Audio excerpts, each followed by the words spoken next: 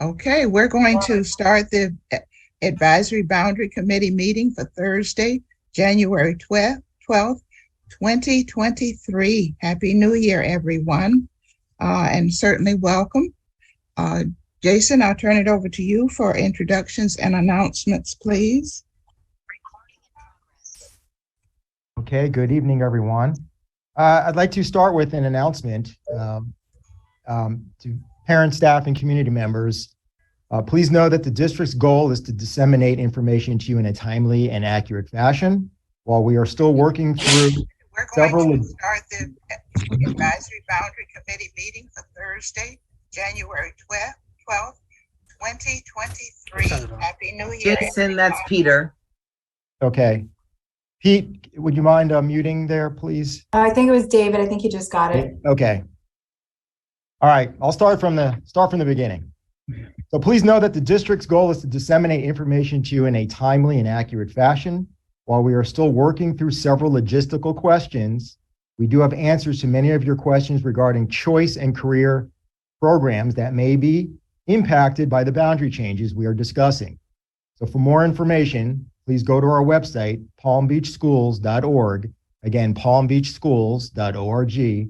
On the top of the page, the very top of the page, you will see a headline that reads, Important Choice and Career Guidelines Regarding Boundaries.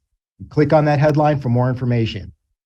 You'll also find more information on the designated web pages for West Boynton Middle and Dr. Joaquin Garcia High School.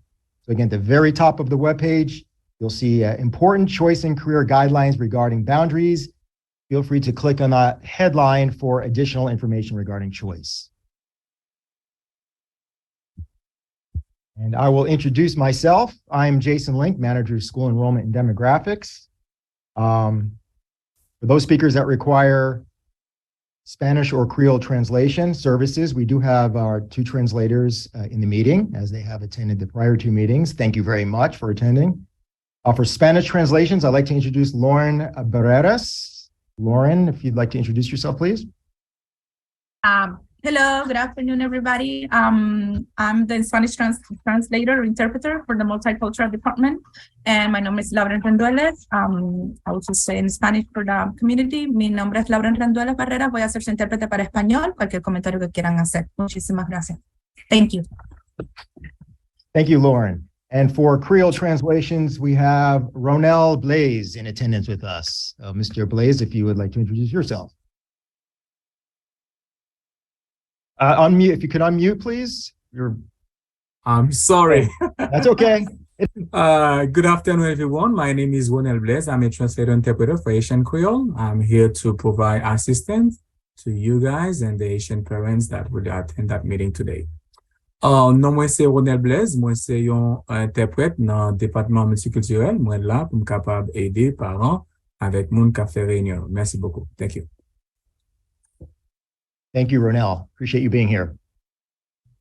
We also have district staff in attendance to provide information or answer questions as needed. So again, I'm Jason Link, Manager of School Enrollment and Demographics. Our demographer is Patrick Sipple. Patrick, if you'd like to introduce yourself. Hi, I'm Pat Sipple, demographer.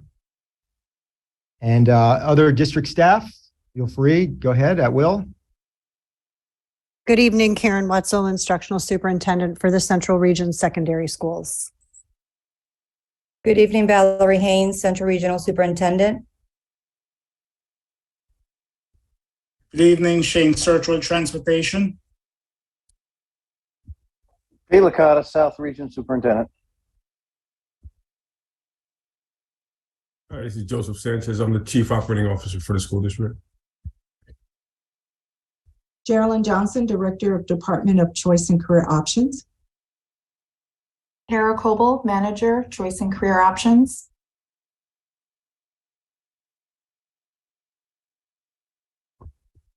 And we do have, I saw Ms. Andrews on for sure, school board member. Good evening, everyone. Thank you for your service. Marcia Andrews, School Board Member, District 6. Okay. Do we have another school board member? Oh, Ms. Brill. Karen on here, yeah. Yes, and good evening, everybody. And I am Karen Brill. I am the Vice Chair of the School Board and School Board Member for District 3. Okay, any other school board member on at this time? Maybe they will join us later and we'll certainly stop and recognize them. If you would, the others, if you don't mind, I'm Cynthia Beckton. I'm appointed by the superintendent and been on the boundary committee for a while and a resident of Riviera Beach.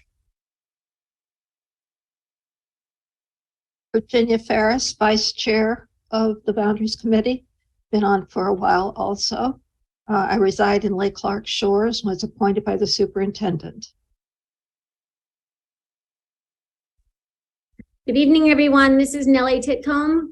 I live in Atlantis. I was appointed by Chairperson Ayala, and I'm happy to be here. I hope we can get a lot accomplished tonight.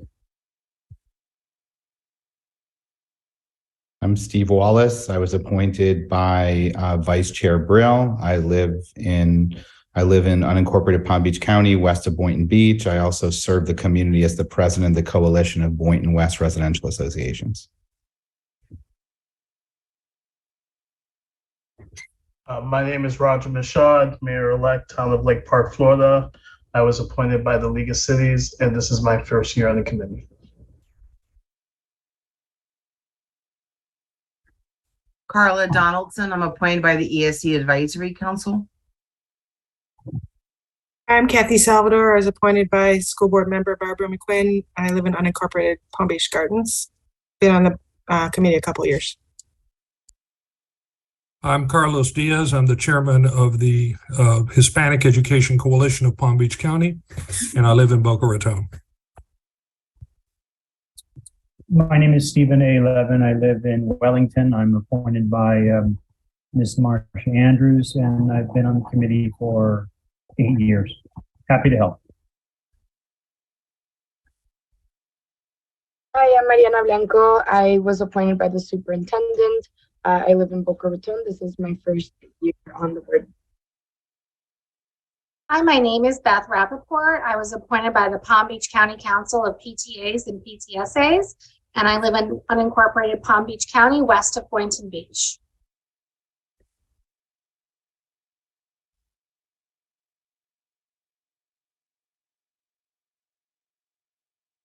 Is that it? No. Okay. Oh, No. I'm sorry. Hi, Okay. Mabel Melton. I was appointed by the Hispanic Educational Council, and I live in the city of West Palm Beach. Hi, Nancy Gribble. I was appointed by School Board Member Erica Whitfield. Thank you. Is that everyone from the committee? Hello, my name is Lynn Leverett. I'm sorry I came in late. I'm here representing the NAACP, and I live in unincorporated West Boynton. Okay. All right. Thank you. Okay, the minutes of the December 20th meeting are before you at this time. We want to comment on the excellent job that is done on these minutes. They're very comprehensive, and they certainly give us a snapshot of everything, and it certainly makes our job a lot easier. I understand that as it relates to the new Roberts, the minutes are filed away, but if there are any other comments on the minutes or any questions or discussion, please, if you have any at this time. Committee members? I'd like to almost comment on how good these minutes were. I especially like the recap of who spoke, what SACs they were in, and then the summary of the different SACs and how many people spoke to the question. So they were excellent. Anyone, any discussion or questions? Okay, seeing none, then the minutes will be put away and filed. We are on establishing the zone for Dr. Garcia High School, and there is a staff presentation. Prior to that, Let me just, this is our third meeting. And so sometimes Jason read a very important comment, announcement at the very beginning of the meeting about how parents or anyone that's connected with children can access the district's choice information, how they can do that. As it relates to our charge as a boundary committee, we do an excellent job. And my comments, my congratulations and everything to this committee, because truly it's been a good boundary cycle with a tremendous challenge before us. And so as we go through this our third meeting, we are advisory, and we are advisory to the superintendent. But I believe very strongly that we're making the superintendent's job a little easier, maybe not that much, but a little bit, because we're bringing the concerns of the community to the superintendent, and therefore the superintendent is in a stronger position to make comments, recommendations to the school board, where the final decision rests. So I want to say up front, as we get into this, making sure that, just kind of pat yourself on the shoulder, because, it's been a challenge, but it's been a good time. With that, let me turn it over to staff. Okay, prior to the presentation.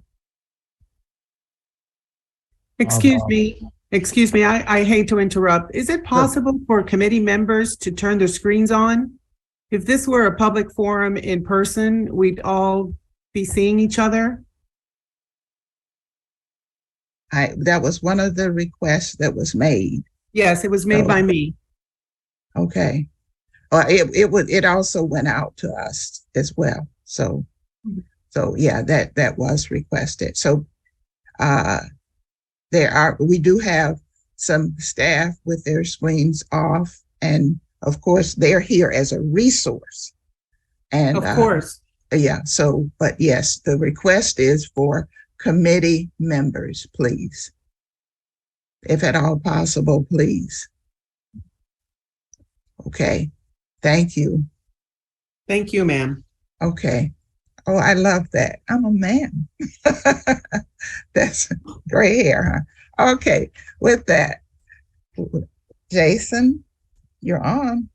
Okay, Madam Chair. So prior to the presentation on Study 7, as we did the last prior two meetings, I just wanted to announce we've got 67 total speakers signed up to speak on the agenda. So the following are the time breakdowns for the committee. We do need an action on that, don't we? Right. So at 1 minute per speaker, we're looking at an hour and 7 minutes. 1 minute and 30 seconds per speaker, we're looking at 1 hour, 40 minutes and 30 seconds. 2 minutes per speaker, it's 2 hours and 14 minutes. 2.5 minutes per speaker is 2 hours, 47 minutes and 30 seconds. And 3 minutes per speaker is 3 hours and 21 minutes of speaking time. Okay, there's a specific that is before the committee. As staff gets ready to go into its presentation, certainly there's an initial discussion from the committee after staff makes the presentation, or if there's a need for you to ask some specific questions. But could we establish the timeline for the speakers, the public comment / community input that will follow you? I move the speakers be given 1.5 minutes. There's a motion by Dr. Diaz for 1.5 minutes. I'll second that motion. Was that you, Carla? Yes, ma'am. Okay. Motion by Dr. Diaz, seconded by Carla. Any discussion on that motion? I'm not seeing any. If there is and I'm missing it, just let me know. How much time did speakers get the last meeting? I recall that they got 1.5 minutes. That's okay. why I thought it was 2 minutes. The first meeting was 2 minutes, and then we went to 1.5 minutes the last meeting. Great. I just thought we should keep it the same time to be fair. I agree with you. Okay. All right. Thank you so much for that. All right. So any other discussion? Okay. Seeing none, all in favor, may I see your reaction? Where's my reaction? Okay. Okay. Okay, that motion, it appears to have passed. Is there anyone in opposition? Okay, I'm seeing none. That motion has passed. We're at 1.5 minutes. And that would be you, Patrick, right? Wait, Dr. Diaz, are you opposed to the motion? Your hand is up? No, I made the motion. Okay. The hand was, okay. Let's just double checking. I saw the hand up. Just double checking for the record. Thank you. Okay, you're on. Okay. Good evening, everyone. This is ABC Study 030007.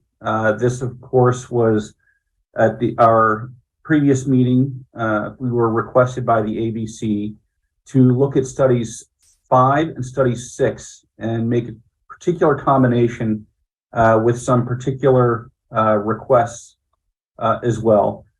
As we move through the proposal, the Forest Hill to John I. Leonard move stays the same in all the studies. The move from John I. Leonard to Palm Beach Central remains the same in all the studies. We've taken the piece that was placing SAC 156C from Palm Beach Central into Wellington High School, and also the request to keep 179A at Palm Beach Central.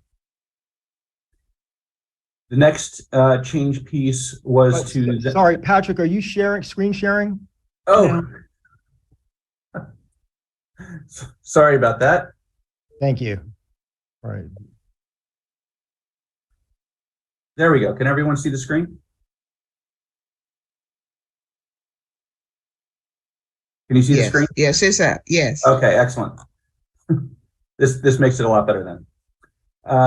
Then the piece that we also looked at the request was to, in this study, was to also have SACs 227A, 216B, and 227C go from Park Vista to Garcia High School.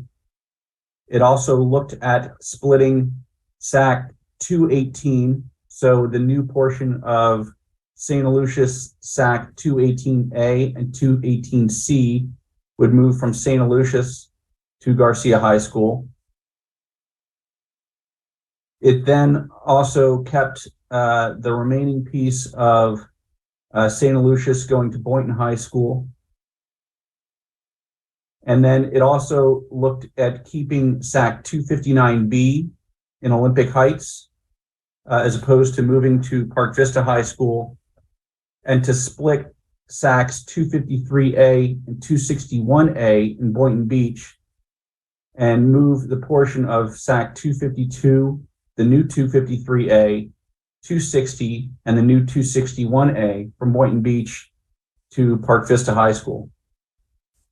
This proposal also still has a portion of the Lake Worth student population moving into Boynton Beach as kind of a backfill for students moving out as well.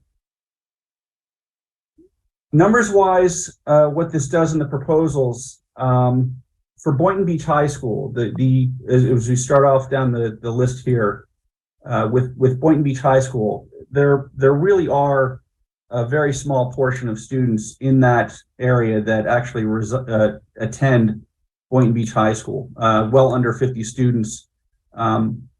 However, we feel that through the years, we will also have students coming back from outside of the woodwork to go along with them that reside in that area. They would move to attend Park Vista High School. So even though it is a small portion moved out, we still have that very large portion from Lake Worth kind of, in a sense, filling a void and then some coming into the school, which we don't anticipate every one of those students going because they are now traveling further to go to their school. But in all, we feel that the difference of the in and out students would be right around 345 students, which would probably put Boynton Beach at right around the 75 percentile utilization range for the first year, and then in the mid 70s the outer years, and that is, of course, if we do experience a full cohort or whom we expect to come from Lake Worth to Boynton. But as Boynton goes, it's not as much of an impact directly to the school with the particular move. With Dr. Joaquin Garcia High School, it in a sense, again, much like the other study, instead of moving the SAC 179A from Palm Beach Central to Garcia High School, the movement of SACs 227A, 227C, and 216 also bring that to right around the same percentile as in the previous proposal, where the first year it's around 78% utilization, and then moving on towards 97 and 98, and then on the out years, the 99 percentile range. Forest Hill and John I. Leonard stay the same as in the previous proposals. You'll see in the out years that they're right at around the 97 percentile, 99 and 97 percentile range for those two schools. So they do, with this move, drop below the 100 percentile utilization. Where this really comes into play is when we start to get to Olympic Heights. The keeping of SAC 259B into Olympic Heights still keeps Olympic Heights at 117% enrollment utilization, which in a sense still keeps them very over-enrolled. As we move down to Palm Beach Central, this movement also with retaining SAC 179A into Palm Beach Central, even though we are moving SAC 156C out to Wellington, that still keeps Palm Beach Central at 101% utilization. The largest impacts that we've noticed with this proposal, however, it does not fully utilize capacity in really a maximum beneficial way for Park Vista High School as well as St. Aloysius High School. Even though we do account for students coming out of the woodwork in that Western Boynton community from non-district schools to attend Park Vista, that still only puts Park Vista at around the 87 percentile range for the utilization of the school. And again, with the proposed movements that were from both of the previous studies, it still only puts St. Aloysius High School at around the 89 percentile utilization. So both of those schools are really under what we would consider the sweet spot for a school to really be maximizing their space. And as you can see from the study that there are other schools, Olympic Heights, Palm Beach Central, and then also Wellington High School that would remain with this at above 100% utilization. So that's really the impact that we have with this particular study.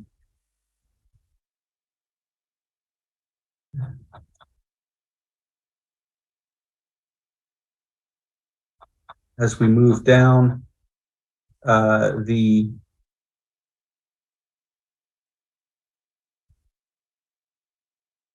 here.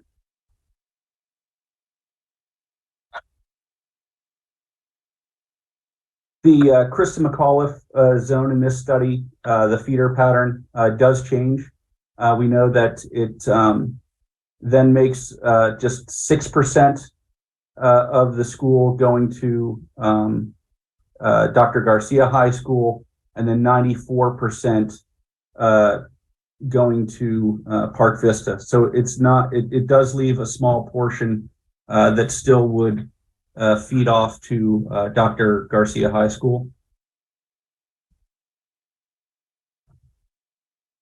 West Boynton High School, the split then changes from to 50% to Park Vista, 35% to Olympic Heights, because we still have that West Boynton, we still have the SAC, that's mainly the SAC 259B remaining in Olympic Heights. And then we also have just the 15%, a small portion of what remains from the splits still attending Boynton Beach High School. And then with Woodlands, we see the splits with 54% to Dr. Garcia High School, 19% to Park Vista, and 27% to St. Aloysius.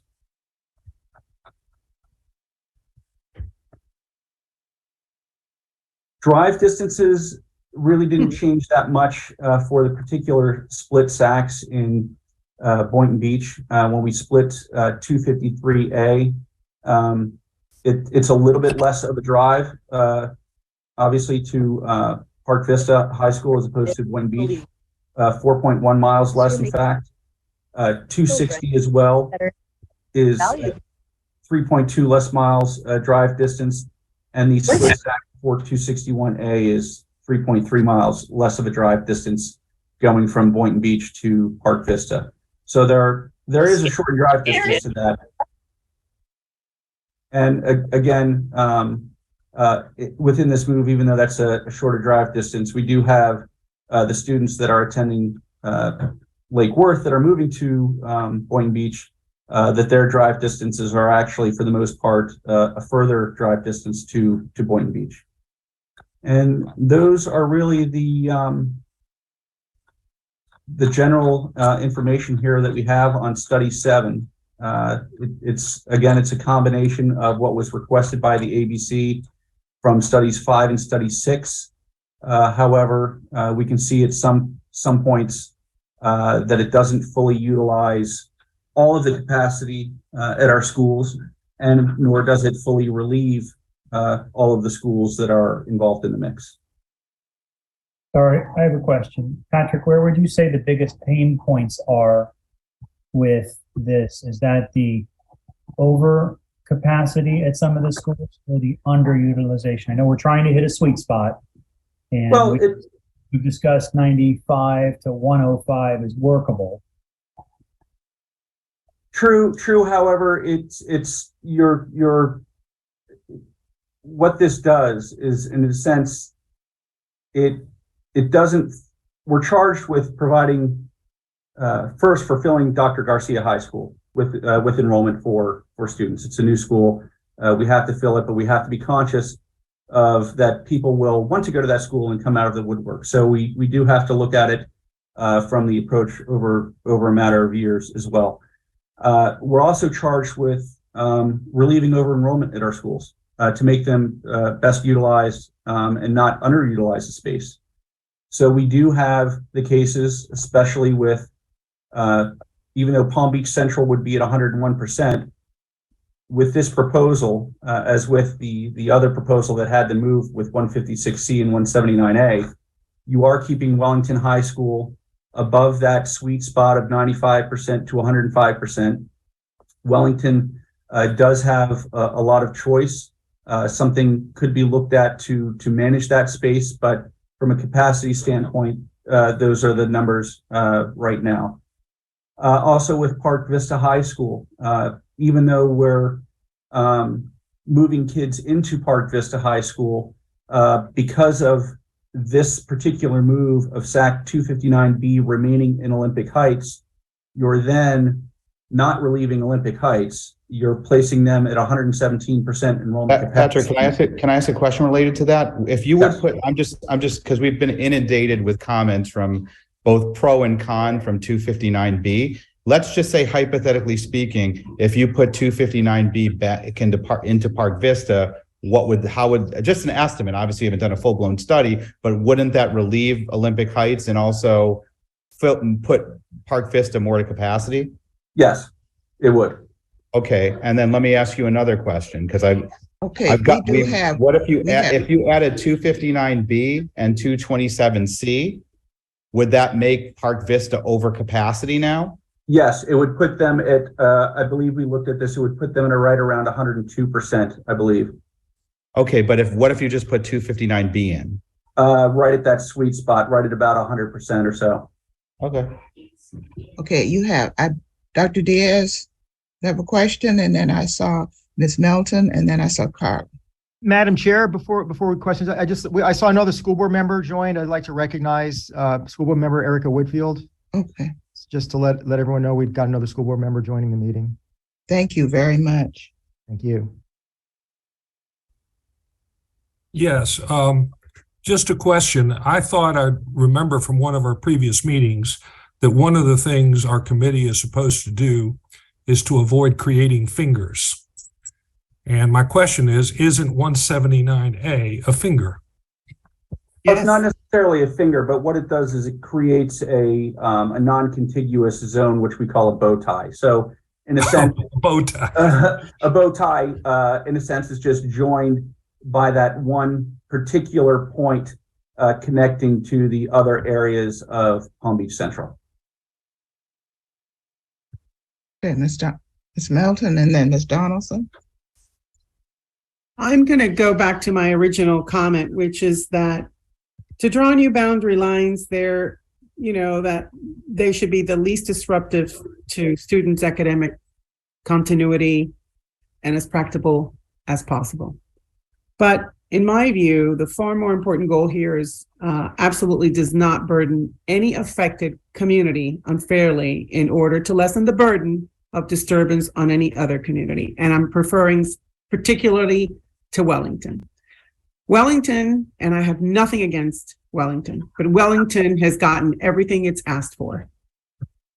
And something I've noticed is that the Green Acres is busing kids to 5 different high schools. I'd like somebody to tell me what's fair about that. And nobody else is getting disturbed or burdened. I'm putting the skunk on the table.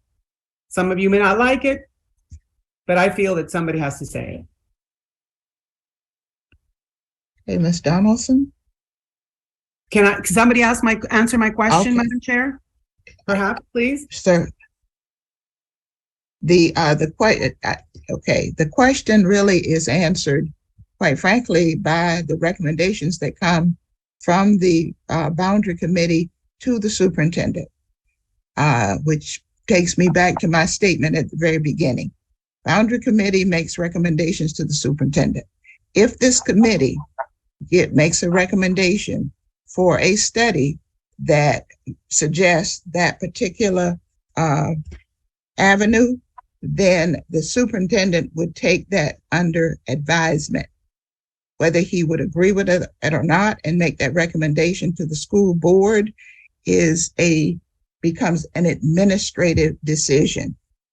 Oftentimes, the superintendent doesn't do it often, but the superintendent does not always agree with the recommendations that come from the boundary committee. Sometimes partially, sometimes totally, sometimes they've been changed almost completely. So we are right now at a posture of deciding on what we're going to recommend to the superintendent. We even have on this particular, and I appreciate staff for allowing me to say this, we do have a 4th meeting already scheduled, because if we do not come up with a recommendation at this meeting to forward to the superintendent, we will be looking at a 4th meeting. But our charge is to make a recommendation. And then after we do that, we step back and the superintendent in turn makes a recommendation to the school board. Final decision rests with the school board. And I appreciate your explanation, Madam Chair. And what I'd like to say further is every map that I've seen has had the same outline, boundary outline for Wellington. Everybody else is shifted, moved, and done with whatever the district decides to do. This needs to be taken into consideration. This is not an easy decision for us to make, and it's not going to be an easy recommendation, but we need to be fair. The burden can't just lie on one community. Thank you for acknowledging me. And so everyone knows that, and please, this is just a rough area of the Green Acres covered area. You'll see that it covers Palm Beach Central. It covers currently John I. Leonard. It covers a small portion of Lake Worth and a portion of St. Aloysius attendance zones. So give or take this area, just for informational purposes, that's the area that Ms. Melton is referring to. And also to, refresh some of our memories, and because some of us have been on this for a while, school sightings have been an issue in Palm Beach County for some time. And so often the way a school is sited has not always favored some communities. So that's been a reality. Yeah. Ms. Donaldson? Yes, I wanted to say thank you for finding a way to get the 218C into Garcia. When I first looked at the map, when I printed it out, I'm like, oh no. And then I saw the arrow. Those black line didn't move like I thought it was going to. That's what caught my eye. But I saw the orange arrow. My question is, what is a definition of a finger that is referred to in the policy? And I'm asking again because of 259B. When I'm looking at the projected numbers going forward, the 117% at Olympic Heights by 27, 28, and I know they're projected numbers, I know, that has me a little concerned. I'm not concerned with the 110 from Wellington High, knowing about the future and the massive amount of numbers of kids that will be leaving Wellington High when that is all done. But I am concerned about the 117 from Olympic Heights because there's just no room down there to build another school, and I hate to keep shifting and moving. So I just didn't know what the definition of a finger was, and I was actually referring to the 259B. Okay, I see Levine and Wallace. Okay, ya me empecé a fajar. Madam Chair, am I recognized? I saw Levine first and then Okay, Wallace. sure. Okay, thank you, Madam. Sure. Mr. Wallace, go right ahead. But prior to that, Jason, did you have a comment to make on that? Yes, I was just going to respond to Carla's inquiry for the policy.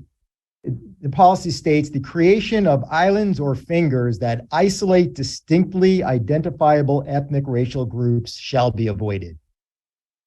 So that's the policy statement on islands or fingers. Thank you. Fingers specifically, as you mentioned. Yes, thank you. I appreciate that. You're welcome. Okay. Then if I could go to, then Levine and Wallace. Thank you, Madam Chair. So I just wanted to take all of those things and see if I have a clear understanding. The encapsulated challenges with the Green Acres that Ms. Melton is concerned about and moving to multiple different schools is really a product of the site of the middle schools and where they lay with respect to the surrounding high schools. The kids have to go somewhere, and they're not geographically aligned to any one high school. So naturally, they have to go to more than one, as I understand. It seems like Mr. Wallace made a strong comment earlier that was absolutely correct, that if 259B comes back out of Olympic Heights and goes back towards Park Vista, that resolves two problems. 117 capacity as projected at Olympic Heights and resolves Park Vista under capacity. And the definition of a finger or a bow tie with regard to 179A remaining at Palm Beach Central doesn't impact Palm Beach Central in a, I forget the word you just used. It doesn't impact Palm Beach Central in a ethnic or socioeconomic way, as the kids are currently attending Palm Beach Central. Wellington's not getting its way, as I understand it. I'm looking at 255 pages of public comment since the first of the year, and 801 pages of public comment before 12/31. That's over 1,000 pages of public comment, and a litany of it comes from Wellington residents, people in these SACs. It's not a community getting its way. It's about the residents having their voice, speaking up, and knowing that the only future relief for a new high school comes west of the village of Wellington. It is slated, it is forecast. There is no additional relief coming, as somebody, Carla, I think just said, further south to Olympic Heights.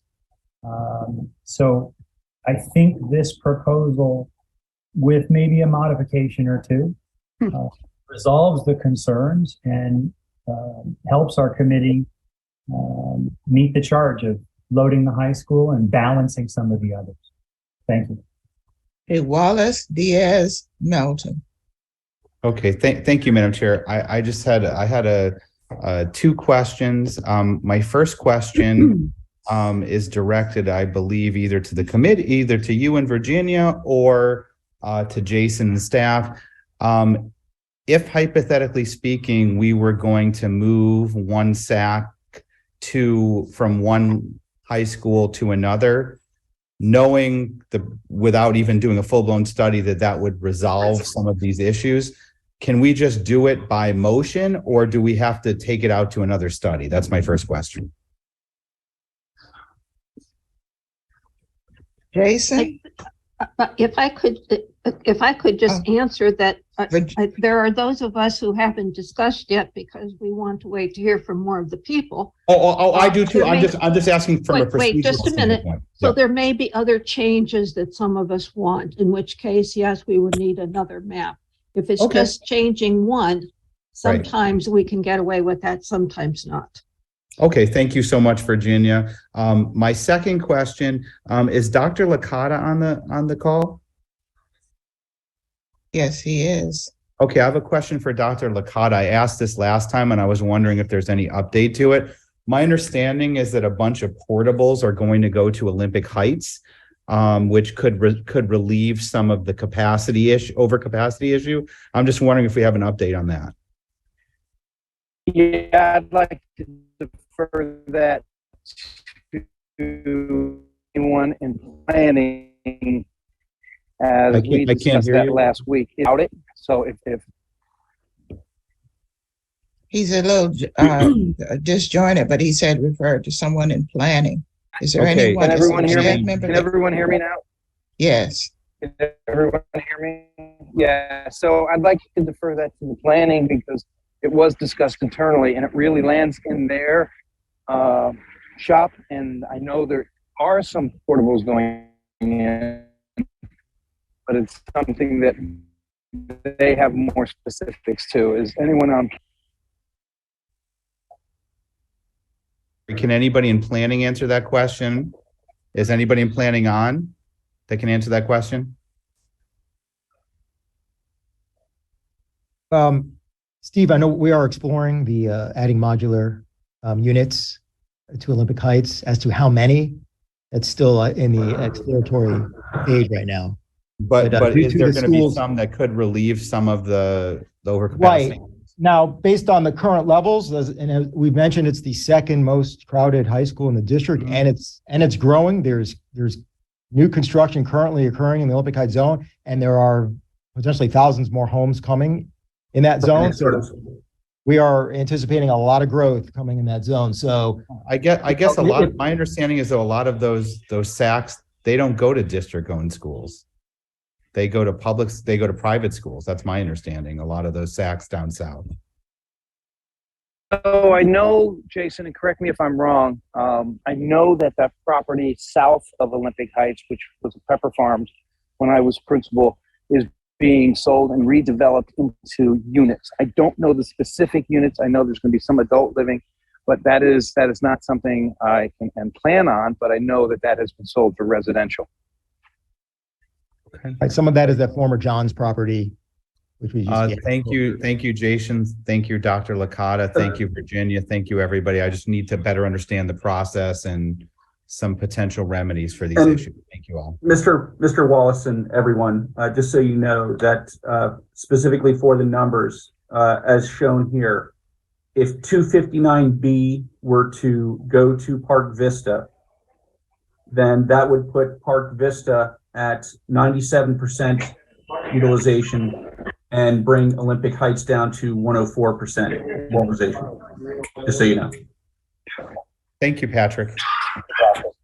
Okay, Diaz and Melton. How are you? Good, I'm good. Okay, Melton. Yeah. Please. This is for Jason. Jason, I'm being sent text that Mayor Flores in the city of Green Acres did not Wait a minute, Ms. Melton. We need to get Dr. Licata muted. Somebody's having a party. We need, yeah. Thank you. Okay, now, Ms. Melton. I'm getting messages that the mayor of the city of Green Acres signed up to speak and he never received the link. So this it's being sent to me, and I'm just forwarding the message in this forum to Jason. Perhaps if somebody needs to send the mayor his link, Mayor Green Acres, who signed up to speak. Yes, Also, Dawn, I believe Dawn, I informed Dawn, and I think Dawn is taking care of that. Dawn, if you can confirm. And he was also. I sent a message to confirm his email. I resent the link, and I also tried emailing it to him, and it bounced back to me. So I sent out a message to confirm his email. Okay. And it was also replied to via the public comments. So somebody's sending me his email. I can send it to Jason if you'd like. Fine. And okay, I'll send it to you right now. I was going to speak to Mr. Levin's comment about public comment from parents and all the pages of commentary that have come in, but I want to say something. I think that statement really and truly goes to the process of informing the community. And candidly, I am going to say the community has not been informed as it should have been. And that was a statement that was echoed by Dr. Diaz at the first meeting. I believe Dr. Diaz asked, how are these parents being reached? And they were like, the answer at that point was emails were being sent out.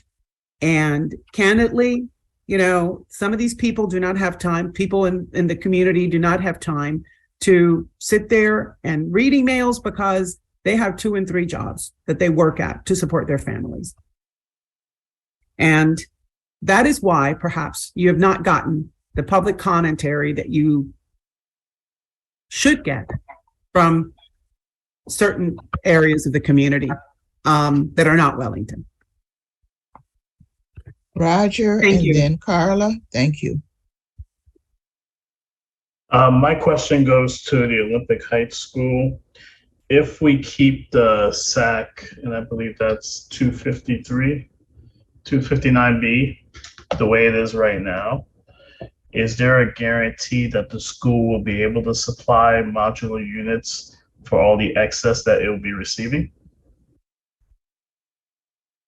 I don't think we can accurately. Yeah, I don't we don't know that number yet. And it you know, it's quite, they're quite a bit overcrowded right now. So if you know, we don't provide sufficient relief now, the plan was providing sufficient relief via the attendance zone change and then adding modulars, which we're still currently exploring how many we can get on the campus.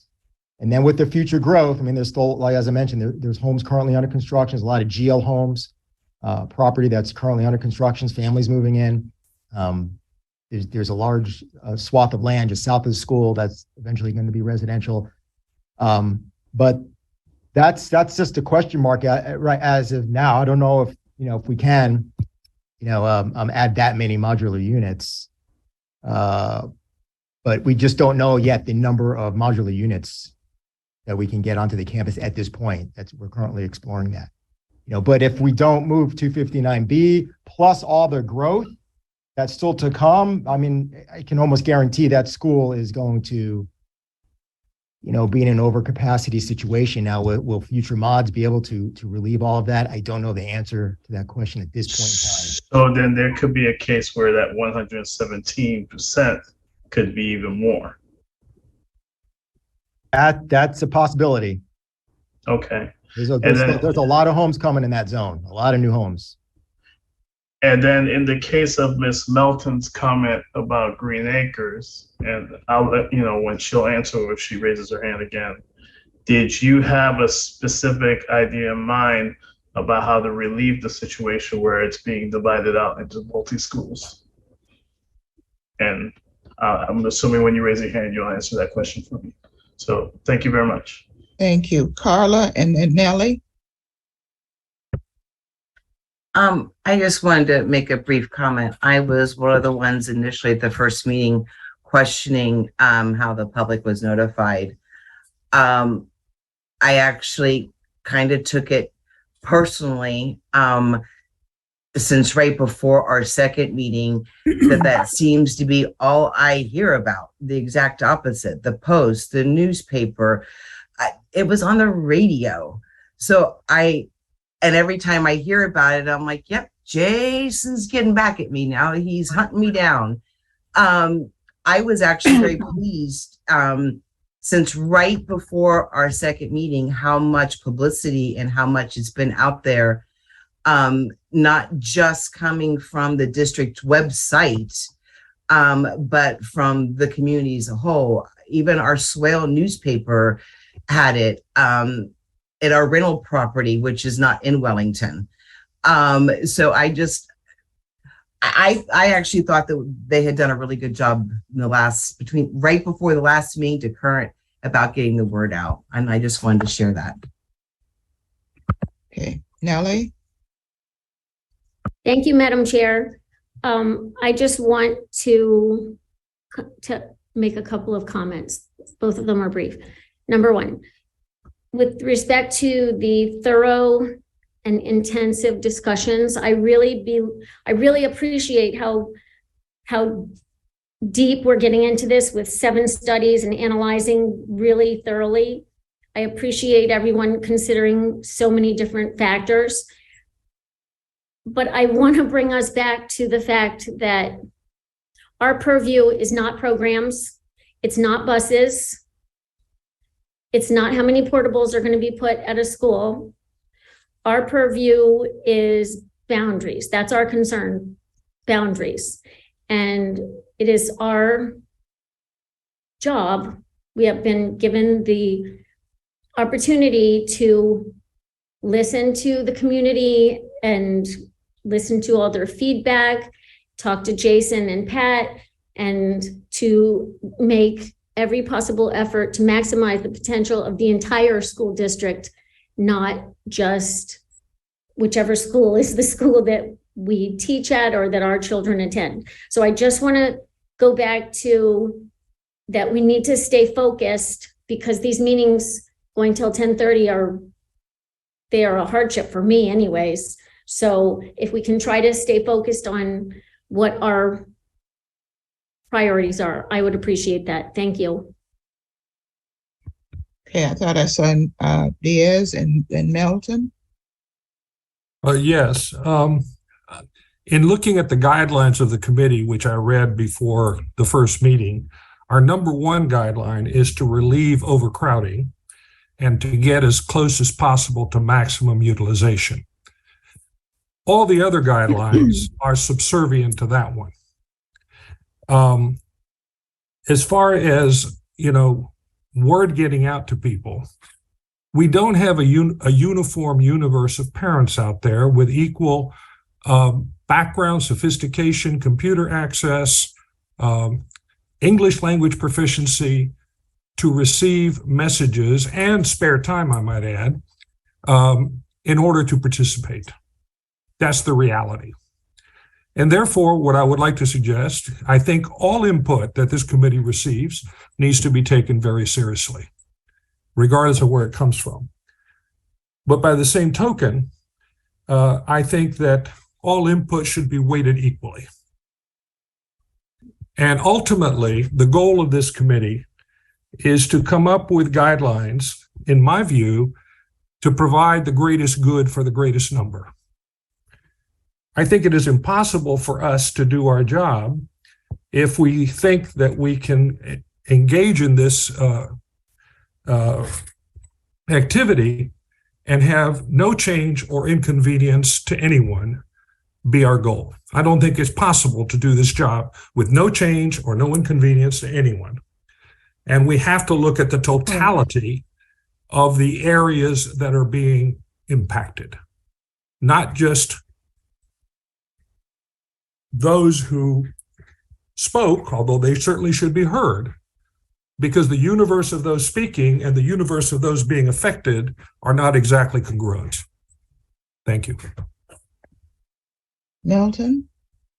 Yes, to answer Ms. Titcom's question, and now I am focused. I think we're all focused. But how can we discuss boundaries without discussing transportation? That's my question to Nellie. And I believe someone else asked me a question, and I wanted a reply from me, or was it Roger, about how I propose to fix the problem? I don't have a solution. And that's why I think that we're all meeting, so that we can put our heads together and come up with, as Dr. Diaz says, an equal plan for all. Before we move out to the public, let me just again thank the district staff that takes the time to come on these meetings so that they can hear what we're hearing and how is it being said now in real time.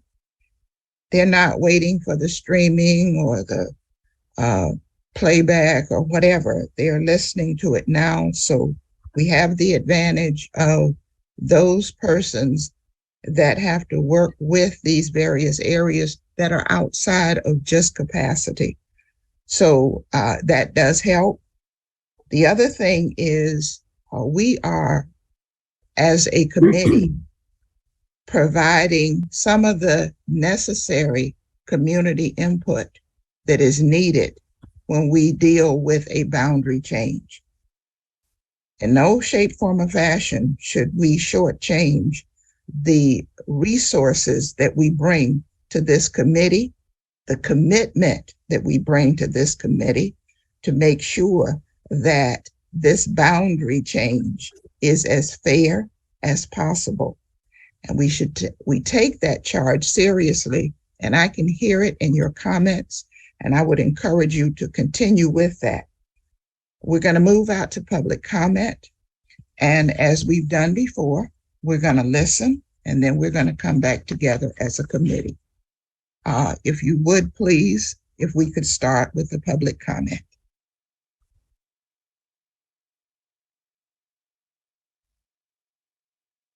Okay, I asked Dawn to begin moving public speakers in, so let me check.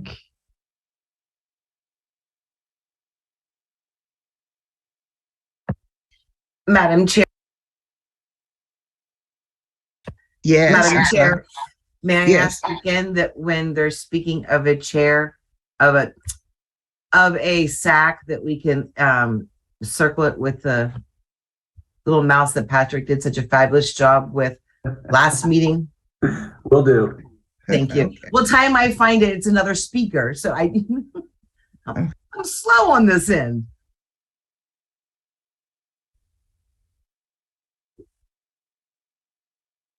While they're bringing the speakers in, just want to also talk to you about the fact that we are, we're almost at a 100% attendance this evening.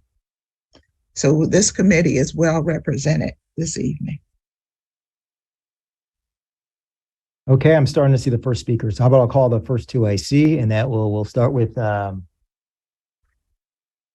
and Patrick will keep the timer. We've 1 minute, 30 seconds per speaker. Patrick, if you please keep that timer, and we'll begin with, so first will be Bruce Lautenschlager, and then second, Brett Kamen, and then Georgia Dardick. So we'll begin with Bruce Lautenschlager, Brett Kamen, and then Georgia Dardick. Thank you very much to the committee. Can everybody hear me? We can. Great, thanks. So first, let me say I'm grateful to the staff and the committee and the members for the hard work they do, not only in these hearings, but all of your very important efforts. So I'm a resident of Boynton Waters, which is currently SAC 253. And I'd like to strongly recommend our community be designated for Park Vista Community High School as proposed in the committee's study number 6. Park Vista is much closer to our community than Boynton Beach Community High School. And in fact, Boynton Waters is included in the walk zone for Park Vista. So in terms of hard data, this should allow for savings to the district in terms of transportation savings, including fuel maintenance, insurance, and salaries. It would also lessen the other negative impacts with respect to things such as traffic during the rush hour, which is very difficult in the east-west corridors, and the environmental impact regarding emissions from the school buses. Study number 6 would also allow our neighborhood's children the opportunity to continue to walk and bike to their closest neighborhood school, as they do now with Crystal Lakes and Krista McAuliffe Middle School. So neighborhood schools promote community between children and adults in many ways, being able to pick up your child promptly if they call home sick, which literally happened to me this morning, or getting a call from your friend asking if you can pick up their child after school because they're stuck at work. Volunteering more easily for PTA because the school is only 5 minutes from your house. My child currently attends Krista McAuliffe Middle School now, is currently able to enjoy the same after-school activities and clubs with his friends who live in the nearby neighborhoods. Attend the same field trips, even study together, so they share common teachers and classes. That sense of community is a valuable tool in raising children, as opposed to the feelings that they might have if they assume that they're merely just a number. They'll be shifted around as needed, regardless of the consequences. Again, I'd like to thank the committee for the difficult work you perform and hope that you approve study number 6 for the reasons I've shared with you tonight. Thank you. Thank you. Brett came in next, followed by Georgia Durdick, and then Dana Portnov. Hello, can everybody hear me okay? We can. Thank you. My name is Brett Kamen, and I live in Isabella, which is part of 227C. So currently the feeder pattern on study 7 sends 6 different middle schools to Garcia High School, and this far exceeds the recommended 2 to 3 maximum desired feeder middle schools outlined in policy. 227C Isabella constitutes the only Krista McAuliffe student population that is being sent to Garcia. By making change back to Park Vista, Garcia's feeders numbers would receive relief down to 5. Safety, a major concern for every parent. I don't know if everybody is familiar with where our development is, but since January 2020, there have been 213 motor vehicle crashes at or in the immediate vicinity of the entrance of our community, Isabella, along Hypoluxo Road. These numbers are staggering. What is of further concern is that these crashes continue to occur despite the Palm Beach Sheriff Office's tremendous efforts to make this roadway safer. It is very common to see PBSO officers conducting speed enforcement along Hypoluxo Road near the entrance to Isabella. Within the period of time analyzed, PBSO conducted 1,344 traffic stops along this small stretch of roadway. When officers aren't physically present, there are often speed trailers deployed in the median. These resources aren't been expended at this location with such frequency by coincidence. It is apparent that PBSO views this area of roadway as a hazard and is doing everything they can to prevent further crashes. Unfortunately, the crashes continue. There are several factors that contribute to this area of roadway being particularly dangerous. So right now, as it stands, if we remain in Park Vista, you would alleviate the feeder schools, not take kids that are already in Krista in the middle school and rip them out of the next natural progression. Park Vista. Thank you, sir. Time's up. I would invite anybody to come to this development and try to make a left. Thank you. Okay, next speaker, Georgia Durdick, then Dana Portnoy, then Jessica Aguilar. Hi, this is Georgia Durdick. Are you able to hear me? Hi, yes, we can. Okay, great. Thank you. I'm in SAC 253B, which is just east of Jog Road. I'm a parent of an 8th grade student that's at Krista McAuliffe and a resident of the Boynton Waters neighborhood. We're requesting that Boynton Waters be designated for Park Vista High School. We are closer to Park Vista. Yes, that's right there. In fact, our neighborhood is included in the walk zone for Park Vista, and the high school itself is located on the east side of Jog Road. We are just south of that boundary line and just east of Jog Road. This will allow our family and our students to continue the relationships that we've built at Crystal Lakes and Krista McAuliffe, and afford us the opportunity for our children to walk to school, which they're able to do now, to Krista McAuliffe, and not take a bus, which has an environmental impact, a hardship for the family if we need to pick our students up. We're 2 working parents. So for those reasons, we're asking that you continue, as in study number 6, to designate 253B for Park Vista High School. Thank you. Thank you. Dana Portnoy, followed by Jessica Aguilar, and then Jill Hodes. Hi, can you hear me? Yes, we can. Okay, hi. I live in Greystone, SAC 260, and I'm here today to support study 6 or 7, which rezones us to Park Vista. And I do want to thank you all for all the hard work you're doing. I really feel like you have our children's best interest in mind. I am a full-time single mother with twin boys, and I have a full-time job. I'm very concerned about the extra distance that it's going to take to get to Boynton Beach High School. Park Vista is much closer. And as a working mother and working families that we have in Greystone, it's just not feasible to be going farther away. I want to give an example. Today, the bus did not come to pick up the kids in Greystone, and a lot of the kids had to stay home. I had to leave my job to go pick up my kids and bring them to school. Now, if I had to do that again, and the school was farther, this would make me very late to work. My bosses would not be happy. It would just affect my job, and it would affect the children. Also, they're very tired after school, and having a longer commute can affect them from getting their homework done. It can stop them from getting after-school jobs, which is a very important thing. I know, at least for my kids, they want to work when they can. So I'm just asking you to please support these studies, 6 or 7, and help out the kids and the families. Thank you so much. Thank you for the comments. Next, Jessica Aguilar, followed by Jill Hodes, and then Cindy Wilson. Hi, can you hear me? Yes, we can. Hi. Oh, this worked this time. Hi. Good evening. I'm a parent of 2 children in the community of Greystone, just like the former speaker, SAC 260. And I just wanted to take this time to thank the board for all their time and hard work. This is not easy for anyone. And I know you can't make everyone happy, for sure.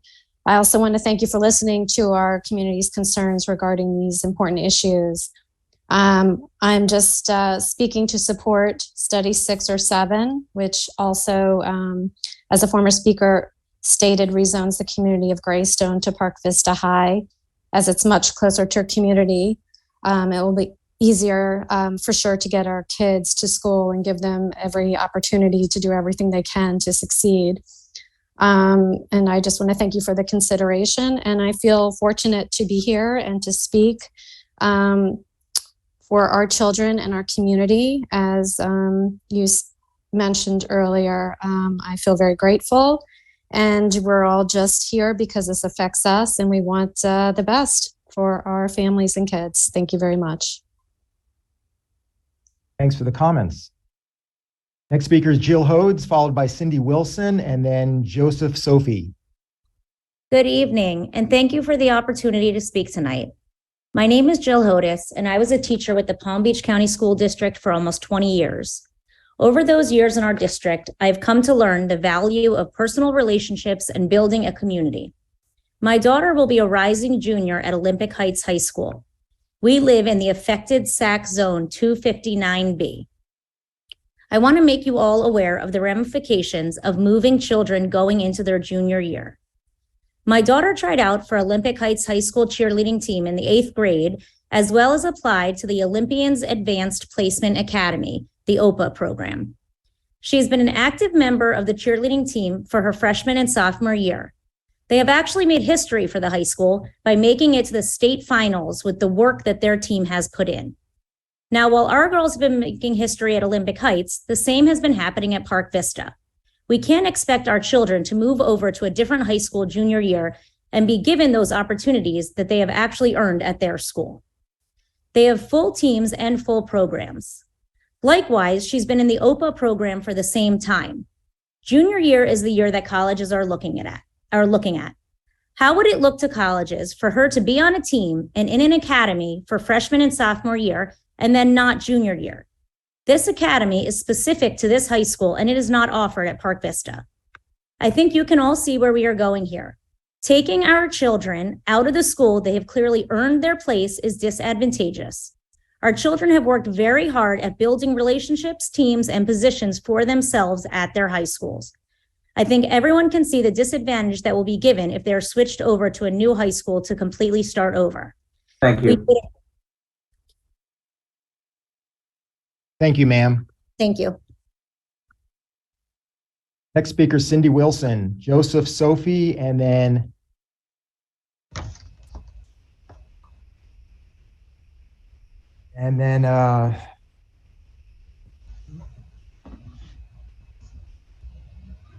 Kate Messing.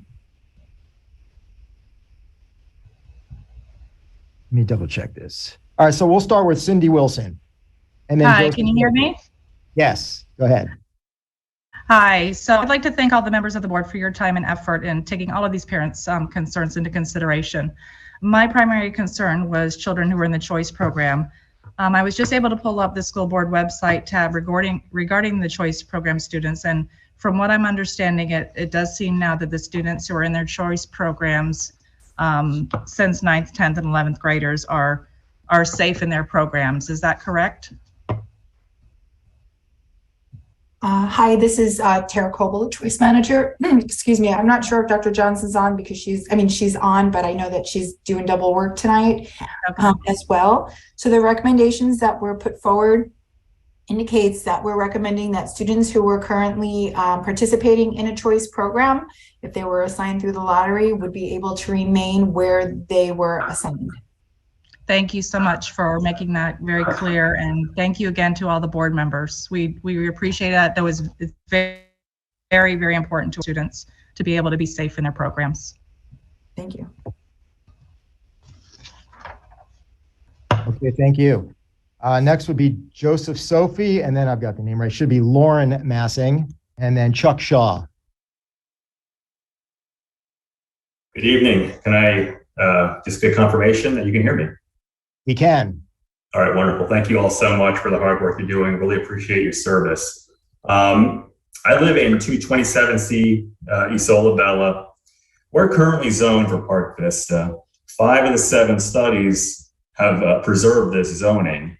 And you'll be hearing a bunch of us tonight, as you did at the previous meeting, to preserve the zoning. And there's two very major points of emphasis that we want to just get across. First of which is the feeder pattern. As you heard a few minutes ago, currently 6 different middle schools in Study 7 are being sent to Garcia.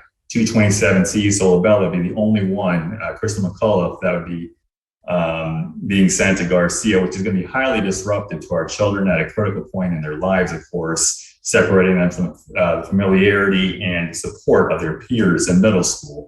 The second major point, which we brought up previously, was the traffic safety. There's a very dangerous left turn out of Isola which would be implemented for our young drivers if we have to go to Garcia High School. And it's very dangerous, the amount of accidents that have been happening. Ms. Rappaport asked at the previous meeting for this to be taken into consideration, so we're disappointed to see that we're still seeing that rezoning here. There's no reason to put our youth and school buses having to make that left-hand turn when currently we are zoned for Park Vista.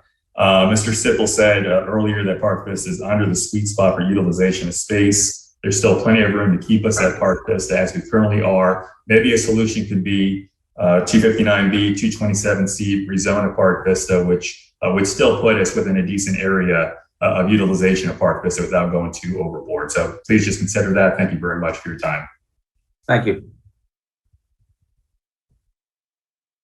All right, thank you. Next speaker, Lauren Messing, then Chuck Shaw, then Keisha Rust. Good evening, everyone. My name is Lauren Messing, and I'm also a resident of Isola Bella in SAC 227C. My neighbors have already made some very important points that I 100% agree with. I'm also here to request that SAC 227C remain zoned for Park Vista High School. I believe that we should remain in the Park Vista School District due to the fact that our neighborhood is zoned for Manatee Elementary and Krista McCullough Middle School. I, like many residents of Isola Bella, have 2 children that are a few years apart in age. I currently have 1 child at Manatee and the other at Krista. As a parent, I appreciate the fact that these 2 schools are both located off of Jog Road, just minutes apart. This makes an early pickup or late drop-off for appointments or after-school activities quick and easy when caring for multiple children. I've also noticed many Park Vista students picking up their own younger siblings from Manatee's aftercare program to help out their working parents. This would become an even bigger chore for these high schoolers if picking up a younger brother and sister involved driving east across town from Dr. Garcia High School. Park Vista is located on Jog Road, just minutes from both our zoned elementary and middle school. It just makes sense to continue to send our children to Park Vista as it's located next to our other community public schools and makes life easier for parents and students alike. Again, I request that you please keep Isola Bella zoned for Park Vista to maintain the continuity of our community, the relationships that our students have built, and to make life easier on working parents who are often picking up multiple children from different schools all at the same time in the afternoons and evenings. Thank you all for your time and your support. All right, thank you, Mrs. Messing. Next speaker is former school board member Chuck Shaw, and then Keisha Rust, and then Adensky Subrain. Mr. Shaw.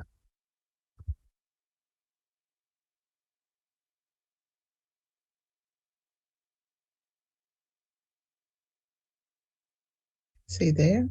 Mr. Shaw, are you available at this time? We can come back to you. All right, we'll okay, I think I was able to unmute. Thank you. Now we hear you. Good to see you. Panicking there for a second. Thank you very much. I do appreciate it. Knowing that I've worked with many of you for a long time, I understand the difficulty and that the boundaries are never a winning situation. It's always difficult. So I want to focus on just a few of the SAC areas, particularly those on the furthest north end of the city of Green Acres, 180 ABC and 196B and 197. I think the big point for the city of Green Acres is you can see that we would be, again, adding a 5th school that the students in Green Acres attend.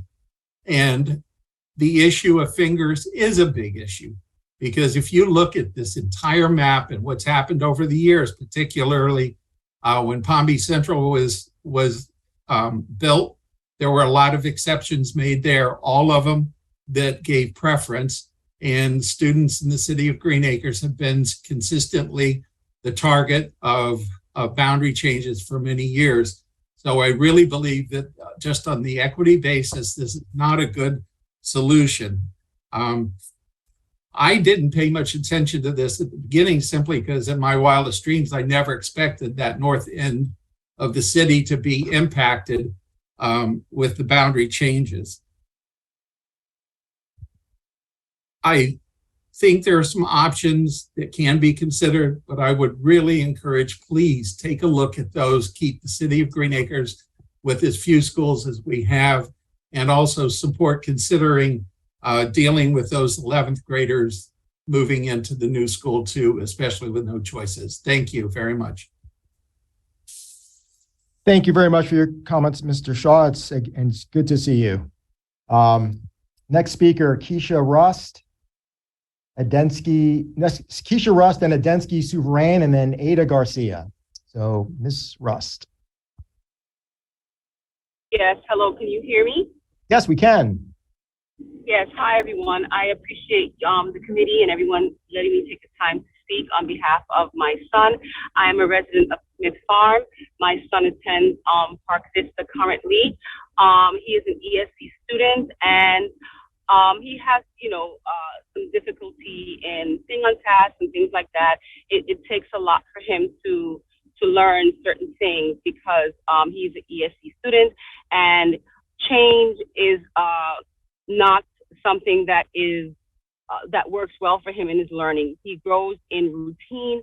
We live rather close to Park Vista, and I would like to join in the other parents who are single parents. I'm a single mom. I have multiple children as well, and the school is fairly close to our home. I would, we would like to advocate for him to stay in that school and state that since Park Vista is not fully utilized at the moment, maybe if you guys would consider and recommend keeping the students that are already there in the school, and then maybe students that are transitioning in to, go into the other schools that needs to be filled to bring it more to capacity.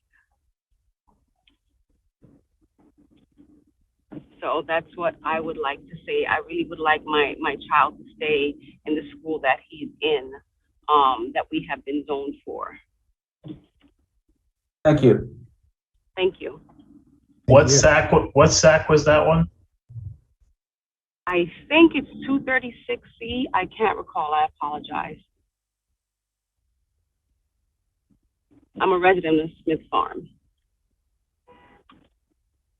It shows on the sign-in sheet 236C. Okay. Okay. Right, but that's in the Park Vista zone, right? Park Vista, yes. Right. So based on the map and the study, that your current SAC that you reside in are currently not proposed to move from Park Vista. Okay. All right. Thank you. I appreciate that. You're very welcome. Oh, actually, I just got a note. I think it's 228 is Smith Farms. But it's still in Park Vista. Right. Okay, so he would not be moved? 228 and all the studies remains at Park Vista. Okay. All right. Thank you so much. So, and all the current studies. So I just want all the current studies do not have SAC 228 moving from Park Vista. Okay. All right. Thank you. You're very welcome. All right. Okay, next speaker is Adensky Souverain, then Ada Garcia, then Kobe Chukran. Adensky Souverain. Hello, my name is Adensky Souverain. I live in Strawberry Lake. I would like to thank the ABC for listening for our community. I fully support map number 7. Thank you.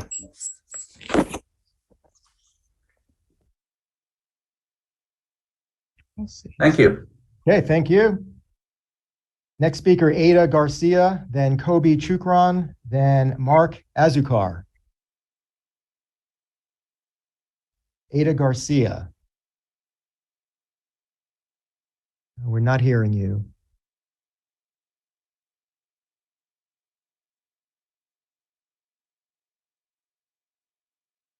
We can come back to you.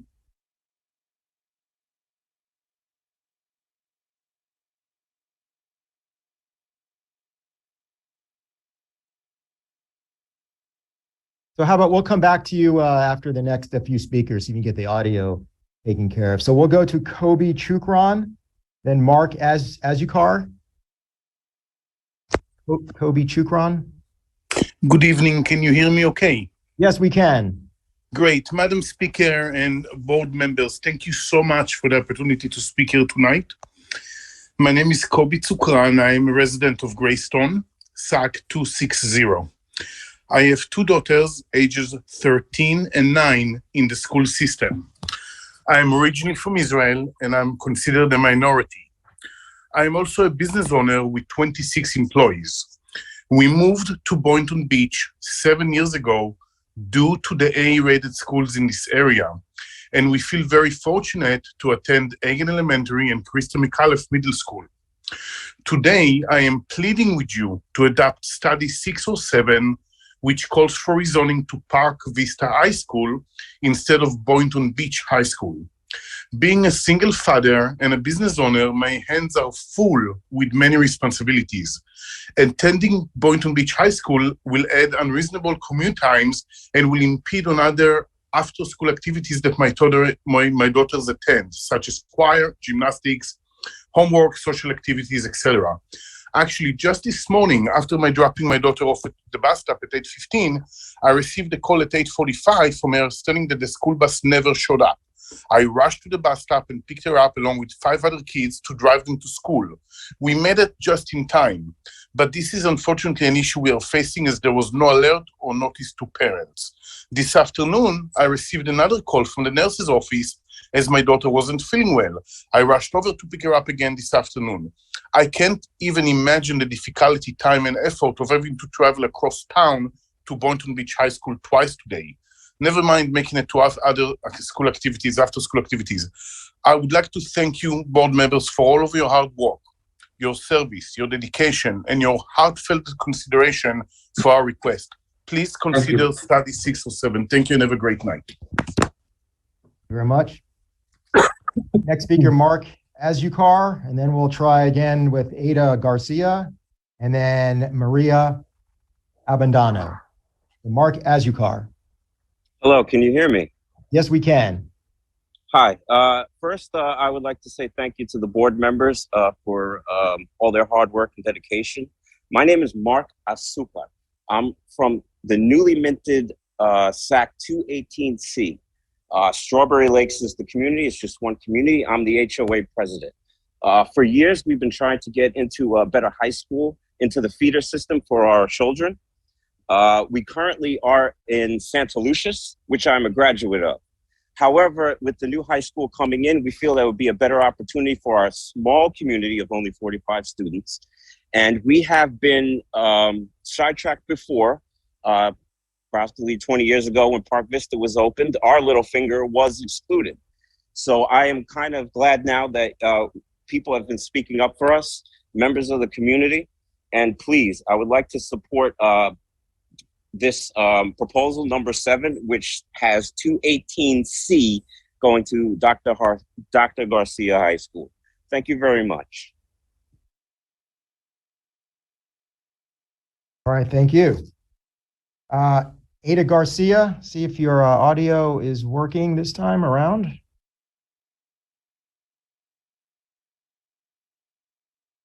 Ada Garcia.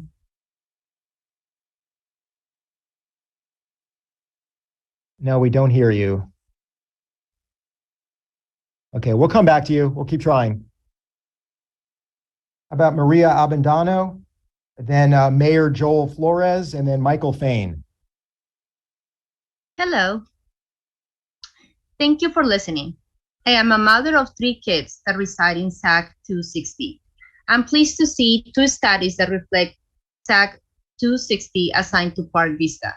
I'm asking this board to please approve Study 6 or 7. It reflects all the comments from my community and the benefits parents and students will gain. Thank you for listening and making our opinions count and matter. Thank you. All right, thank you. Next is City of Green Acres Mayor Joel Flores, then Michael Fain, and then Leslie Kardec. Good afternoon, everyone. Mayor Flores here. First of all, sorry about my voice. I'm a little bit under the weather right now. But it's extremely important for me to be here. And first of all, thank you to everybody who has spent a lot of time on this. I have a lot to say, probably a lot more than a minute and 30 seconds worth. But I will do my best to have offline conversations with most of you. As you've heard from former board member Chuck Shaw, he has illustrated some concerns that the city has. Obviously, I want to echo that same message. I just want this to be a fair process where it's equal distribution across the board and we don't get picked apart. That's sort of what we're feeling with right now. A lot of the message that I've heard from people in the schools, staff member, administration, and so forth. And lastly, there are some schools that are well over 100% yet. We're not touching them. To me, that doesn't make sense if we're building new schools. And I just want it to be a fair process where our kids have a great place to go. And to be honest with you, Dr. Garcia's school, I love it. I think we have a great principal there. I don't think there should be any issues why people would not want to send their kids to that school. So that's basically my message. I know that we have another council member who's going to be joining and speaking. And all voices should be equal. So thank you so much for your time, and I appreciate it. And I wish you the best of luck as you go through this process. I just want it to be fair. Thank you. Thank you for your comments, Mayor Flores. Hope you feel better. All right, next speaker, Michael Fain, then Leslie Kardak, then Mike Costello. Yeah, hi, good afternoon. Can you hear me? Yes. Yeah, hi. My name is Michael Fain. I reside in SAC 259B, and my daughter is currently 10th grade at Olympic Heights in the OPA program. I'd like to hear the committee discuss the possibility of only changing the zoning of incoming freshmen the first year and adding one more grade level per year over the next 4 years. A longer phase-in approach will reduce the impact to all students, regardless of what the new zone boundaries are. And I would hope serious discussion and considerations about this suggestion during today's meeting. These high schools have been overcrowded for years, and it's not something that needs to be addressed in the first year a new school is built, in my opinion. In addition, the amount of schools and families involved in the zoning changes are extensive. I'm not clear if the 501.1C phase-in provision process is determined as part of the ABC team or is left to the school board. I would like clarification during the meeting, and if it's not an ABC decision, would like to be included in your recommendation to the superintendent.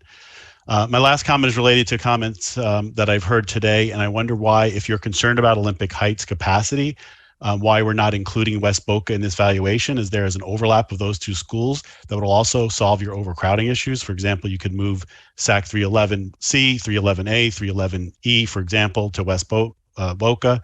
How did that school get skipped in this evaluation? Thank you. All right, thank you. Next speaker, Leslie Kardak, then Mike Costello, and then Rebecca Jacobson. Hi, can you hear me? Yes, we can. Hi, thank you. My name is Leslie Kardak. I'm the mother of two Palm Beach County kids, and we reside in Boynton Beach within Greystone, SAC 260. Thank you so much. We're so thankful that our concerns were listened to, and study 6 and 7 were created as additional options. Just to restate, our community's primary concern really centers around distance. I don't need to harp on that again, but it is a pretty big difference. So Boynton Beach, Greystone to Park Vista is 3.2 miles, and Greystone to Boynton Beach is double that distance, about 25 to 30 minutes. It's west to east traffic, which is a big difference.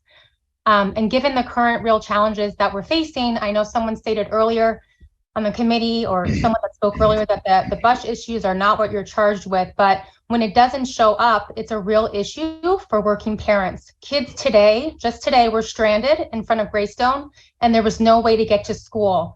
This is not the first time it's happened. It's happened multiple occasions. So again, I'm just really concerned about the bus transportation issues that we're having and what that would mean if the distance was doubled.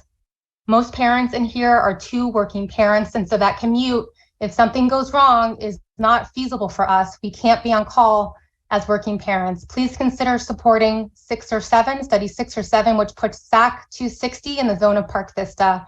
Thank you so much. Thanks for the comments. Our next speaker, Mike Costello, followed I by. apologize. Yeah, there's some background noise. I'm at baseball practice. I'm okay. speaking tonight from 179A in favor of either study 5 or 7.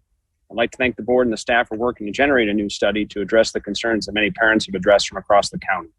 While each SAC has its own concerns with the zoning map, the one thing we all have in common is we want what's best for our children. I would like to address some of the comments from the board. The last meeting, there hasn't been buy-in from the local community and those who wouldn't want to send their kids to a building with all of the latest technology, especially if it's close to home. I'd like to thank you, Mr. Link, for sending the data requested from Ms. Andrews regarding the makeup of Wellington and Central. Currently, 19.3% of Wellington and 6% of Central students attend from out of zone, including over 530 students from cities outside of Wellington. These students come daily from Belglade, Riviera Beach, Gardens, and Delray. Far from wanting a Wellington-only school district, Wellington welcomes students from across the county. Parents will always find ways to get their kids to schools that feature the programs that best prepare them for the future. I listened to Principal Otero outline a vision for Dr. Garcia, but he also noted that no staff has been hired. None. My understanding is the new high school will be able to take a third of its staff as transfers from impacted high schools, and then the focus will be on hiring recent college graduates. I'm certainly rooting for Dr. Garcia to be a successful academic institution. As it stands today, Central and Wellington are A-rated. There are certainly benefits from students coming from B and C rated schools to have the opportunity to learn in a new environment. However, based on the statistics, it's unlikely that Dr. Garcia will be rated an A school in the near future. Why would anyone trade an A school today for what may be an A-rated school in the future? That's why we're not buying this. Please consider adopting study 5 or 7 to keep 179A in an A-rated school. Thank you. Thank you for the comments. Costello, next speaker will be Rebecca Jacobson, then Taryn Wheat, and then Council Member Susie Diaz. Rebecca Jacobson. Hi, yes, can you hear me? Yeah, we can. Great, okay. I'm here tonight to speak about SAC 227C. I have listened intently live to the last 2 meetings, and I have decided to come on tonight and hope you will listen to the concerns of myself and many of my neighbors in Isola Bella. I know you have all spent a lot of time making some very difficult decisions, and we appreciate your time.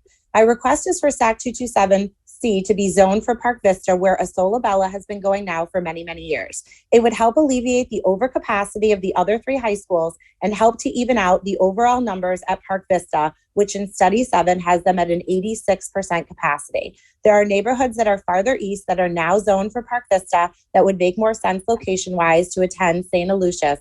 In all of the studies except for study 7 and study 5, we were zoned for Park Vista, and we were asking to please have 227C put back into Park Vista's high school boundaries. Cynthia said it perfectly that we need to consider the feelings of our children in all of this, and I 100% agree. High school is a tricky time for most children. Isola Bella 227C has been zoned for Park Vista for many years, and I ask that we continue to go to that school. Isola Bella would be the 6% according to the maps that would be going to Dr. Garcia in study 7. We need to consider the feelings of our children, and going to Park Vista with the children they have been going to since kindergarten is doing just that. I am hopeful that the Advisory Boundary Committee will support the development of an addendum to study 7, which places SAC 227C in Park Vista High School's boundaries. I really appreciate your attention to this matter. Thank you so much. Comments? Next speaker, Taryn Wheat, followed by Council Member Susie Diaz, and then Scott Johnson. Hi, can you hear me? Hi, yes, we can. Thank you so much. And I want to thank everybody for all of your hard work. I appreciate the fact that you have done 7 studies on this to try and get it right. And we're very grateful for your time. I am from Boynton Waters, a small community, and we are in SAC 253B. And my hope is that you will look back at study 6 and that you will approve that study for us. Our neighborhood would like very much to be put in the geographic area for Park Vista High School versus Boynton Beach, as we currently are and shown on this study number 7. I obviously don't need to tell you about the distance, because if you look at the map where you have me highlighted right now, we are the exact same distance as the neighborhoods that are to the west of Jog Road, right across the street from us. Only we're on the same side we're on the east side of Jog Road, the same side that Park Vista is. So for our walkers and bike riders, they don't even have to do an east-west crossing to get to Park Vista, they can just walk straight down the sidewalk all the way across to their to our community high school. And to reiterate what some of my other neighbors have said, obviously the consistency of Why it's not going to my headset?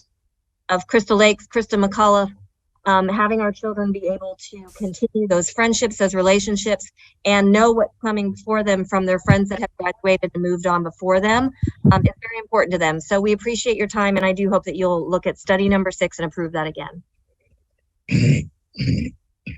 All right, thanks for the comments. Next speaker, City of Green Acres Council Member Susie Diaz, followed by Scott Johnson, and then Stephanie Kiefer. Thank you, Mr. Link. Hi, everybody. My name is Susie Diaz. I'm a council member for the City of Green Acres. I am of no relation to Dr. Carlos Diaz on your committee. And I want to thank you all. The task ahead of you is not a small task by any means. And I want to thank you all for taking it seriously. As you've already heard, our City of Green Acres is currently divided into 4. And with this proposal, number 7, soon to be 5 different high schools. That's almost 1 per square mile, as we are a 6.11 square mile city. I understand the issue likely does stem from the feeder schools, and it is a greater issue, and a clear solution is not possible right now. However, what we are asking the committee to do is to begin to mitigate this issue now, so that as growth continues, we can move towards less division within our city. Starting with small changes, echoing Mr. Shaw, and based on proximity, would be to move some of the SACs like 180B, as well as 181A and 181B to schools that are closer. Moving these 3 SACs out of Garcia would actually create a more natural northern boundary for the school.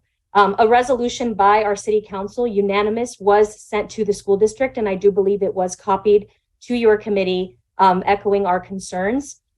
Transportation absolutely needs to be considered. We do have some very dangerous intersections that we know of. You've heard of some of them already.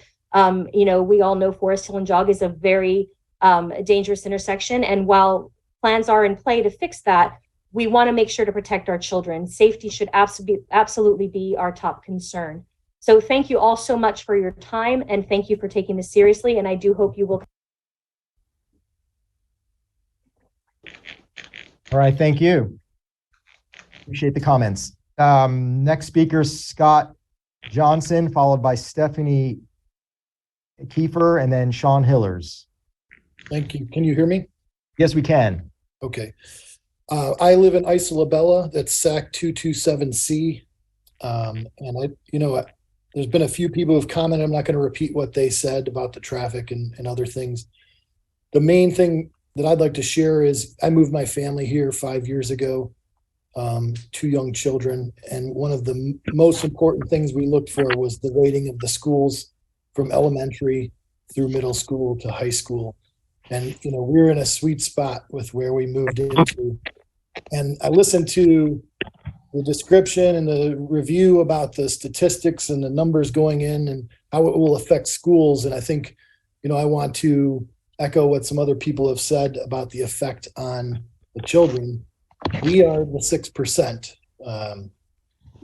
He talked about 6% being affected at McAuliffe, and that was great. Our children are the 6%, and all of my kids' friends, everybody that they've established emotional and social ties with have gone to Manatee. They'll go to McAuliffe, and then we'll rip them out and we'll put them in Garcia where they can try to make all new friends when they're, at their tender high school years. So, I want you to, while you're going through all these numbers, just please consider the effect on the children. And especially when it's a small slice of children that you're going to rip out from, this large population of friends that they've established to make them fend for themselves in a new high school. I appreciate your time. Also, I'm speaking on behalf of my wife, Susan. I think she may have signed up as a speaker. So if you come up to her, you can X that one out. All right, thanks for the comments, and we'll do that. We'll consider you speaking for both you and your wife, Susan. Got it. Thank you. Next speaker is Stephanie Kiefer, followed by Sean Hillers, and then Thomas Martin. Hi, can you hear me? Hi, yes, we can. Hi, so I'm from SAC 260, which is Greystone. I'm in favor of study 6 or 7. Many of us have children in elementary, middle, and high school, and the commute to East Boynton during peak travel time will be impossible for a double income household to get all their children to school, with the bus system being a little bit on the slow side lately. I just want to thank you for your time and consideration and hearing our comments and concern and taking that into your thoughts by making all these new studies. I'd like to ask you to choose 6 or 7 because it's what's best and fair to our kids and families in our neighborhood. Only 8% of our community is currently sending their kids to Boynton Beach High School, and their lack of choice programs have made it so families in our community are sending their children to multiple schools, which is a hardship. It's also beneficial for our children to stay with their friends they've made since elementary school, as well as being able to be in after-school activities, sports, and potential jobs once they're able to work. We have ties to the West community. Many of us moved here because we commute from here. We have families and relatives that help with our children here. And my mother wouldn't be able to help my oldest son, who's going to be in high school soon, if he had to go so far east. So I just want to thank you. Please pick study 6 or 7. You guys are doing a great job, and thanks so much. Thank you. Next speaker, Sean Hillers, followed by Thomas Martin, and then Jim Barnes. Mr. Hillers. All right, can you hear me? Yeah, we can. All right, sounds good. All right. Good evening, ABC Committee. Thank you all for listening to the public. We all know the decision you make is a difficult one. My name is Sean Hillers. My wife and I are both graduates of Palm Beach County School District.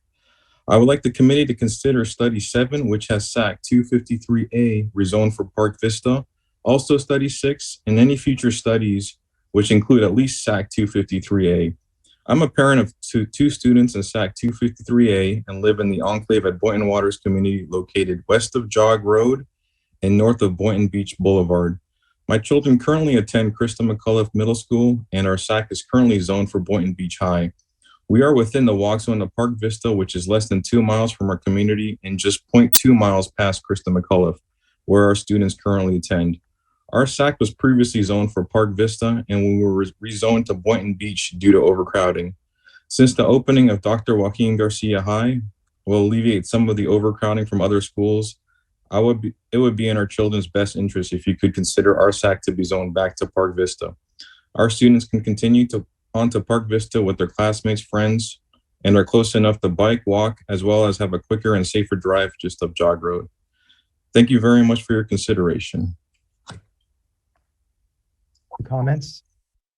Next speaker, Thomas Martin, followed by Jim Barnes, and then Tisha Anderson. Hey, good evening. Can you hear me? Good evening. Yes, we can. Hey, well, like so many have said before, thank you to all the committee members. Appreciate the hard work and the additional studies. It's not easy. My name is Thomas Martin. I am a resident of Isola Bella, which is SAC 227C. Like many of my residents, I'm also requesting that our SAC be considered to remain at Park Vista. I've lived in this community since December of 05, which is 17 years. I currently have 4 children in the school system today. 3 are at Park Vista High School and 1 is at Christa McAuliffe. Our kids have grown up with the same kids going to elementary, middle, and high school. Next year, at this time, I'll have a senior, a sophomore, and a freshman in high school. What this proposal does is divide my family. I'd have a senior remaining at Park Vista, and I'd had 2 kids going to Dr. Garcia High School, which would put us at a difficult position. I cannot emphasize, what some of the other folks have said about safety, about friendships. Just last week at the start of school, they had a mental health day and the importance of mental health for the kids. And shifting kids out of schools that they know now to a new school will put undue burden and stress on the kids that just isn't necessary. So I'd ask that you support moving 227 back into Park Vista. Thank you. Thank you. Next speaker, Jim Barnes, followed by Tisha Anderson, and then we'll try again with Ada Garcia. Mr. Barnes.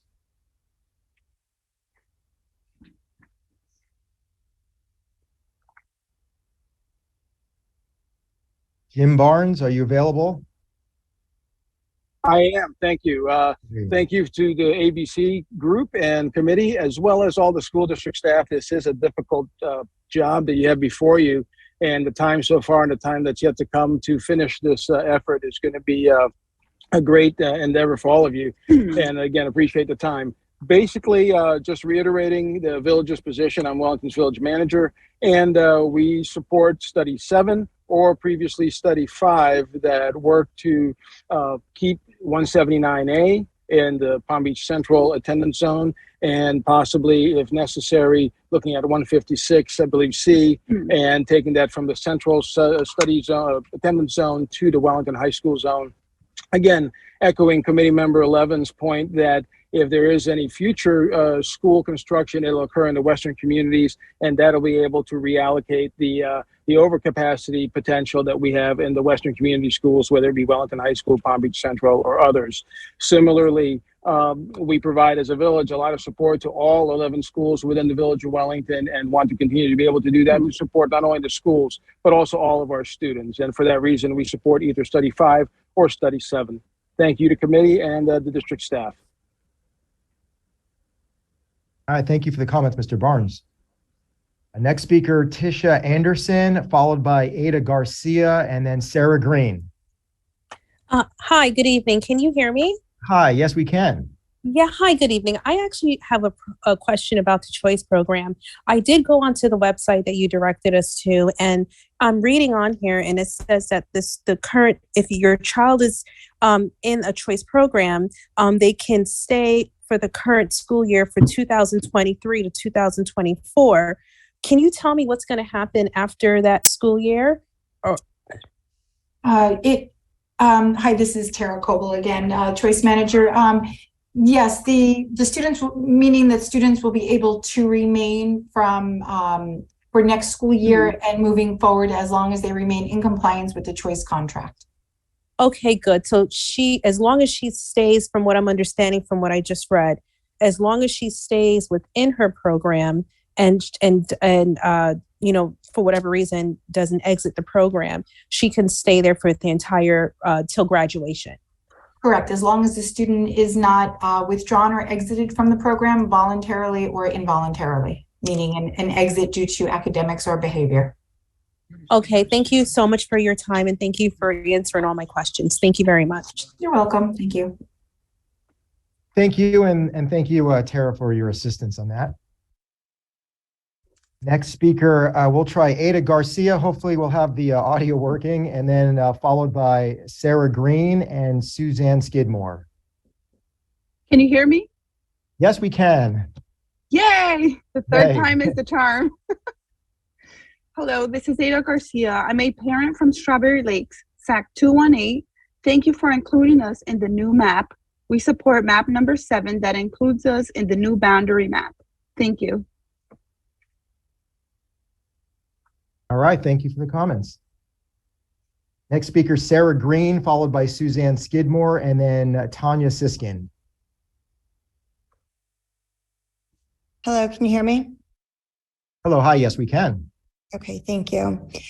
What is Clarksville, Montgomery County School Board, Wake County Public School System, Lee County School District, Murfreesboro City Schools, Sumner County School Board, and Collier County Public Schools all have in common? Within the last few years, they all achieved rezoning due to overcapacity and allowed current families and siblings to remain through a grandfather clause. We are simply asking that you allow the families already a part of their school, in our case, our rising junior who's successfully working at Olympic Heights, to finish their academic journey at the school of their choice. We are located in 259B. Our 10th grader is thriving academically and extracurricularly as a result of incredible dedication of time and energy. She has entrenched herself in the Olympic Heights community, and we as a family have made Olympic Heights our home as well. Uprooting these students who are adjusted and engaged in their schools would create unnecessary stress, anxiety, and disruption. Moreover, their academic affiliations and extracurricular involvement in clubs and teams is not guaranteed placement at a new school. Our rising 11th grader has worked tirelessly to create a competitive resume. Moving her at this time could derail her progress and compromise her collegiate opportunities. I respectfully ask each board member to consider how your decision will impact students. You can still achieve the goals of rezoning to decrease overpopulation over the next few years, all without uprooting the students who simply want to finish at their existing high schools. And before I close, I'd like to address Ms. Tara Coble. You referenced the lottery choice program attendance. Can you please comment on merit-based choice program, which is the OPA program, not the lottery-based choice program? Thank you very much for your time. Okay, so the recommendations that's posted they're directly related to the choice programs where students can apply to attend a choice program that's published in the choice booklet. The OPA program is not a choice program. I believe that's an academic program, school-based, offered at the school. So the recommendations, once again, is only directed towards those choice programs that students have been assigned to and or participating in. So I just want to comment back on that for the board to consider. We're saying that students who get in on a lottery, simply a completely random selection, right, are allowed to stay, but the students who have worked tirelessly academically to qualify for these programs and then equally maintain certain GPAs and other requirements to maintain their status in the program are not allowed the same courtesy. And I respectfully request the board to look at that differential and please kindly address that. These are not random lottery acceptances. These are students who have been admitted based on merit from 8th grade through their current high school standing. I really appreciate your time. Thank you. All right, thank you. Suzanne Skidmore, then Tanya Siskind, and then Tanya Laker. Good evening. Can you hear me? Yes, we can. Okay, great. At the last ABC committee meeting, as stated in the Palm Beach Post, Michael Napoleone said, I need to point out that Wellington is unique amongst every municipality in the school district in our significant and unparalleled financial support of our children's education. Help me understand how Wellington is allowed to have financial support to get what they want in terms of 179A by not going to Garcia High, where other municipalities and county pockets can't afford it or not have the opportunity to do the same. It would be completely irresponsible for this committee to allow 179A to stay at Central High, knowing the proximity to Garcia High. And with the shortage of bus drivers, which is counterintuitive to the school district's current bus driving staffing shortages and the continuous increase in fuel costs. This committee, as well as the entire school board, must consider safety, convenience, efficiency, and transportation, as well as students' travel times in assigning students to new schools. Lastly, juniors should be grandfathered in due to class rank, extracurricular activities, clubs, sports, teacher recommendations are so important for these kids. Please allow these students to stay at their current school. My wish is that the school board would grandfather these rising juniors and say it publicly so these kids can stop worrying about this topic and focus on their studies. Thank you. Thank you. Next speaker, Tanya Siskind, then Tanya Laker, then William Mauser. Hi, can you hear me? Hi, yes, we can. Great. Okay, I just want to thank the committee for listening to everyone in the community. It's a really tough job, and we all appreciate the work this committee has done. As a Wellington councilwoman, I would be remiss if I didn't address that Wellington has been portrayed tonight a little bit as getting everything that we want and that we're somehow different from the other communities.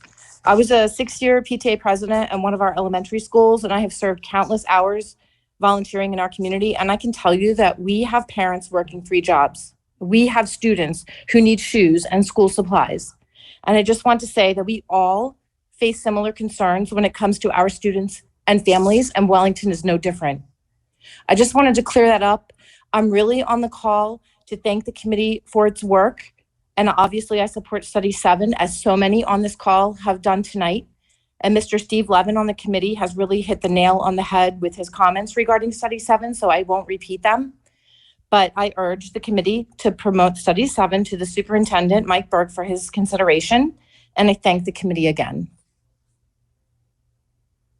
All right, thank you, Councilwoman. Appreciate the comments. Next speaker, Tanya Laker, William Mauser, and then Kate Messing. Hello, can you hear me? Hi, yes, we can. Great. I live in Boynton Oasis, SAC 261B, and we are requesting to be zoned to Park Vista High School. The drive time from our community to Boynton Beach High School is quite lengthy. The drive to Park Vista High School is less than 5 minutes. I have spoken at all of the meetings. I have voiced many concerns, the drive time, the kids being a part of their community, the extracurricular activities. I work 2 jobs. I have 2 children that are affected by this zoning. I'd like to mention that there are several other communities that are much closer to Boynton Beach High School, which would be impacted by the rezoning with much less of a commute. It does not make sense for our community to take the brunt of the commute so that others can be less impacted. I understand that you can't make everyone happy. However, you can impact everyone a little here and there in order to even out the impact of the zoning amongst everyone. We are in unincorporated Boynton Beach. SACs 271, 270, and surrounding would be less impacted as they are far closer to Boynton Beach High School, and we are far closer to Park Vista High School. I also would like to mention at the very beginning of the meeting, you put up your meeting minutes, and I noticed that 261 had 1 speaker, yet I and several of my neighbors spoke at those meetings. So there might be an error in your meeting minutes. Thank you so much for your time. I appreciate your listening. Thank you. Next speaker, William Mauser, then Kate Messing, then Samantha Hirsch.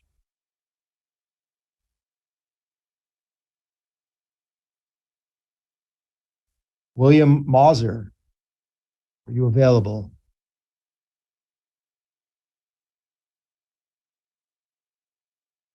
Mr. Mauser.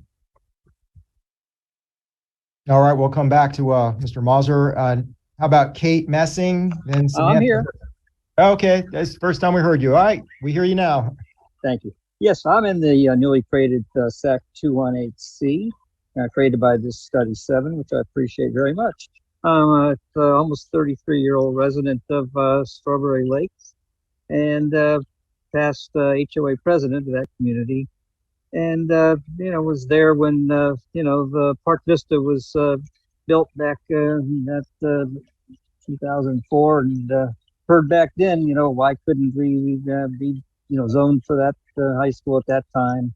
And, I've got the father of 2 Santa Lucis graduates and they did okay there. And, it's not a thing of so much of distance. I know that Dr. Garcia High School is going to be maybe just a little bit further than Park Vista and Santa Lucis, but it is right adjacent to Woodlands, the middle school that our students do attend. And I guess we have approximately 45 or so students that maybe would attend Dr. Garcia High School, and I just think at that time maybe we get a chance for this new opportunity there. We have a traffic signal now at our eastern entrance, which would help facilitate the flow on Lantana Road. And just think that maybe it's time that our community have a chance at this new high school. And appreciate all that the committee's doing and for this, and ask you to consider our community for this opportunity. And thank you very much. All right, thank you. Next speaker, Kate Messing, followed by Samantha Hirsch, then Ryan Yosby. Hello, my name is Kate Messing, and I'm currently a student at Krista McAuliffe Middle School. I live in Isola Bella in SAC 227C. Tonight, I'm requesting that you put my neighborhood zone for Park Vista High School. I have built many lasting relationships during my time as a student at Manatee Elementary and Krista McCall Middle. And the thought of leaving all of that new high school nowhere near the elementary school and middle schools I attend sounds terrible. While I think it would also be cool to go to a new high school, it just doesn't make sense for my neighborhood due to where we are located and the fact that we attend Manatee and Krista. Please keep Isola Bella zone Park Vista and keep our 3 neighborhood schools together. Thank you and have a nice evening. All right, thank you for the comments. All right, next speaker is Samantha Hirsch, followed by Ryan Yospi, and then Lily Angrizani. Hi, thank you. I'm going to talk on behalf of my daughter because she's having a little difficulty logging in. So let me speak on her behalf. My name is Bayla Hirsch, and I am currently a 10th grader at Olympic Heights in the Open Merit Program. Tonight, I am taking this opportunity to speak on behalf of myself and all my friends in the district that will be rising juniors. I'm asking for this committee and the school board members to make the adjustments needed to better fit your numbers and needs on paper while truly recognizing the needs to keep all of us rising juniors at the schools we began in.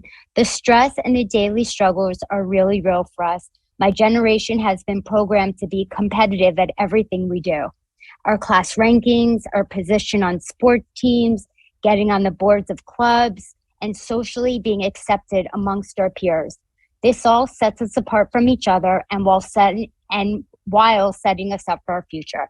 With all the respect I have in the world, it's hard for me to understand how complete strangers have full control over the class of 2025's futures. Now the most important chapter in our lives depends on the choices you make. Please value our feelings and really listen and understand our concerns.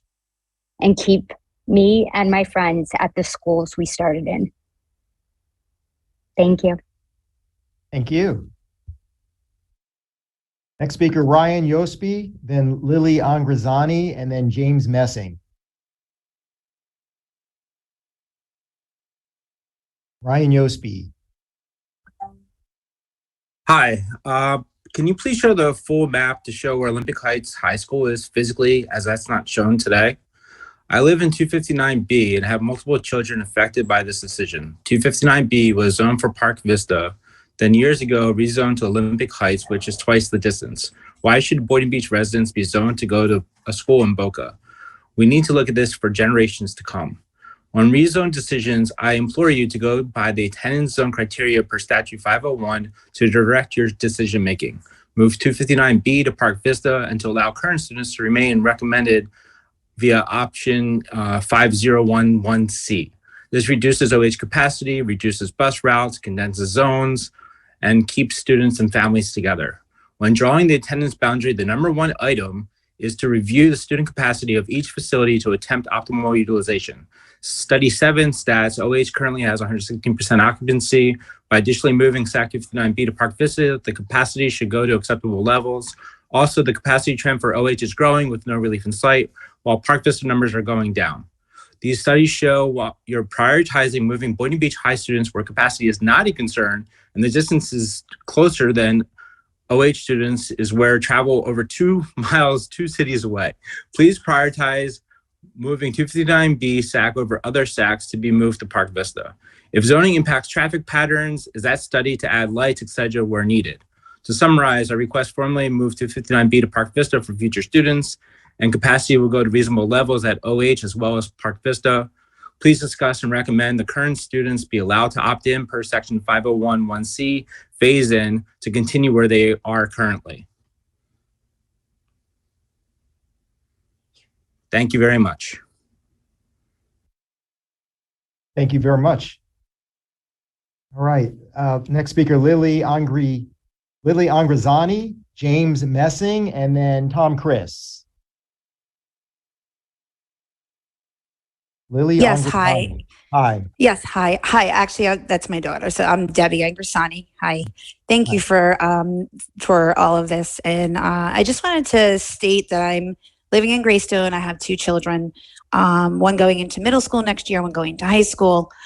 Both of them do have ADHD, and the long distance of the drive, we're in SAC 260.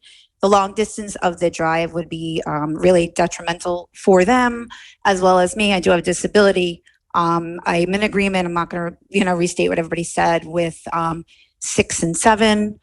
I just want to state in general, just a general statement, that we moved here almost 3 years ago from New York, and my children left school in 3rd grade. They started here in 3rd grade, and they started in middle school. And I will just say, just from being like a normal move, just a regular move, it does impact children severely. And I think just overall that has to be looked at. And I do really feel that a graduating of slowly moving them in, so they're not like all the children are ripped from schools in like 9th grade, 10th grade, 6th grade. Now they have to go to another school in 7th, and just the mental health and what you will see trickle down is detrimental. And I just think right now in this world, these kids need stability. I'm sorry. I just think right now what's happening at this time is extremely just actually mentally dangerous for all of the children. Thank you. Thank you for the comments. James Messing, then Tom Chris, and then Warren Dans. Hey, good evening. Thank you for your time. Really appreciate you. I actually said, I think in general, though. You got it muted. Sorry about that. We'll restart your time. Oh, no worries. Thank you. Hey, thanks so much. Really appreciate your time this evening. My name's James Messing. I live in Isola Bella, located within SAC 227C. And I'm requesting that Study 7 be amended to keep us zoned to the Park Vista High School. It's important to the Isola Bella community that our current and future high school students continue to go to Park Vista and not the new Dr. Garcia High School. Our children and students in this community go to Manatee Elementary and, of course, then on to Krista McAuliffe Middle School. The vast majority of those students then go on to Park Vista. Having our neighborhood rezoned would essentially remove our children from the sense of community, the relationships, and the friendships that are so precious to them and to us as parents that our elementary and middle schools have created. So just think about the friendships and those relationships, those bonds that have been created during our children's most formative years. Park Vista is part of our community. And because of that, it's my strongest preference that we continue to be zoned and not to disrupt something that we value so much. Again, please keep our small Isola Bella community zoned for Park Vista High School. Thank you for your consideration and for your time this evening. Thanks for the comments. Tom Chris and Warren Dans, and then Maria Elena Jimenez Kaplan. Hello, good evening. Can you hear me? Yes, we can. Great, thank you. My name is Tom Chris. First off, thanks to everyone for your hard work on this. It seems like a big task. I live in Palmettos Estates, which is 242B. We're a community that's about 5 years old. So we are kind of across from Equus there on Lyons. And I'm sure when we were first being zoned, it was probably a little bit hard to gauge, where to put our kids and how many families there would be. We're a small community of less than 300 homes. I know we'll support any study that moves us away from Olympic Heights, as that's a 30-plus minute drive. I don't have any high schoolers yet. I have a first grader and a soon-to-be VPK student coming up in the fall. But we're new to this process, and you'll have to forgive my ignorance when it comes to this and where you guys are at. But I understand with the creation of a new middle school and high school, that definitely opens up, more space and zoning movement. And our question is would like some clarity, or maybe something that has been done in the past, or maybe in the future we would love for a study to be done on potentially moving our elementary school from Crystal Lakes to Sunset Palms, especially if we're going to be potentially zoned for the new middle school there in Boynton. It would make sense that since all the communities around our residences go to Sunset Palms, that we would also be included in that. I know that only a handful of students in our community attend each grade in elementary, so I don't know what the utilization rate is there, but I don't know if that's something that's been done already. Again, I apologize. We're new to this process, and we're just joining this whole zoning meetings like today. This is our first one, so appreciate it. Thank you. All right, thanks for the comments. Next speaker, Warren Dans, then Maria Elena Jimenez Kaplan, and then Samantha Hirsch. Thank you. I'm Warren Dans. I am a resident of Winston Trails, SAC 229. First of all, thank you, committee members. You have an absolutely thankless job. I really appreciate you volunteering for really it's just a terrible thing that you have to do. You're doing your best for all of our kids, and all you do is hear grief from all of us. So thank you. And I know you're trying to do the best for all of us. You heard from a lot of Winston Trails residents in the first meeting. We have worked very hard to keep all of them home because we know you heard us. You heard every one of us, and we want your meetings to go faster. So they're not here, not because they don't care. They're watching, and you don't need to hear the same thing over and over. Everyone mentioned to you how important it is not to break our community in half. 230B has been a part of Winston Trails since 229. They just developed it from one side to the other, but it was all one large area, and it's one homeowner association. Please keep us together. My wife teaches at Manatee. My oldest daughter is a senior at Park Vista, and my youngest daughter is a 8th grader at Christian McAuliffe. We love our schools. We're a part of the community, and the only study that really did something that upset all of us was study number 1. We like a lot of the things that we see in all of the studies, everything that was said from study 7, 6, 5.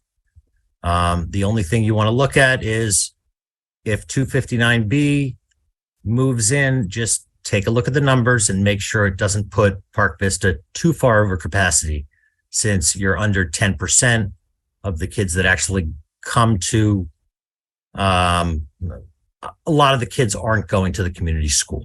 So thank you very much. Thank you. Thank you.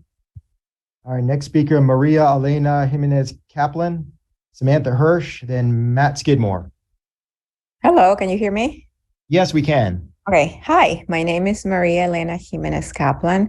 I would like to thank the ABC for listening to the Strawberry Lakes community, the new SAC 218C.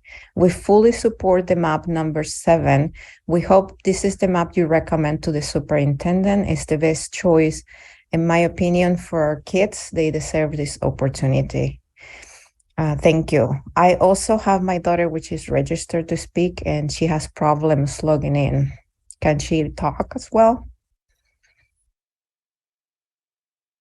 You right there with you? Yes, she's right. We still have time. Yeah. Oh, here's the. Okay.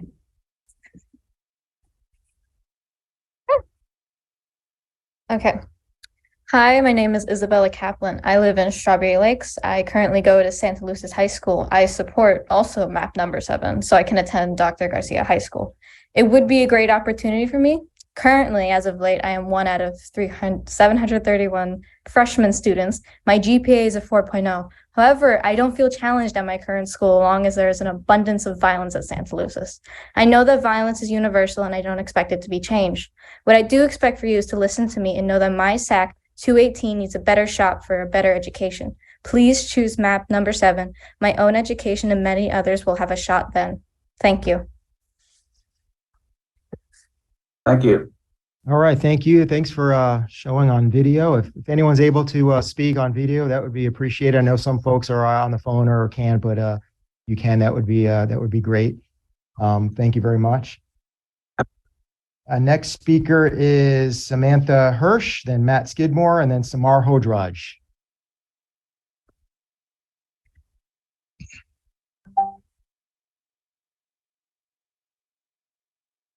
Samantha Hirsch.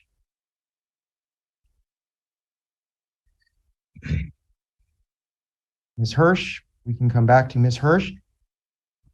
How about Matt Skidmore? Good evening. I am a resident at Isola Bella 227C. We are at the bottom of the bridge around a curve. It is highly dangerous with the vehicles traveling past, and we've had numerous accidents. The right-hand turn to attend Park Vista High School is an imperative for our students. We would like 227C to go back to Park Vista High School. Additionally, juniors deserve to be grandfathered in so that they can take advantage of all their hard work, their rank, their sports, their relationships with teachers. That is very important for their next level college attendance. Thank you. Thank you. Okay, Samantha Hirsch, are you available? Okay, how about next? I do believe she already spoke. She did. Okay, thank you. Yes. I You're may welcome. have duplicated her. I appreciate that. A lot of names. Sometimes there are some duplicates. Next is Samar Hodraj, then Alicia Pascua, then Jessica Gobeo. Samar Hodraj, I see you in the. Hello? There you Yes. are. Hi. Can you hear me? Good evening, everyone. I want to thank the committee for taking into consideration our concerns. I'm in favor of study either study 6 or study 7. I'm in SAC 260. I'm from Greystone. As my neighbors also said their concerns about the commute, the distance. That's our main thing. We're working families. We have kids in elementary school, and we have our kids going to high school. Transportation will be a big deal to us. As people mentioned today, testing was going on and the bus was not able to pick up students. Please take into consideration also that our kids' future is on the line. Our kids' choice is on the line. The programs, the variety of offerings that are at Park Vista and not available in Boynton High. Also, it breaks my heart as an educator in Palm Beach County. I take pride in our schools. If I have to take my son out and pull him out of a Palm Beach school to a charter school or a private school because we don't qualify to go to Park Vista. So please, please, please take it into consideration and give us our choice. Thank you so much, and make our life easy. That's all we're asking for. Thank you. Thank you very much. Next speaker, Alicia Pascua. Maya. Yes, hello, this is Alicia. Good evening to the committee. Thank you for your time again this evening. I am from SAC 260, Greystone. To reiterate what my neighbors have already said, the Park Vista High School is much shorter drive for us versus Boynton Beach High School. Today, I, as many, had to drive my son to school because the bus did not pick him up, and I drove him to Krista. It was a straight shot up Jog Road. Of course, Krista's right next to Park Vista, and I remember thinking to myself, if I had to take him all the way across to Boynton Beach High School, it'd be very difficult. It affects my work. We're a 2-income household. He would probably have gotten to school late. So it is much closer. We have a great school right down the road from us, right next to the middle school our kids currently attend.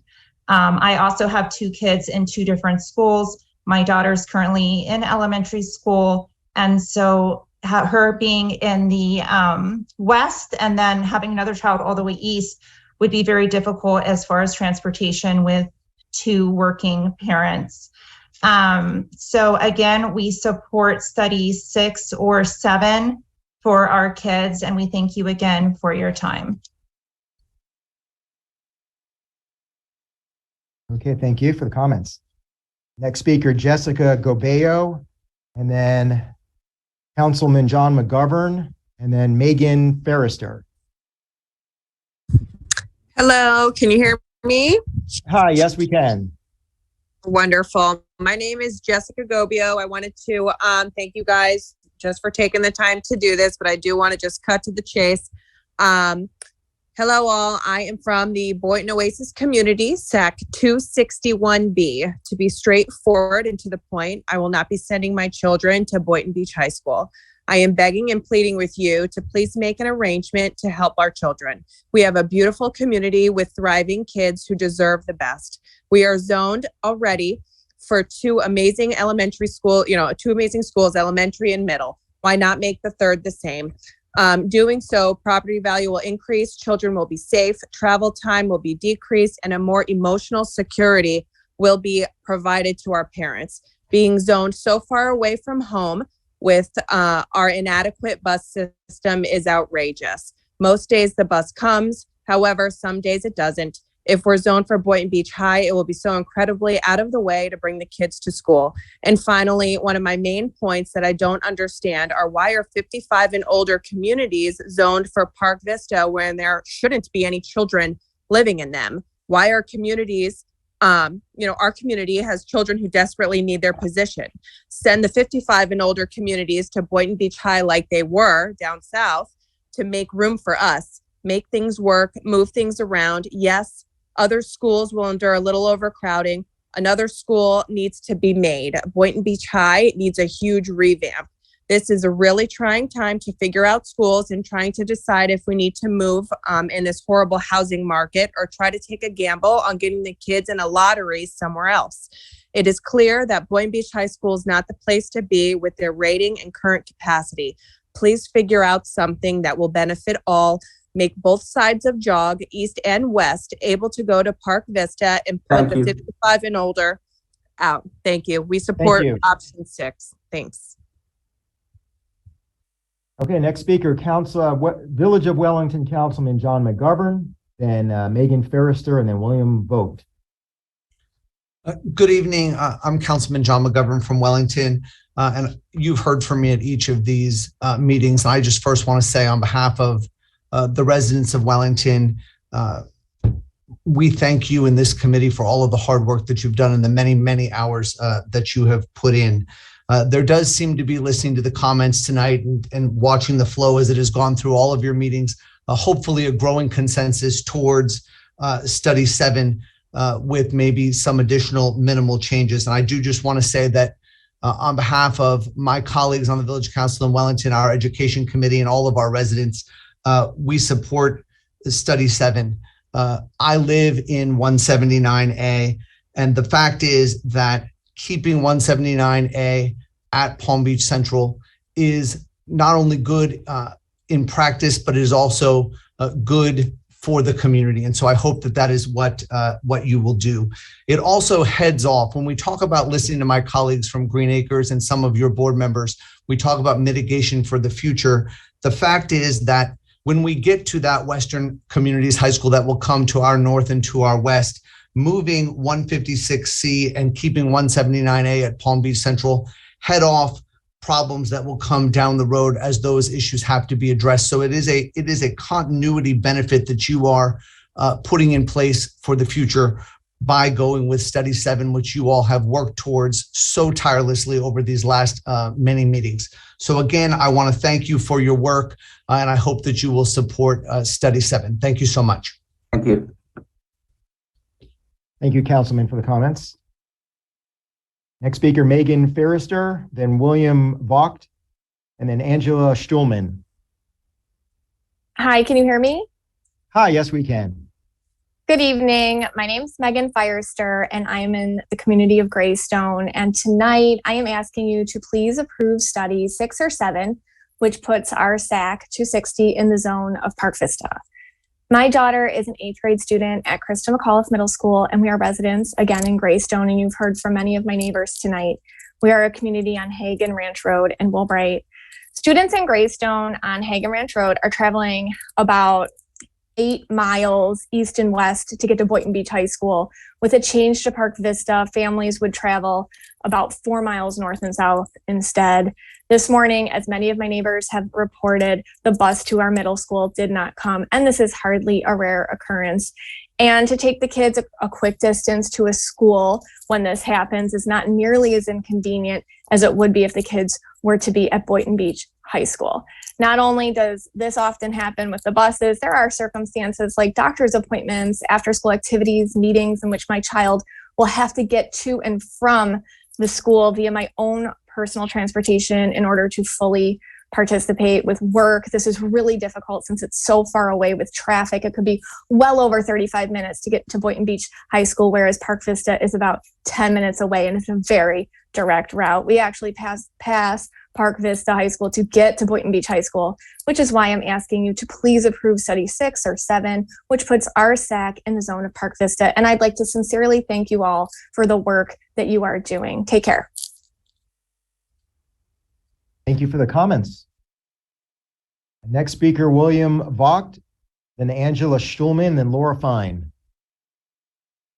Hi, good evening. My name is Will Vogt. I reside in SAC 227C. As you've heard from many of our neighbors tonight, I'd like to reiterate our SAC's desire to be zoned for Park Vista High School. The reasoning for this is two-pronged. Initially, it's the feeder pattern into Garcia High School. Currently on study 7 is including 6 middle schools. This more than doubles the maximum recommended amount per county policy. By sending our SAC specifically back to Park Vista, where we currently attend, it would reduce that by at least 1 and get the situation in Garcia a little bit closer to the policy's recommendation. Secondarily, many of my neighbors and many of the members of the ABC have received correspondence and PBSO traffic stats regarding the traffic hazard at the entrance and exit of our community. That is not a small issue. Those traffic numbers are astounding. I challenge anyone who minimizes that or believes that that's just a tactic to get us to the school that we're asking for to compare that to any corresponding roadway in the vicinity and show me numbers that match the numbers that we've seen. Any study that currently exists that doesn't have 227C going to Park Vista, I would pose the possibility of the committee, if it's not their will to have additional meetings and have additional studies done, to consider an addendum be created to a study such as 7 that would send us to 227C. And one final point before my time is up, I'd like to bring up with Wellington and some of the commentary. One of the commissioners earlier spoke about the numbers of Wellington residents that have come forward throughout these 3 meetings. I've attended every minute of these 3 meetings, and the majority of people that I've heard speaking from Wellington are elected officials. I challenge the ABC to consider how many Wellington residents' voices you've heard, letters you've received, versus how many elected officials it's been, and consider that for what it may be. Thank you for your time. Thank you. All right, thanks. Next speaker, Angela Stuhlman, and then Laura Fine. Hi, can you hear me? Hi, yes, we can. I just wanted to first thank the committee for listening to the parents' concerns. I know after so many meetings, it's very difficult for the hours that you're listening. I'm speaking on behalf of 261B. Tonight, you're going to hear from a lot of parents from highly populated SACs, such as 260. You've heard from a lot of parents already. There's 126 students there. 259B, there's currently, I believe, 498 students there. Our SAC, since it's been split from 261A and 261B, our SAC now has 53 eligible high school students, and only 1 of those students currently attends Boynton Beach High School. This extreme discrepancy is likely due to the 6.3 mile difference, unreliable county transportation, and the nearly hour bus ride. I'm unsure why the committee decided to split the SAC and decided to exclude us from Park Vista. Our small SAC contains the few family-friendly neighborhoods between Jog and Eau Claire, amongst the multiple 55-plus communities.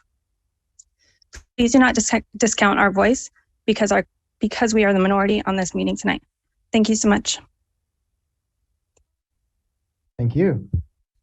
And the last speaker on the list is Laura Fine. I understand, according to Dawn, there may be 2 additional speakers that we may have to bring in a different manner, but Laura Fine. Hi, can you hear me? Hi, yes, we can. Awesome. So before I start speaking, I just want to let you know that my daughter, Piper Fine, who attends Olympic Heights High School, did sign up to speak, but she never received a link. So if it's okay with you guys, I'd like to have her speak after me. Go right ahead, Ms. Fine. All right. Thank you so much.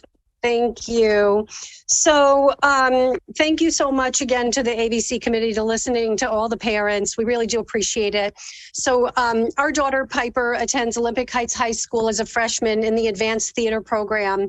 She did do an audition, and there was an application when she was in 8th grade to enter this program, though it is not an official choice program. In the short time she's been there, she's grown to love Thespian Troop 4992, Miss Coyle, and Olympic Heights. She's home in this program. She will not have the same opportunity for an intensive theater program at Park Vista. We do understand that there are two options, which is to keep us zoned for Olympic Heights or to change our zone to Park Vista. I would support a new map. I would support the new map, keeping the canyons at OH. However, I would also support the change to Park Vista only if the existing students would be allowed to stay at Olympic Heights if they choose, with transportation provided. We do also know that there is a phase-in board policy, so we're hoping that that will be taken into account so that if we are rezoned, that the students who are at Olympic Heights can stay there. And we do have parents that are on both sides of the fence. So we have parents who want our kids to stay at OH, and we have parents who are, who want their kids to go to Park Vista. So we're pretty sure that that would even out. I know I speak on behalf of many parents who want their kids to stay at OH who are already there. And for my daughter and the other Canyon students in the advanced theater program, a forced move would certainly be devastating, as it would be for any other students who would like to stay. And thank you again so much for considering the needs of our children. Okay, so is it okay if I And put your Piper daughter? on? Yes, Yes, please. yep, she's right here. Hold on one moment. 1 minute, 30 seconds. Hi, I wanted to say thank you first to the ABC committee for taking time to listen to us. My name is Piper Fine, and I attended Olympic Heights as a freshman. As we know, there is a new school being built, and this is affecting the zoning for many of our neighborhoods. And I'm one of the students who lives in the Canyons, and I'm at risk for being moved to another school. I love Olympic Heights and the beautiful family I've become a part of in Troop 4992. Even in the short time I've been here, I'm a proud member of the OHHS Theater Department family. And while it is not an official choice program, it is an in-house advanced program that was required an audition and an application. I was ecstatic when I found out I could pursue my passion for theater at my home school. I have learned so much from my teacher, Miss Coyle, and from all of my friends that I've made, and I've never felt so comfortable around a new group of people.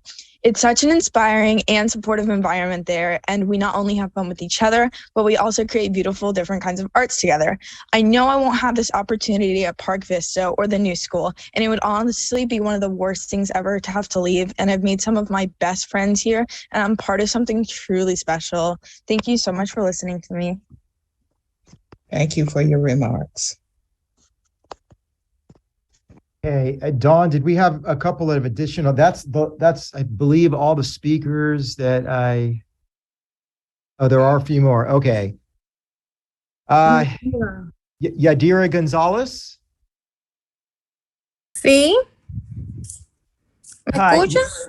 Lauren, we're going to need your assistance with translation services, if you don't mind, on this, please. Yes, please. Thank you so much. Okay, I'm here. Diga, Yadira.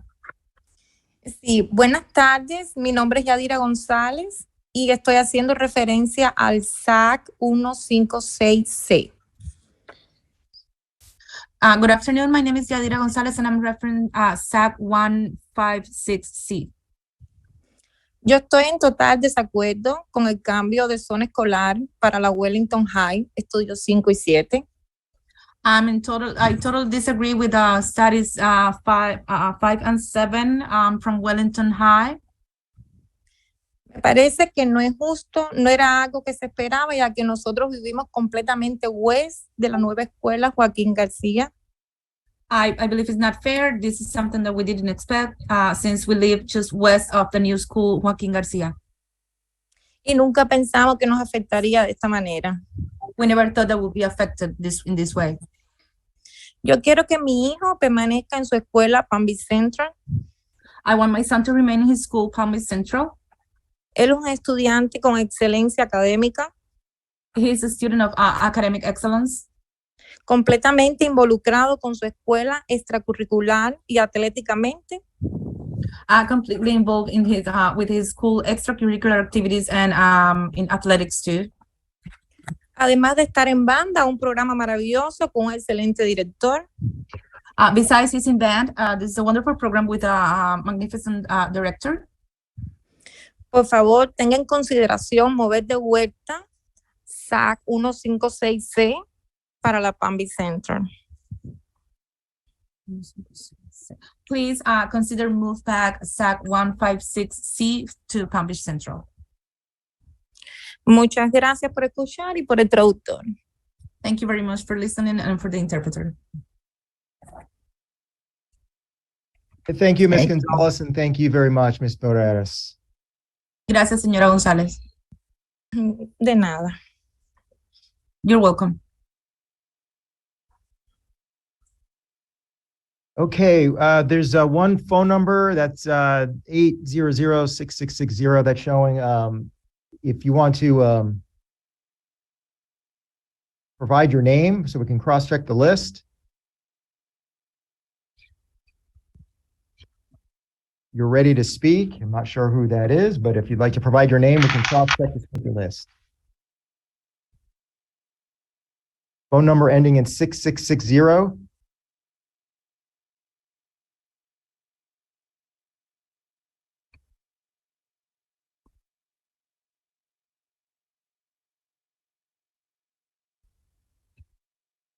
Is there anyone else? That's it. Unless the phone number ending in 6660, if you're able to speak, that was the opportunity.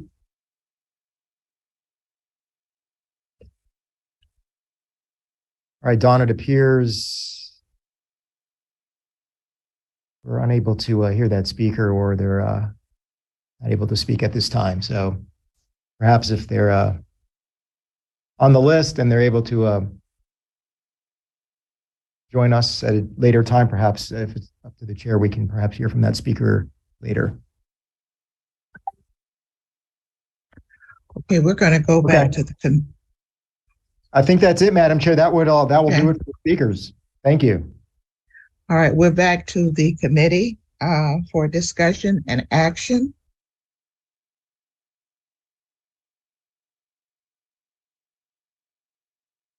Yeah, I have a question I'd like to raise to the staff.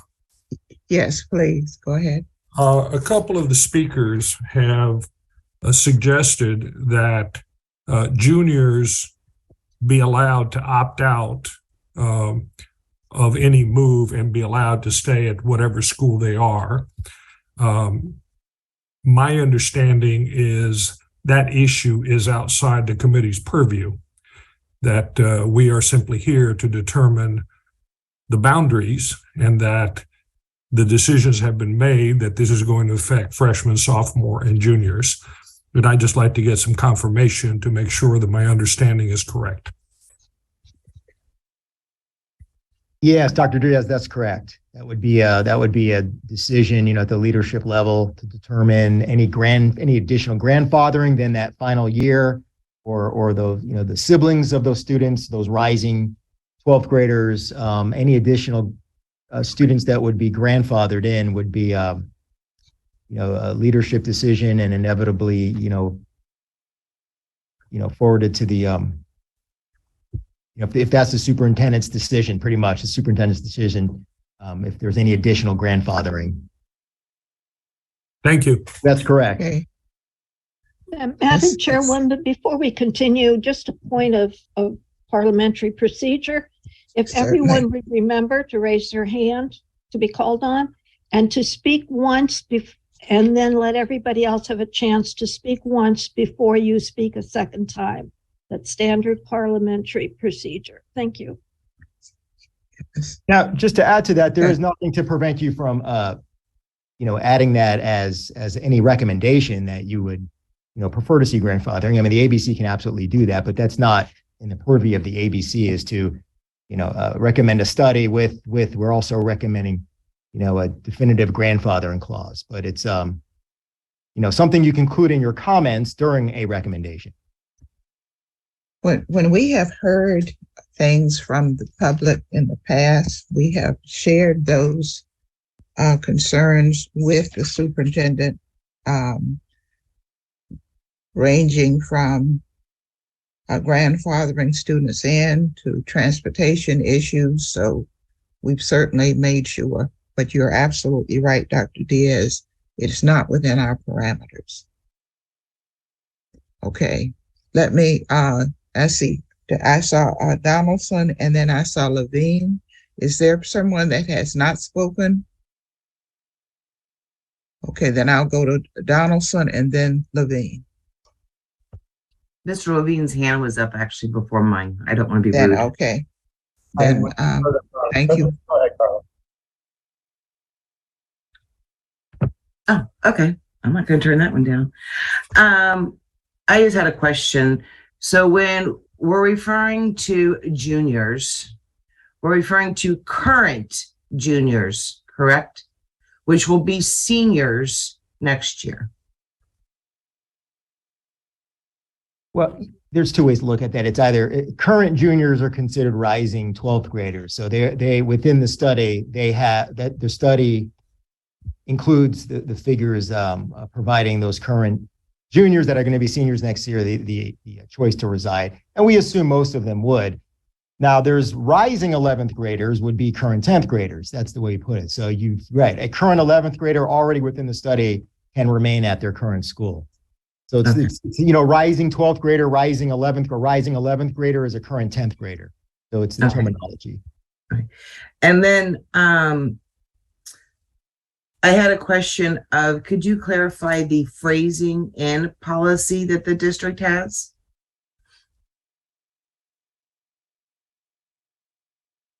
I just have to pull that up, but I know we do allow the 12th graders, rising 12th graders to remain.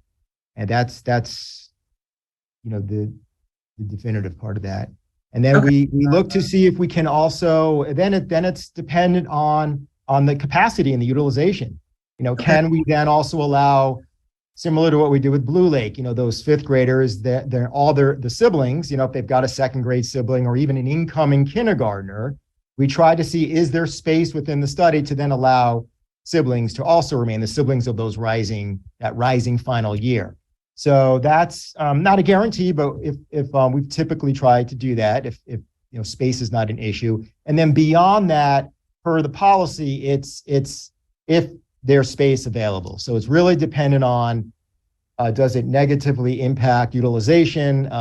Do we have the space for full grandfathering? And that's, case by case. Okay. And then the busing issue that has been brought up many times tonight. I don't know if Mr. Sanchez or Mr. Searchwell could share. Is that unique to the busing issues that we're having now, or is that always been an issue in that area?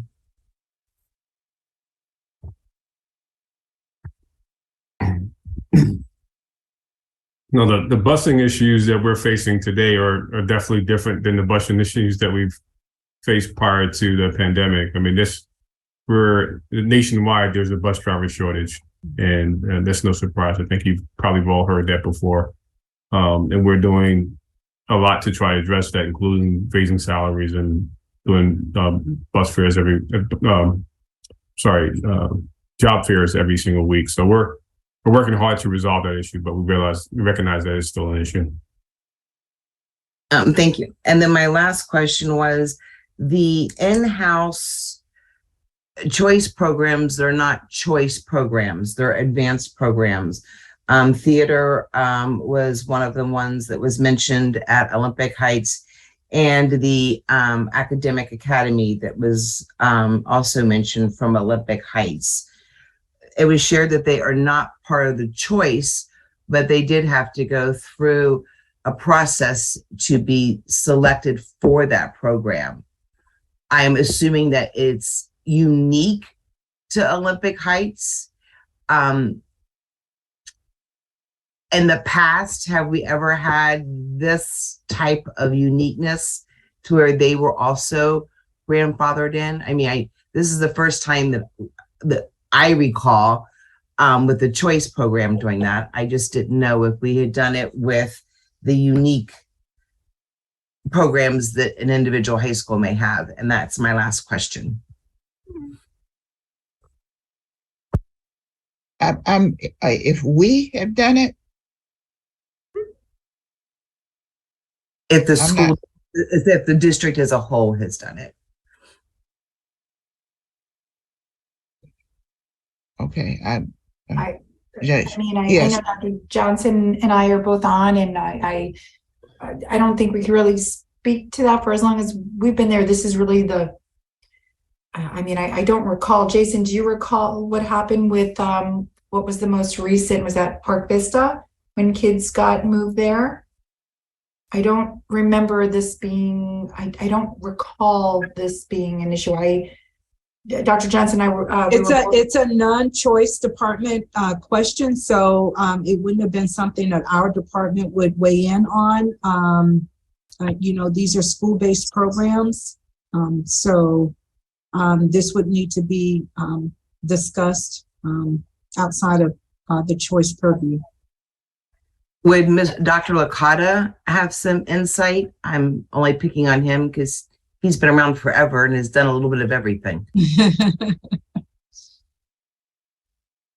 And let me see, because I know that he was messaging in between, and he said he's also on a call and doing double duty. So I'll just message him as well to see if he's. And I also just wanted to clarify, when you mentioned in-house programs, just to clear up, the choice department also has what's called in-house programs that are also choice programs, but they're programs that are only offered to students zoned to attend that school. The in-house programs and process that I think that family was talking about was related to, I'm assuming, drama, maybe to have to go through a little audition within the school as well. And although they may refer to it as an in-house program, it's different than what the choice department refers to as an in-house program. It's a school-based program. Yes. Okay, we have Stephen and then Karen. Were you through, Carla? Yes, ma'am. That was my last question. Thank you. Stephen and then Karen. Thank you, Madam Chairman. Patrick, can you scroll the map down towards Olympic Heights and so forth? There was some conversation from the public about Boca West, and I think we've already determined in previous meetings that Boca West capacity doesn't allow us to really shift around there. And the massive overcrowding at Olympic Heights is the concern. Is that correct, as I understand it?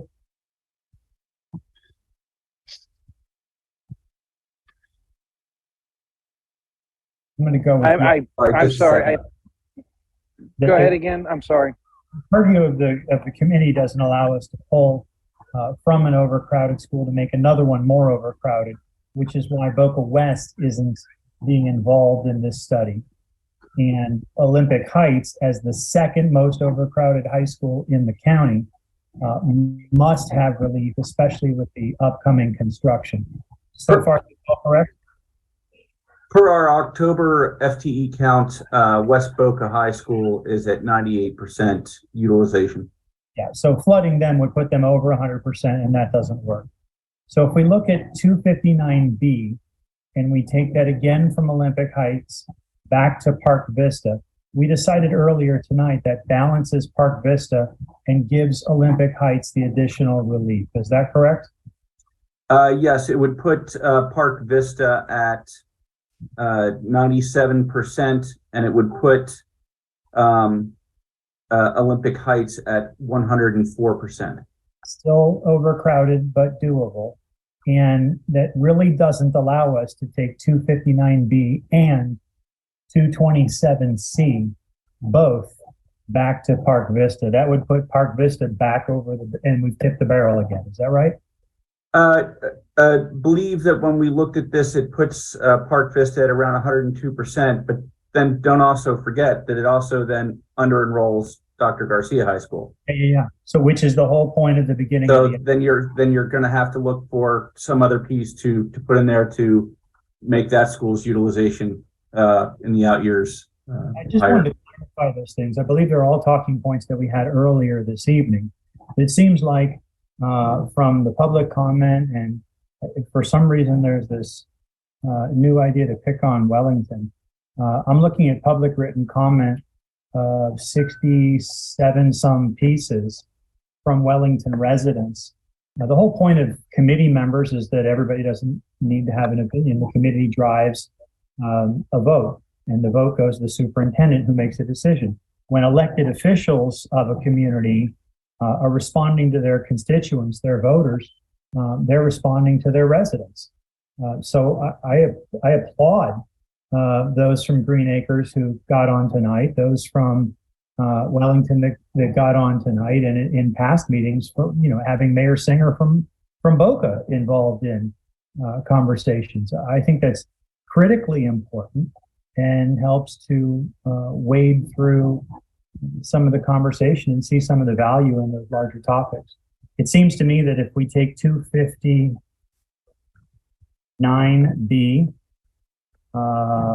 steady 7 plus 259B to Park Vista, we satisfy the requirements and have a tremendous disruption now to load the new high school and balance most of the schools. Those would be my comments at this time, Madam Chairperson. Okay, I would say Karen, Steve, and then Nancy. All right, 227C, a lot of comments about the traffic patterns. People, the difficulty of turning left. I'm looking back for the previous studies and I'm trying to recall why we moved 227C to Dr. Garcia High School instead of away from Park Vista. Up through study 6, it looks like we were still at Park Vista. Does anybody recall? It was a request by the ABC to look at making a hybrid study between studies 5 and study 6. Okay. And in order to do that, the pieces that would be in play would have that 227C at Garcia. Just for the fact that when you combine the studies, then I know that it was brought up that it also include that 259B remaining in Olympic Heights in order to do so and kind of make a mashup of both studies. That's where it fell. All right. Okay. So I apologize. I've noticed a lot of the public comment about that, and that does disturb me, the safety issue, especially high school kids driving and trying to get out onto bad roads. But I've been sick in bed with bronchitis for a while and I've not gotten out there. My plan is to this weekend get out and take a look at that. But that does trouble me, is the safety issue, going left rather than right to school. Steve and then Nancy.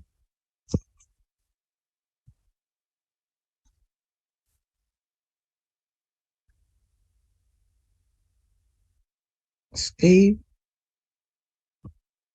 you're muted. Sorry about that. I unmuted myself. So I've heard a lot about this traffic issue at 227C. Wouldn't it behoove them to contact FDOT or the county and get a traffic light right in front of there based on all of those numbers? Because similarly in other areas of West Boynton, if it's that number of traffic fatalities, that would most likely warrant a traffic light. And this again is going to you, Madam Chair, to you, Vice Chair Virginia, to staff. is traffic pattern something we can even consider when we're looking at a boundary change? If the public has made comments about that community input and the ABC committee feels that it is a point that we want to share with the superintendent, we have done that. Is it within our parameters? No. I think they should just request a traffic light, and I think that would resolve the issue. But anyway, I have another question for Patrick, and then I will cede any future time. If we were going to put 259B into Park Vista, add 253B, add 261B, what would the numbers be at? Approximately. So it'd be 259B, 253B, and 261B, which we've heard a lot from the public. Let me just draw a line around it here. So 253.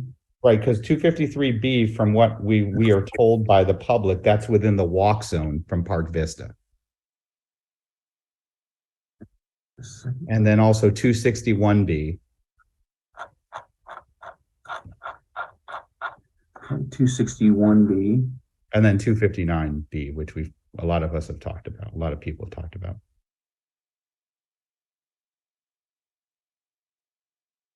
Trying to see it here. Oh, geez. 259B back into Olympic Heights? Yeah, no, into Park Vista. Just so we're obviously removing that.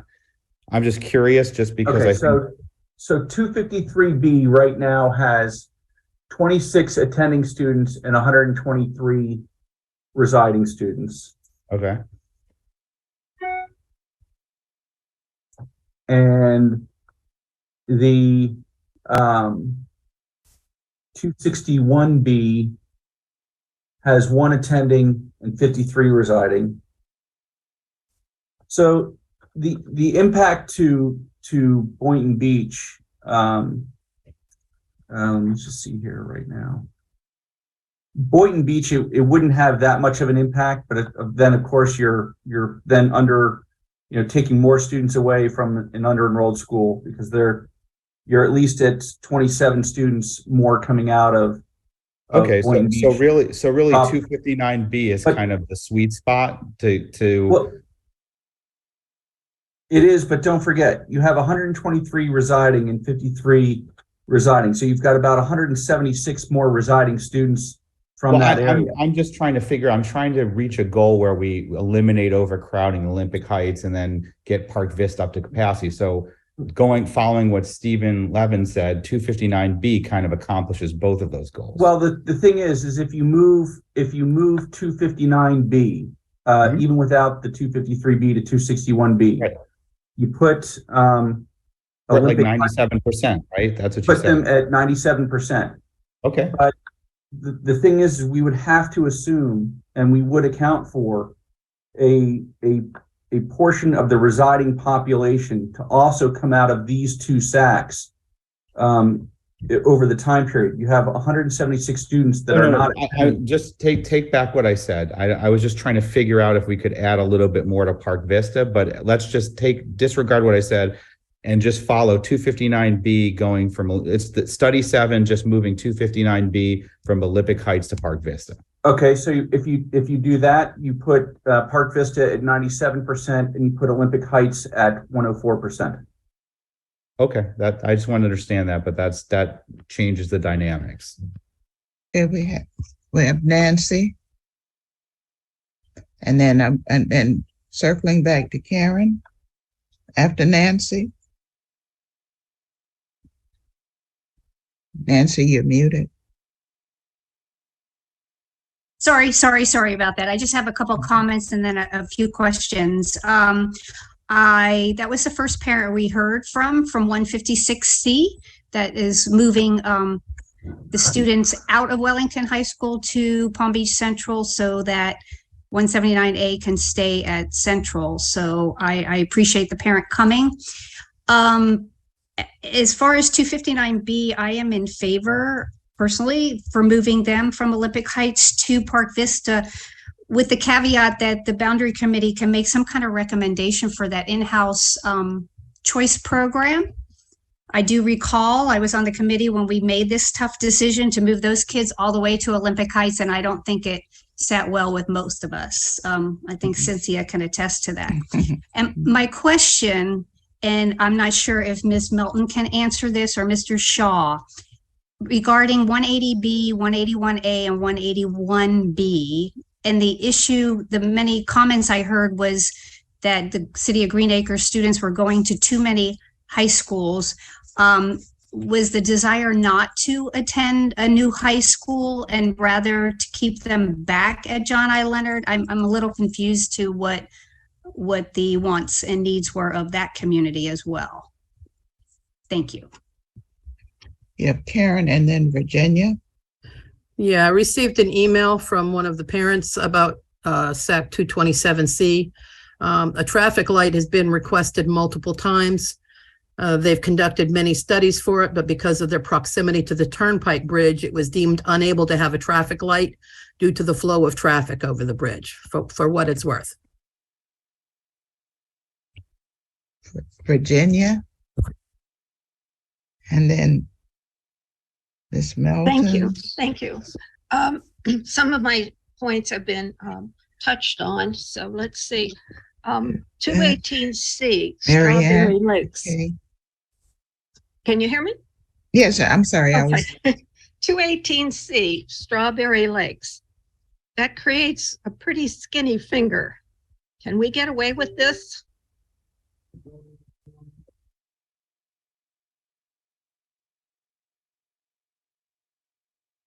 Yeah, Patrick, do you want to explain why that small area was included?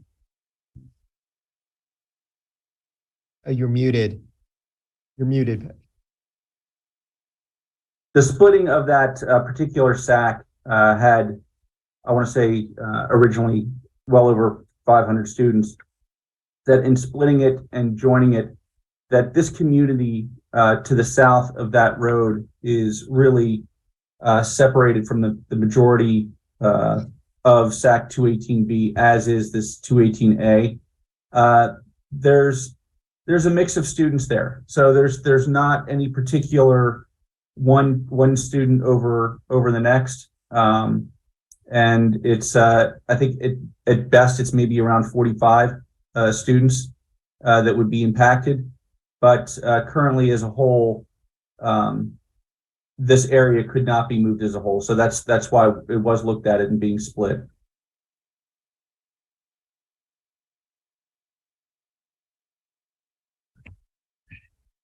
Virginia, did you have anything else? Oh, yes, I had quite a bit. Virginia, most of the students, and am I correct, Patrick, the majority of the students live in that smaller area of 218C. I lost my battery. I had to come into the other room to plug in, so I apologize. Let me get back connected. Okay. All right. I apologize. I had just started and my battery died. I had a court meeting this morning and I guess I didn't charge it enough. So my first question was about whether we can get away with creating a finger with Strawberry Lakes. And the answer is yes. That's a small separate community from the larger portion of 218B. There's a mix of students there that's only around maybe 45 to 50 students in that area tops, and it joins up with this 218A here as well. So it's just this small little piece that is underneath Lantana Road, and it is a community in its entirety. Right. I do realize that. And I know they were happy with it. I just wanted to be sure that it wasn't going to create a problem for us. Let me hold on 1 second. I have to run back to the other room and get my other notes. Hold on.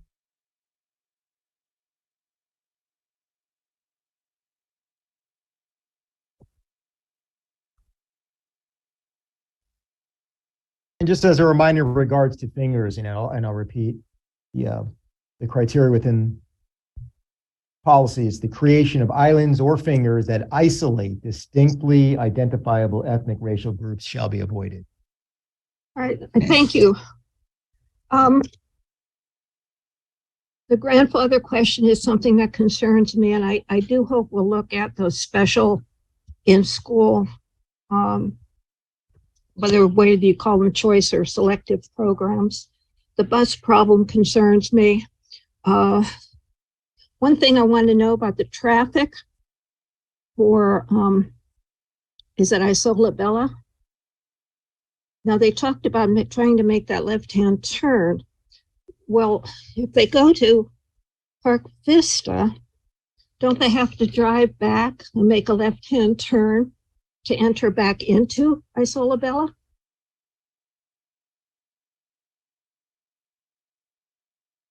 Anybody know that?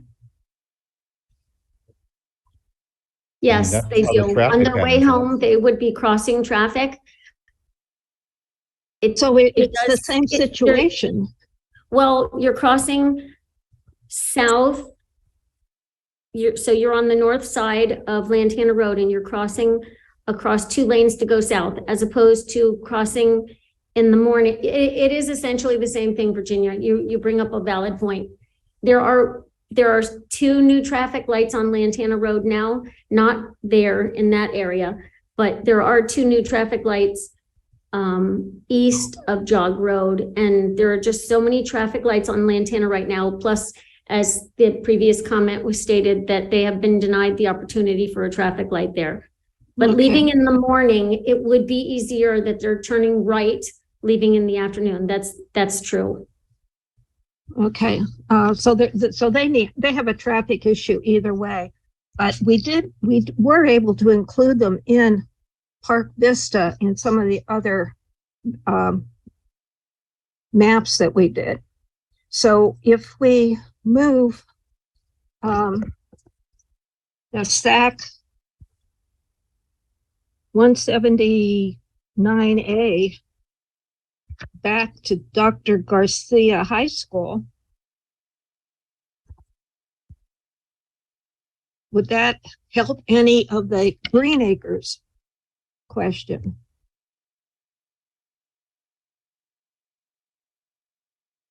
Anyway, that's what I was looking at, that moving that one SAC, that western part, which is very close to Dr. Garcia High School, to move it, keep it back at Dr. Garcia High School. And whether that opens up any opportunity to keep a few of the SACs that were mentioned by Green Acres, keeping them maybe at Palm Beach Central or. Green Acres is in roughly in this area here, give or take a little bit of space, and dips down a little further down here as well. So it wouldn't, the 179A going back to Garcia wouldn't change the need to relieve John I. Leonard. But you still have to relieve. So they would have to still leave John I. Leonard. Right, and the only portion of students then you would have to try and look at would be really taking students here east of the eastern portion of John I. Leonard, and then somehow moving them from a school that is extremely close to Lake Worth. Yeah, that doesn't make sense. And they won't fit into Lake Worth. Yeah. And would they fit in Palm Beach Central? Does any of Green Acres go to Palm Beach Central? A small portion does. A small portion does, yes. It does. All right, so I was just wondering if how the numbers would work out. Because I still look at that western block there. And I think, to me, it should belong to Dr. Garcia High School. There's from what I remember, there's a very, very large number of students here. I want to say well over 700 students, I believe. Oh, wow. in this particular area. So there's really no way that you could fit them into Palm Beach Central Okay. without then having to relieve Palm Beach Central even more so. So you would Right, then you- have to look at You've sold relieving- me. You can answer. I believe you. You sold No, I me. just want to make sure so that we know, because then the only option to relieve would be more to Wellington, which would really over enroll them, or from right up the doorstep of Palm Beach Central to Garcia High School. So there's really, as I mentioned earlier, when presenting these, when we first did our first 3 studies, this domino boundary change through, you really run out of real estate room at the school, seat capacity, once you start to have to relieve these schools. And then you have to look at, as our approach as a district staff, we looked at our first study was, the maximum, try to share all of the movement to get everybody below 100% or as close to there too. And then slowly our progression up to study 3, where everybody was just kind of a little bit over 100%, still within an operable amount, but we moved less students. We impacted less families. So we didn't, at that study, as you remember, we didn't need to impact Lake Worth or Boynton because we kept the movements to a minimum while still providing some enrollment relief. All right. Well, it still seems to me 179A belongs to Dr. Garcia High School. That's where I'm comfortable. And then we might possibly be able to keep the area with the traffic problem, move it over to Park Vista. How would that impact if we move that one SAC from Olympic Heights to Park Vista, and then that Isola Bella? Okay, to so Park Vista. as I had mentioned, if you move the if the SAC 1 or 259B moves from Olympic Heights to Park Vista as drawn right now, Park Vista becomes 97%, Olympic Heights goes to 104%. If you then include 227C back to Park Vista, that makes Park Vista 102%, close to 103%. But then in turn, that then drops the enrollment of Dr. Garcia High School then down into the lower 90s range. Okay, thank you. And then one other thing, when I was looking at the maps again, I realized as much as I wanted to bring Boynton Beach High School higher capacity, by moving some of those SACs down from Lake Worth, we've taken them out of the walk zone.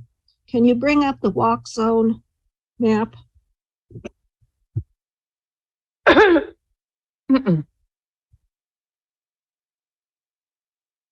I'm thinking that maybe Lake Worth should go down to Lantana Road. Somebody have a coughing problem? Or are they trying to get my attention? No, they're Sorry, coughing. I think it's just in the background. All right. Anyway, it appears that they are all walkers, and by putting in that upper portion, which I had suggested, now makes this unit 6 miles down. So I would want to cut it off again, take Lake Worth down to Lantana Road, so that the walkers can all go back to Lake Worth. Those are my thoughts right now. Thank you. Okay, they're all on. I saw I'm sorry, Jason, but I did see a new speaker, Mariana, and then we'll go to, then we can go back up to Miss Melton. Okay, but after you, Jason. No, I was just going to mention to Virginia, that was the proposed line with study 2 was Lantana. So we did have a study where it wasn't as much of the Lake Worth zone shifting. to Okay, this. well, That's I apologize for moving it back up, but as I looked at the walk zone, it did not make sense. Ariana. A lot of the questions that I had actually were asked by Virginia, but just to answer Nancy's question, I believe in Green Acres the issue is mainly transportation. That was brought up by a lot of the people who spoke about Green Acres. It would be the bus routes, but now in listening, I understand why we had to move those areas to be at Dr. J. Garcia High School. If we didn't move any, and I know, I believe Steve just had spoken about this, or I can't remember who spoke about it, but I'm wondering if we only moved 259B back to Park Vista and didn't move any of the other zones that we talked about, or SACs that we talked about. I know that it would be at 97%, you said, but would that be possible? Would that be ideal? Because I heard a lot of the families talking today, very uneasy about the 259B SAC. Let me look here. I think you're referring to something similar to like a study 3, if I'm correct. Okay, thank you. Okay, we had Ms. Melton and then Kathy. Thank you, Madam Chair. I was going to answer Nancy's question by asking you or pointing out that the City of Green Acres unanimously passed a resolution which was submitted to the district. And I did not see it. Somebody sent me a copy of the resolution, and it speaks to the schools, the SACs, but it is a transportation issue. They really wanted to square the boundary to go south with Garcia High School and to make some progress towards some natural boundaries. And obviously it's to keep the kids, the students, closer to the schools, which are closer to them. So less busing, better safety. And many of those kids do not have alternate if a bus can't get to them.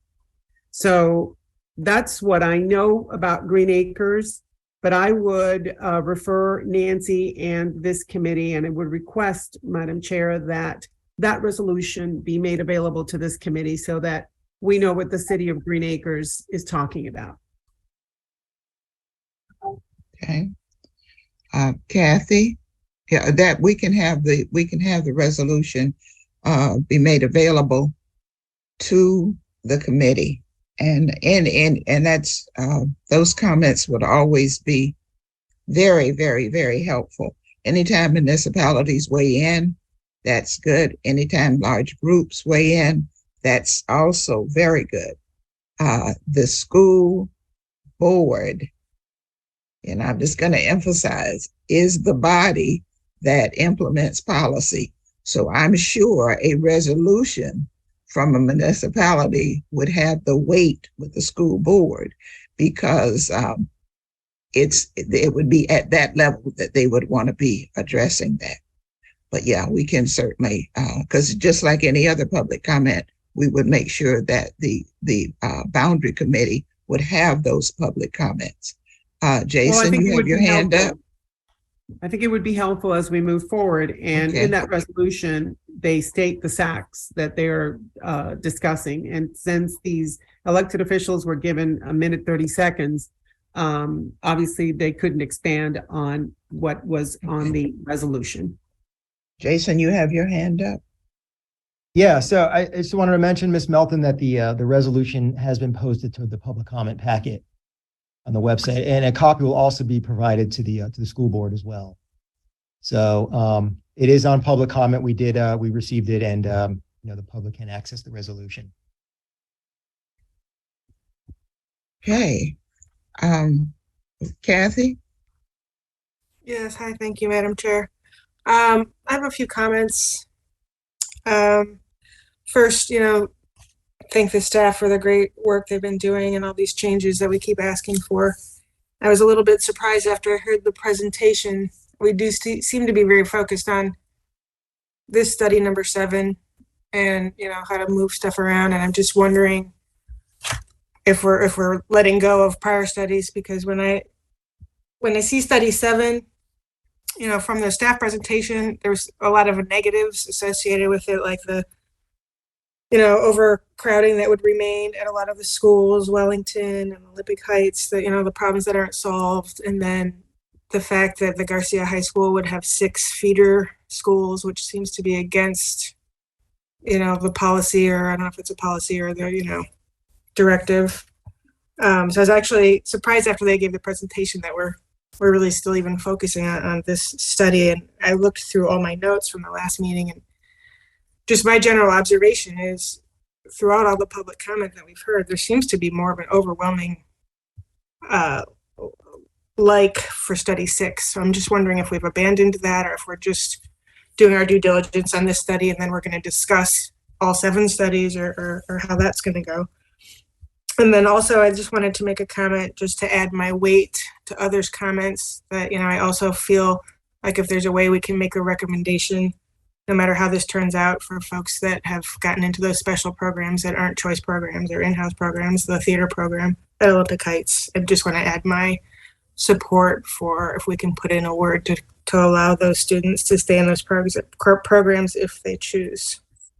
Actually, Kathy, the committee has put those types of things in writing as an addendum to our, even the action that we've taken as a study. We recommended a particular study, but then we've added an addendum that just said 1, 2, 3, but we had, you know, it was something for the superintendent to consider, but we certainly didn't want to let it go, you know, go unnoticed. And that was the reason for giving given the input in that direction. So Steve and then Dr. Diaz. Thank you, Madam Chair.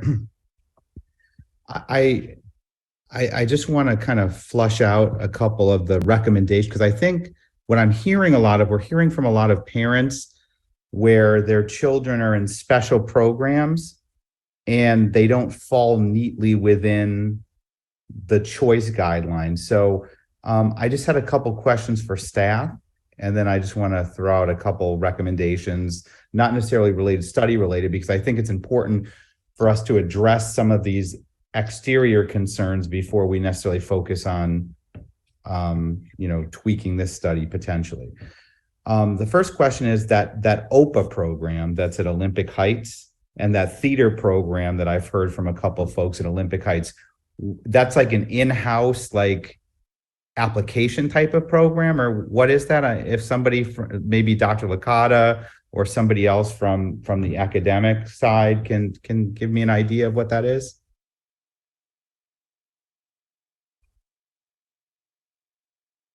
Dr. Johnson or Ms. Yeah, Colbert? I'm here. Okay, So thank you. it is not a choice program in the sense that students apply for it and are selected through a lottery process. So the word in-house is a little deceiving. It's more of a school-based, internal school-based type of program. Okay, so Dr. Johnson, I guess my question is, so for a student to go to that type of program, they have to fall within the zone for that particular school? Or Yes, can somebody that is something. Yeah, that is something within the school. It's an elective program within the school.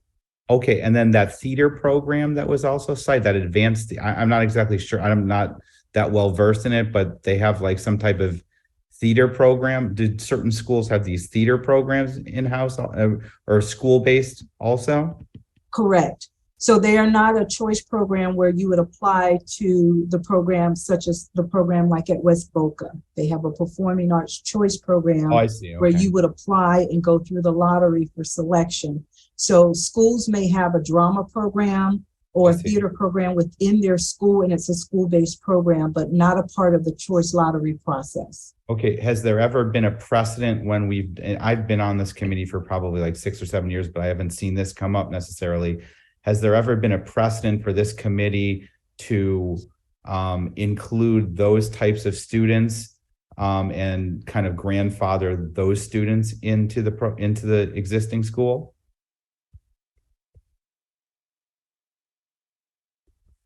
What? No, the question is, so if somebody is in that OPA program or that theater program, if they Okay. get rezoned for a different school, they would not be able to stay in that program. So what I was wondering is if there's a way we could keep those students in their existing school. That's what I was proposing or asking, really. Unless I'm hearing you incorrectly, that's not within our parameters. But maybe there's something, maybe. Well, I mean, maybe, we're just bringing up different recommendations. And then I guess to follow up to that, my other thought is, which I've heard from a lot of the public, is the concern that the rising juniors. So these children, the junior year is one of the most that's the year where a lot of colleges are focusing. So I'm concerned for a lot of these rising juniors. So I'm not sure if we can recommend any type of policy where the rising juniors could also be grandfathered into their existing school. That's okay. And I appreciate the things that you're saying. But I really want to, kind of take this bull by the horn a little bit. No, I'm with you. Simply because you're outside of our parameters.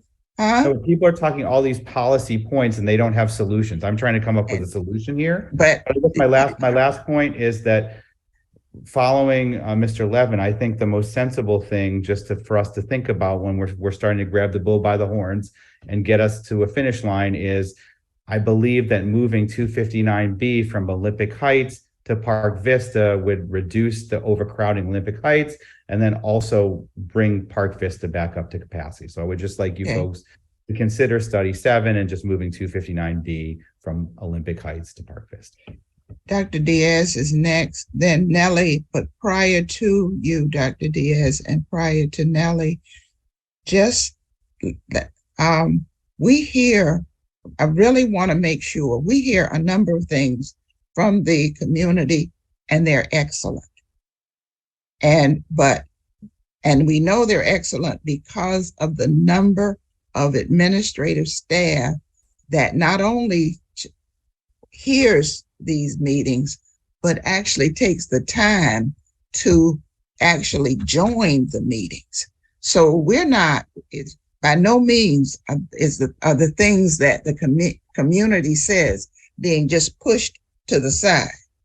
However, the action that we're looking for is a study that would be recommended to the superintendent.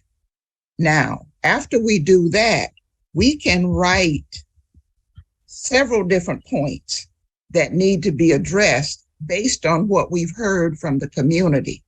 But please understand, we need an action that will move forward. We can abbreviate a study, we can do the things, but we really do need that particular action. And then after that action, Madam Chair. wait a minute, no, don't do that. Please don't do that. And after that action, we can make sure that we, as a committee, that we are drafting those things that move us forward to capture those things that we've heard from the community. We don't want to lose any of that. And you're absolutely right. As everything is stated, everyone is stating that. We don't want to lose those things. But we also want to make sure that we take care of our charge. And that is our charge. Dr. Diaz, and then I see Nellie's hand. Yes, I'd like to ask the staff how many students there are in the following SACs: 180A, 181B, 181C, and 179A.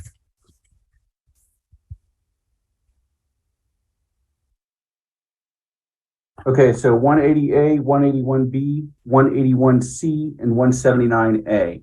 Correct. Okay. So let's go from the top the 180A, 181B, and 181C are in John I. Leonard High School currently, and then slated to move to Dr. Garcia High School. So in John I. Leonard, 180.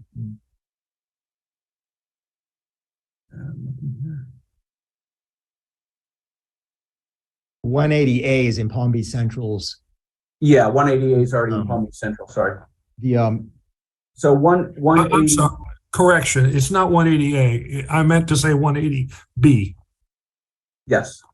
180B.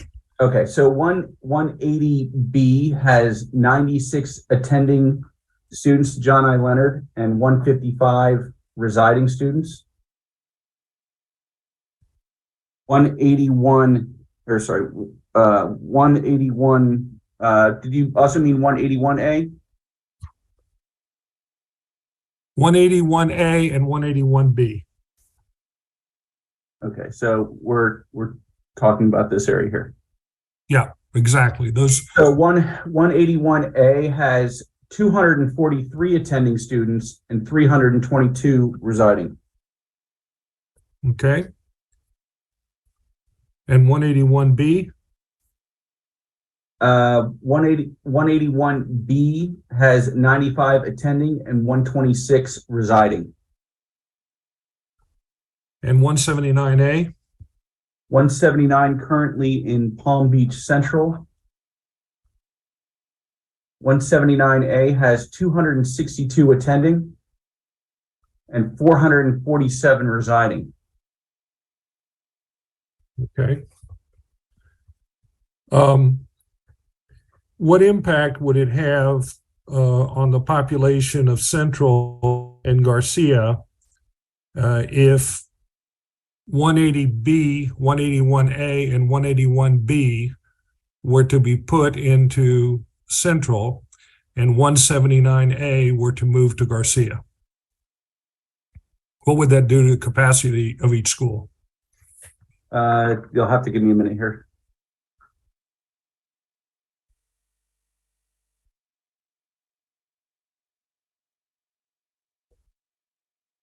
Just off I believe 179A into Garcia with those current Park Vista Sacs 227A, 227C, 216B, that'll probably overload Garcia. It's going to be a one or the other. Yes. In regards to those, so that was the two studies. One study, it's 179A shifted to Garcia, while 227C, 227A, 216B remain at Park Vista. And then we have some studies where 179A remains at Palm Beach Central, which then doesn't provide enough enrollment to Garcia, and then we shifted those additional Sacs in Park Vista. But I know Patrick will check the John I. Leonard, the 3 John I. Leonard Sacs.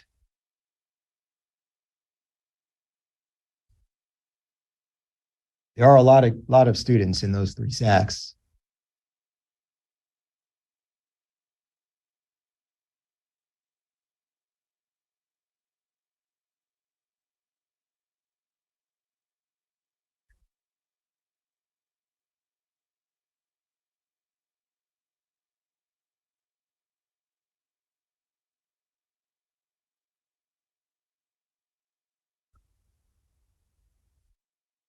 So looking at this quickly, just if you just assume that it's just going to be the attending students moving, right?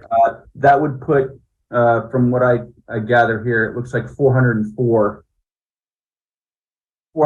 students out of this area would go to Palm Beach Central. So you would have to take the current Garcia High School, reduce it by 404, and then add it back in 262. It's actually 434. It's 434. 434.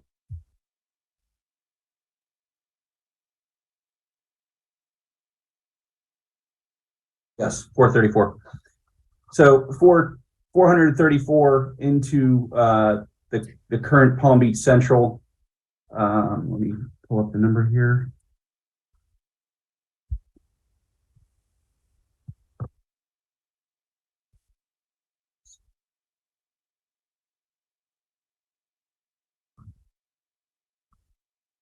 I'm just going to base it upon the out year. Because that would give, for example, from a pure geographic standpoint, that would give Palm Beach Central, let's say, more contiguous boundaries, and likewise with Garcia. And none of those distances are egregious. And 179A. Patrick's working the numbers, but it looks like it's about 172 additional students would come from the John A. Leonard zone into Palm Beach Central. If we look at there being 179A, 262 attending students, so it's a net gain of, looks like about 172 students into Central. So that correlates with your figures, Patrick. Correct. But you have to subtract the. Yeah, that's what you did. So 172 would be the net. So just in Palm Beach Central alone, 434 in, and then minus the 262. Minus 262. It puts them at like 107%. That's Central? Yeah. And what would that do to Garcia? Garcia, then you're essentially just taking out 404 in the out year. So Garcia High School is in this study is at 99. So if you take that and you minus the 434, that drops them down to 82% in the last year.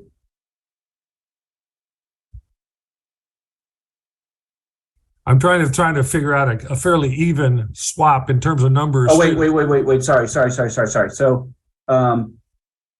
yeah, so the 179A would then be going to Garcia. But Dr. Diaz, you're saying 179A would go to Garcia, and then the current Park Vista Sacs 227A, 227C, and 216B would also remain at Garcia? For the time being, yes. Okay, so that's that's not reflected in any current study, Patrick. So you're adding that 179A. Yeah, so currently, if instead of John I. Leonard moving 180B, 181A, and 181B to Dr. Garcia High School and moving it to Palm Beach Central, and then moving 179A to Garcia High School, that move would put, as I mentioned, Palm Beach Central at 107%, and then put Garcia High School at 93%. And that's based upon only the attending numbers. As it stands right now, the way it looks in number 7. So to get an almost even match, then maybe 181A and 180B would make a closer match to the 262 and 171A, 179A. Repeat that again, please. I said if you put 180B and 181A at Central, that would give you 339 versus 262. That would be, I'm trying to find an even number of students on both ends. Okay, so let's go back to that. You said it was with 181B still going to Garcia. Yeah, so we just did the two closest, 180B and 181A. According to my, that's 339 students. And if 262 came, then there would only be a difference of about roughly 70 students. Take a second.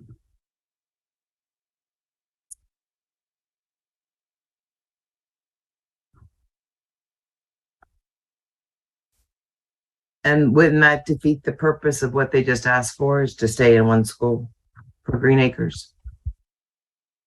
It still would have a portion moving to both schools, I believe.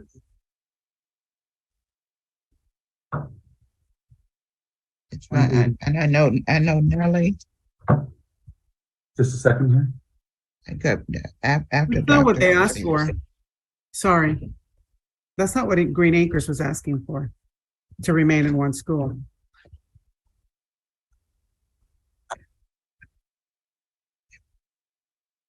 Dr. Garcia?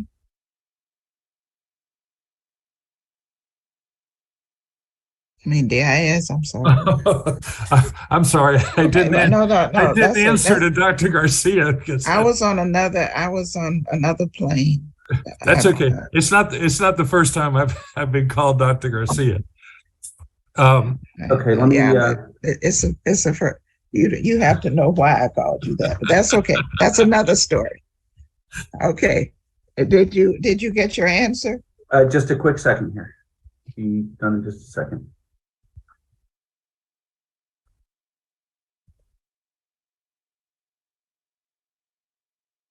Looks like that'll be a net gain of then 77. Minus 260. Central. Plus.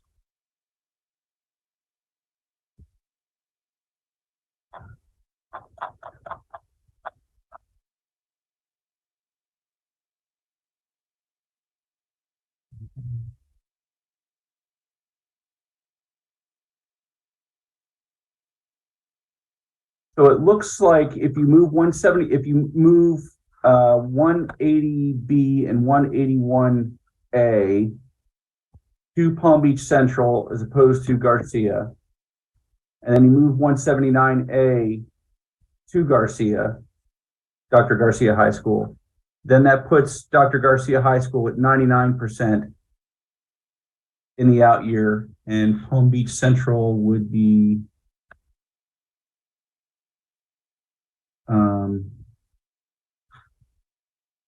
Dr. Garcia. And make sure I have that right.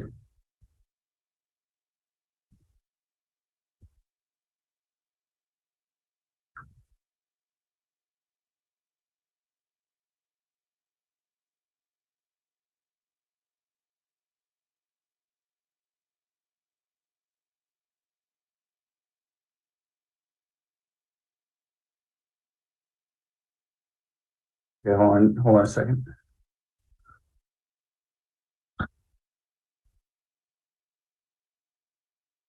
Trying to get back to where I was here.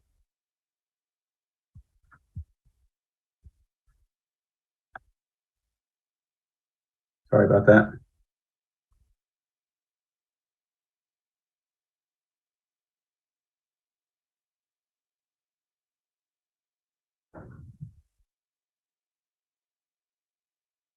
Okay, so Dr. Garcia would get, would lose then, what did I say? 330, would lose 339.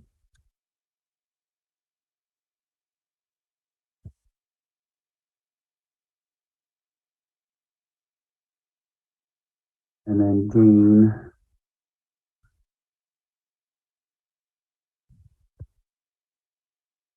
so that puts Dr. Garcia at 96%. Okay. And then the 39 essentially into Palm Beach Central would be adding 339, minusing 262, puts Palm Beach Central at 104%.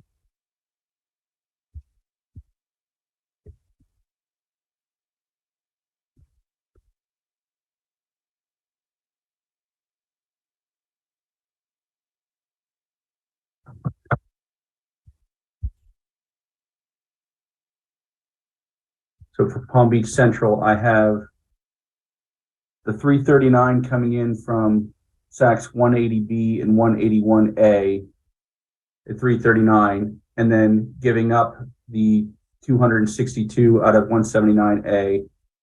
So that makes them 104%, and Dr. Garcia High School 96%. Okay.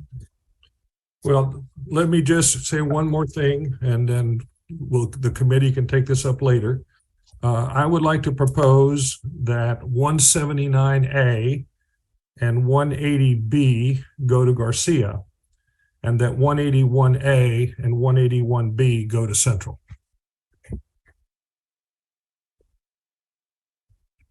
Did you get that, 170. Patrick? Just,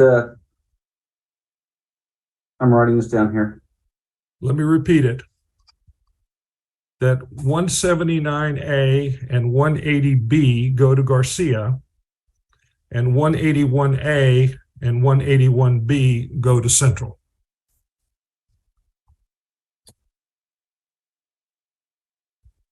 $181A and $181B to go to Central? That would be my proposal, yes.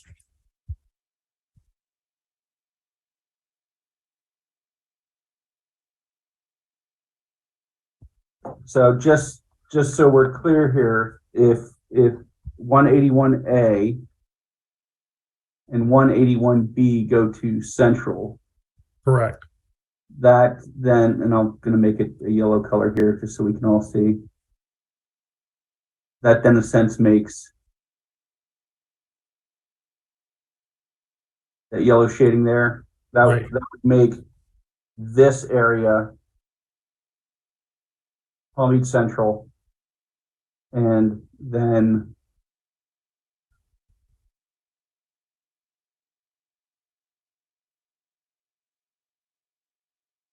for lack of better line work here, would make this area Garcia. Correct. All right, I'll have to take a look at those. What is it we're trying to accomplish with that? Does that satisfy Green Acres, or is that just an arbitrary, I'd like to see it? Is there a specific agenda that you're trying to accomplish with this alternative? I'm trying to balance out. First of all, I think 179A should be in Garcia because it's a finger or a bow tie or whatever you want to call it. And then I'm trying to balance out as approximately as I can the number of students in 179A with students in 181A and 181B. I'm sorry for going out of turn. Okay.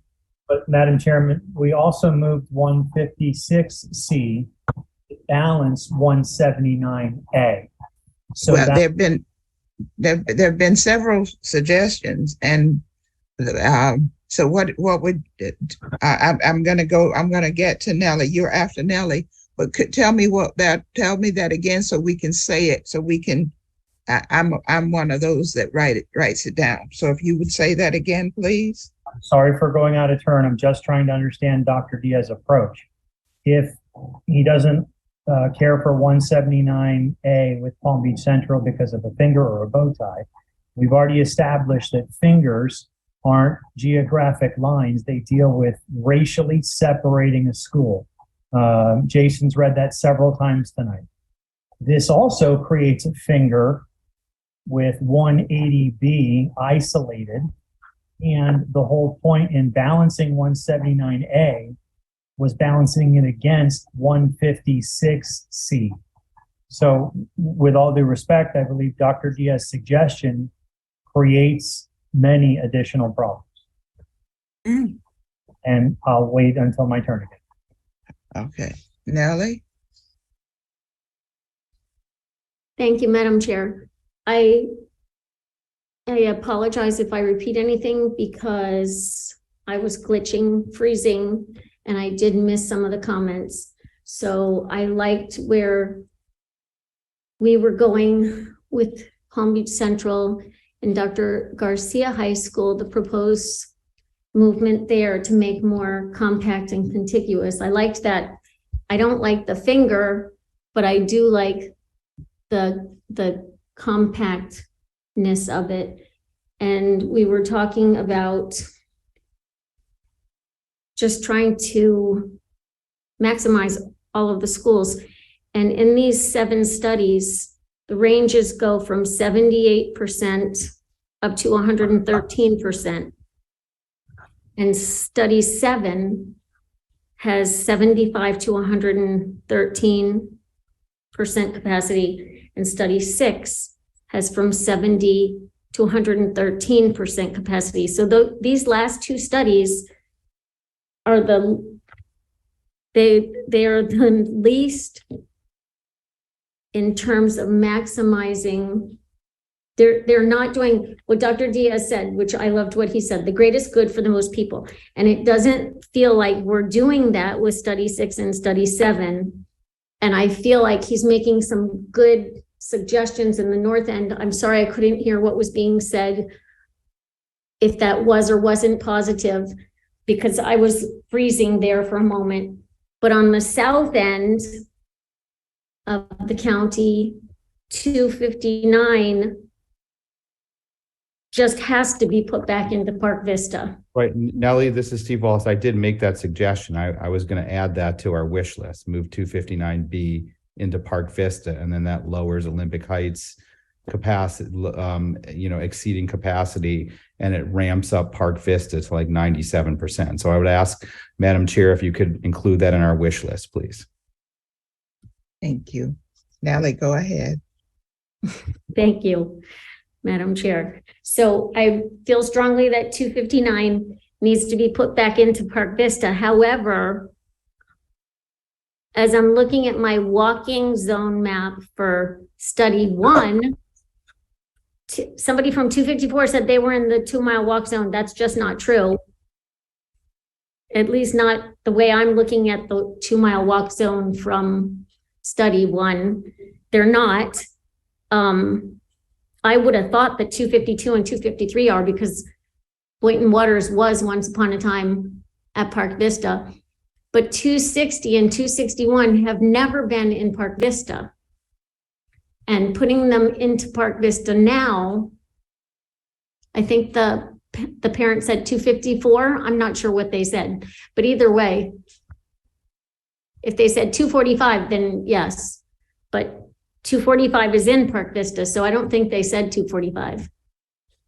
I think they said 254. So I think they were mistaken. At any rate, 252 and 253 feel like they are walking distance to Park Vista as you drive south on Jog Road. So I can live with 252 and 253 going back into Park Vista from study 7. But 260 and 261 is reducing, even if the people are not attending Park Vista, it's reducing the capacity at Boynton Beach High School. Nellie, could you say those facts again that you were comfortable with? I'm sorry. I had a brain freeze. 252 and 253 on the south end. I believe it's Boynton Waters. They were originally in Park Vista, if I remember correctly. There was a lot of contention back in 2007. Oh, and that reminds me, that was funny. Chuck Shaw did appoint me there for quite a while, so that was nice that he was on. But 252 and 253, I could live with coming back to Park Vista, but the other 260 and 261, it concerns me greatly that we're depleting from Boynton Beach High School. And when these parents talk, and they're concerned about the busing unreliability and the unpredictability of the buses because their students are going 6 miles east and the lack of control over their buses. I agree. It's very concerning to me as well. Of course, it's concerning to all of us that our school district has a terrible busing problem. But the reason that I say that that's not in our purview, and I believe Mabel asked me about this previously. Of course, we discussed transportation. We discussed the 2-mile walk zones, but we don't have any control over those buses. And the parents say that the buses aren't coming, but only 8 people in that zone are going to Boynton Beach High School anyways. So those comments I found hard to understand, although today the other comments that were made helped me get it a little bit more regarding that the kids' middle school buses. So maybe they were just talking about busing in general, not necessarily buses to Boynton Beach High School.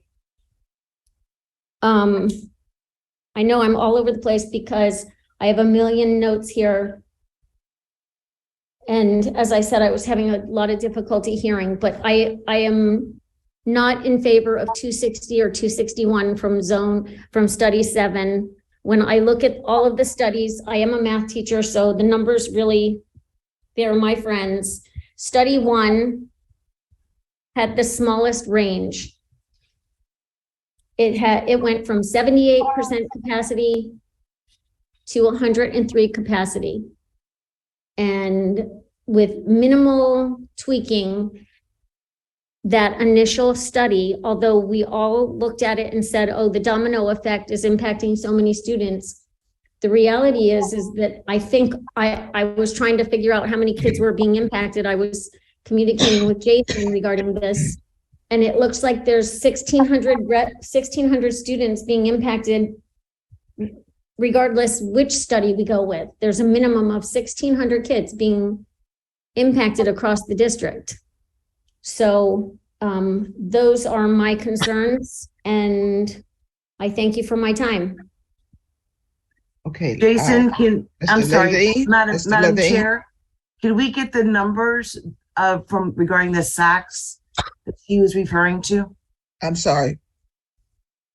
Which numbers? Keeping the I've written all over every map I've got. Keeping the 260 and the 261 at Boynton. Could we get that percentage?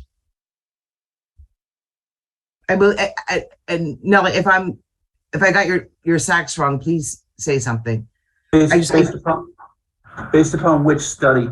Thank you. Yes, I'm okay with 252 and 253. I don't know what the numbers do because they are so close. They're on the north side of Boynton Beach Boulevard, but on the south side of Boynton Beach Boulevard is 260 and 261. And I know that we have heard from many residents from 260 and 261.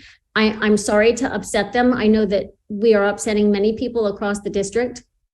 And that is certainly not my intent. I'm a parent of 5 of my own children, and I had 5 kids in 5 schools at one time. And no, it's not easy. And this is not, I'm just trying to make it more compact. I'm trying to make it more consistent, but 260 and 261 were never in Park Vista.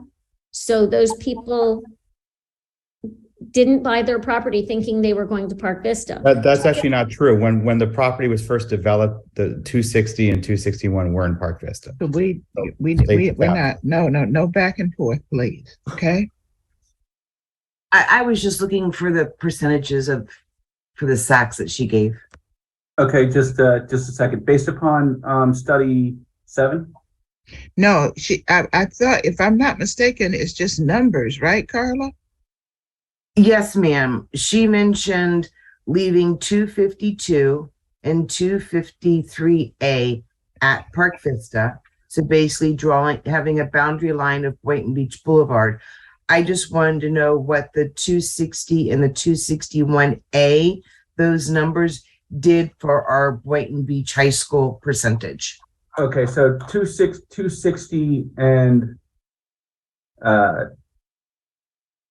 260, you have 10 attending students, and 261A, you also have 20 kids.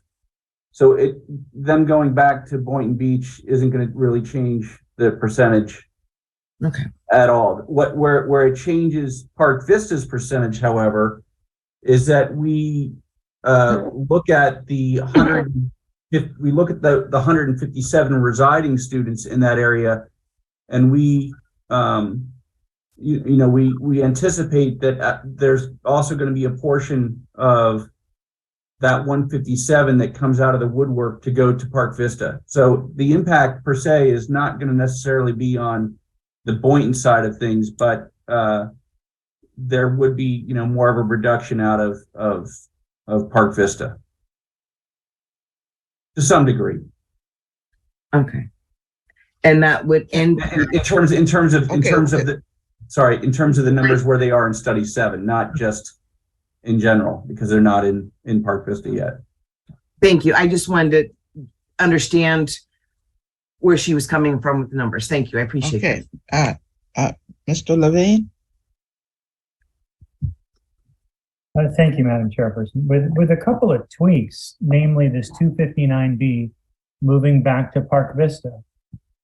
Study 7 is solid, satisfies the requirements, loads the high school, and gets us done close to a timely fashion so that our new principal, Otero, can get a budget and staff his school. I'm all for opening up another study, but I don't know what it accomplishes.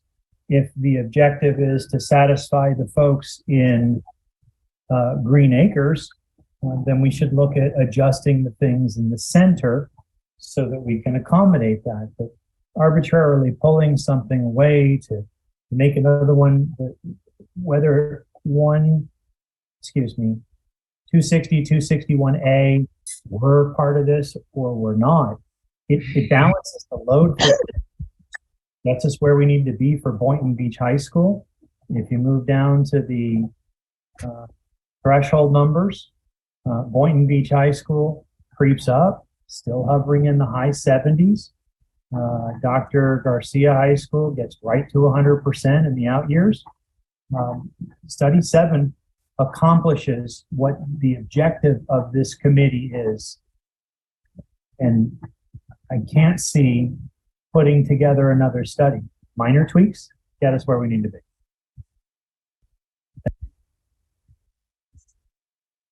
Virginia?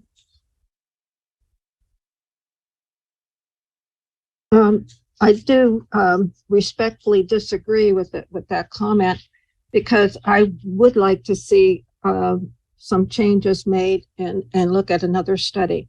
I feel strongly 179A belongs at Dr. Garcia High School. It makes no sense to me to have it hanging out there like that. Also, when we're looking at the Green Acres, keep in mind that some of those SACs that Dr. Diaz was talking about had been attending John I. Leonard, and they're within the walk zone of John I. Leonard. So I don't know if looking at some of those easternmost SACs, keeping them at John I. Leonard, might help fulfill some of Green Acres' desires, because they're at John I. Leonard now. But obviously we can't take them all. But those in the walk zone, I'd like to see what that does to John I. Leonard. As I mentioned, I bring the Boynton Beach boundary from 12th Avenue down to Lantana Road and move 259B to Park Vista. Those were changes I'd like to see in a new study. I'm sorry, Virginia, could you repeat the last part you said? I'm sorry. What part did you? No, the very end. I got the walking part, the John I. walking zone. I understood that. I understood that you feel that 197A belongs to Garcia. Then you had bring the Boynton Beach northern boundary down to Lantana Road, the way it was in study 1. So it goes up a little bit, but not all the way up, because those are all in the walking zone for Lake Worth. I should have looked at that before I made that suggestion. They really should go where they can walk.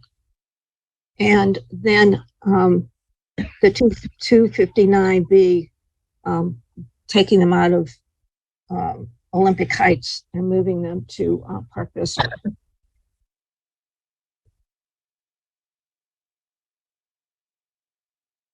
Oh, and we could look at on study 7 what is already listed to go to Park Vista along with 259B and see if that works.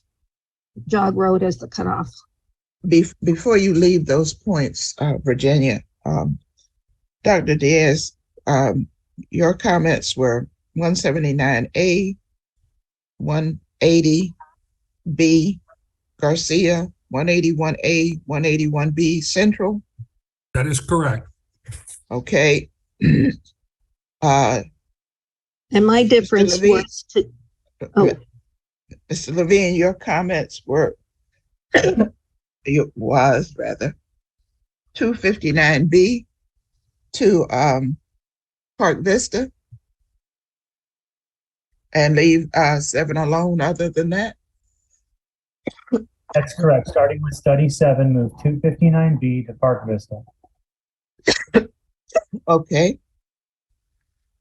Now, Virginia, your comments are, okay. and Nellie, for- Nellie, we heard, I'm sorry, I need to go back to Nellie. I apologize, Nellie.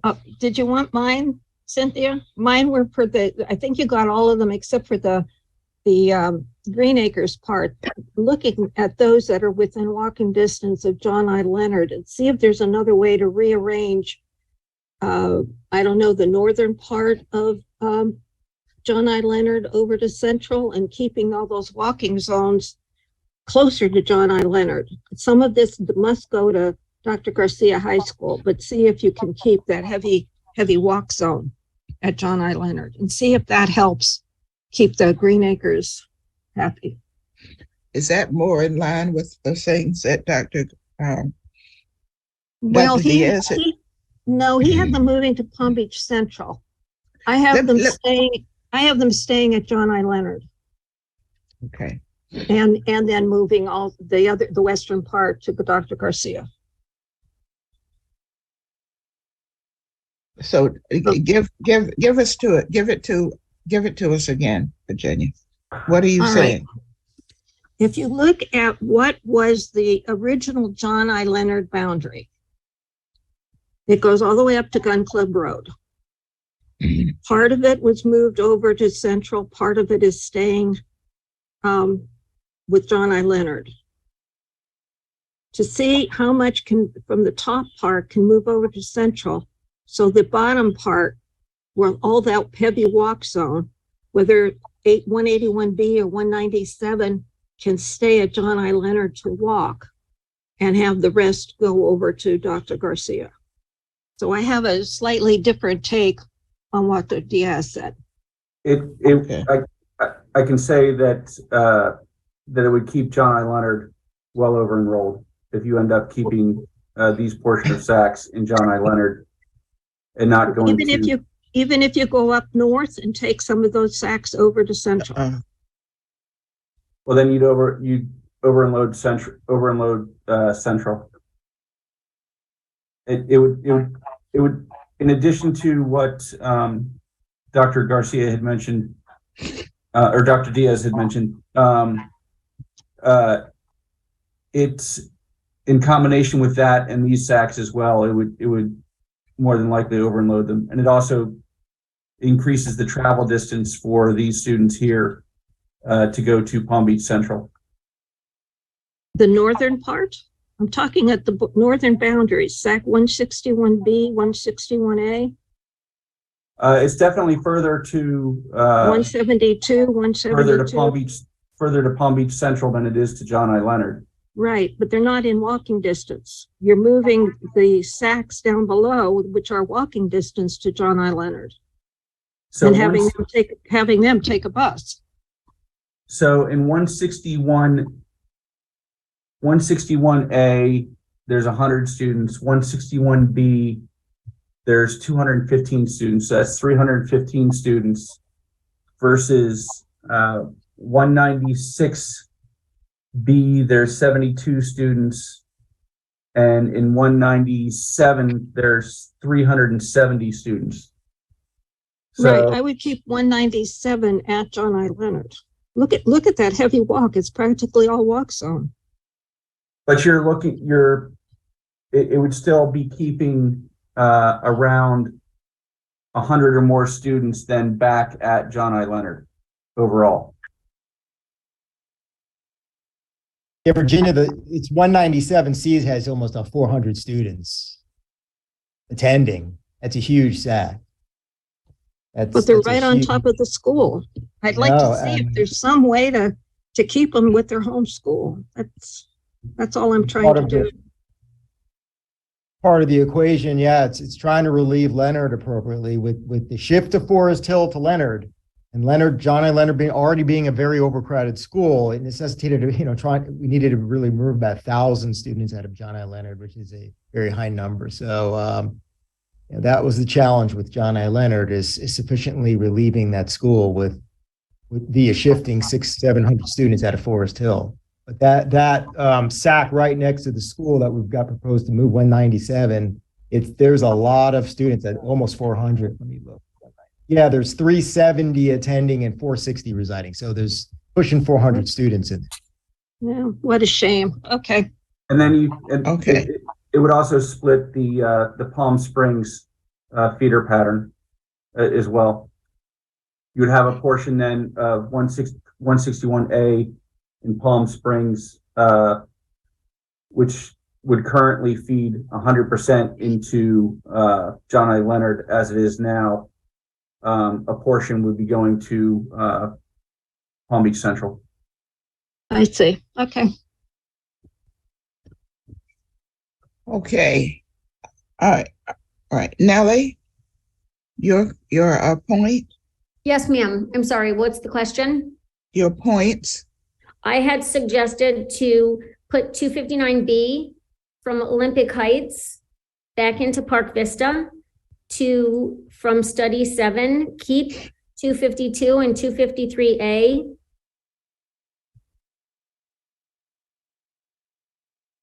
Nellie, 253 has been divided into A and B.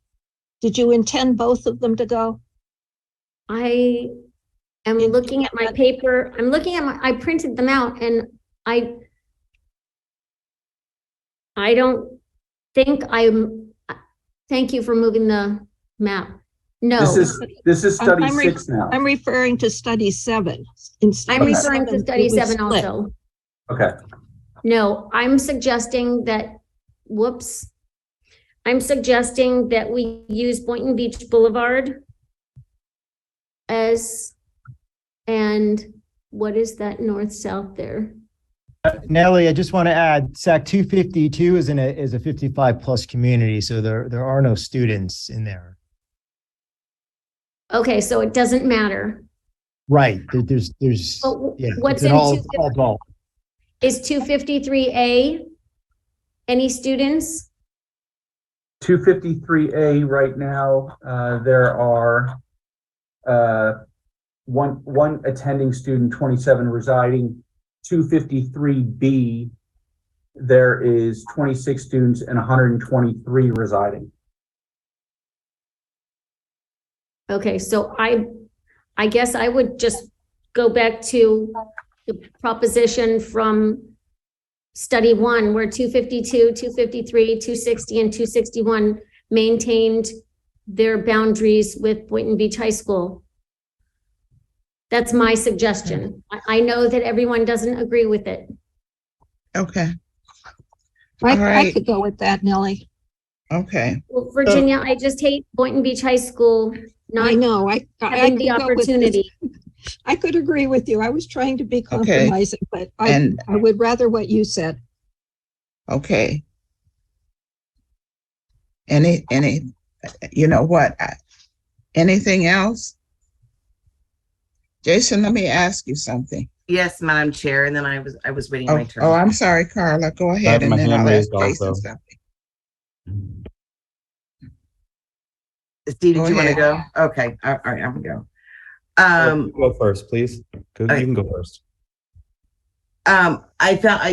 When we get all these studies, I print them out, and you all are so great in giving us numbers. And I saw the numbers on one of these studies, and now I can't find it. What are the numbers of students in 242A and 242B? I saw it, and then I went to write it down, and I found it again. Okay, you ready? Yeah, 129 and 25, or no, that's residing. 63 and 12. In Olympic Heights currently, so in looking at the SAC table on Olympic Heights, 242A has 63 attending and 242B has 12 attending. Okay, all right. So this is my proposal. since everyone's putting in their 2 cents in, is going with study 7 with moving 242A and 242B to Garcia, 259B to Park Vista, and leaving the Boynton Beach High School zones as they originally were, taking out the blue, which would be 252, 253A, 261A, and 260, leaving that at Boynton.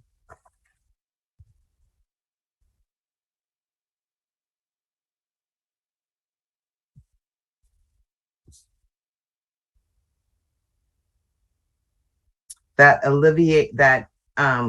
takes off pressure from Olympic Heights, takes off pressure from Park Vista. So the only pressure really is Wellington High School.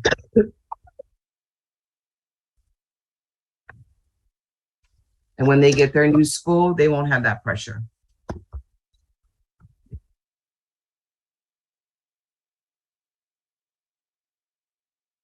My turn. May I ask a question of Patrick before regarding 242A and 242B before we move on? Yes, absolutely. Thank you, Patrick, and thank you, Madam Chair. 242A and 242B, do they have low enrollment right now because they're zoned at Olympic Heights? And are we expecting way more students to come back to their zoned school? Yes. Okay, So because I think right that's now a great they have- idea, Carla. They have 48.8% and 48% attending rate right now. We would anticipate that if that move does go to if it was planned to move to Park Vista, that we would be looking at some more kids coming out of non-district schools to possibly attend the closer Park Vista if that's the way it was in study 7. But that wouldn't affect the Olympic Heights. That wouldn't affect the Olympic Heights piece, but that does affect, some going to that. But you had mentioned that going to Garcia. So yes. It's fairly close in distance. I mean, you have 242A, 242B being closer to Park Vista. 242A looks, and this is just my eyeballing it, looks more or less equidistant, but it's still shorter than 12 miles. So, you probably have some kids coming out of the woodwork then to go to the new school. Have they ever attended Park Vista? I don't know offhand. I believe that area did at one point. That was the attendance zone change years ago, sort of when I first started here. Cynthia may recall. That's the area we moved from Park Vista to Olympic Heights. I want to say it's been over 10 years. I can't talk long. It was a while ago. It's been a long time. Yeah, it's been quite a while. Okay. All right. We have that one, Steve. Yeah, I have two alternative proposals. One is just following what Stephen Levin said. Keep study 7, just move 259B to Park Vista. Alternatively, if we're going to move 242A, 242B to Garcia, why can't we move 252, 260, and 261A to Garcia? And put 227C into Park Vista.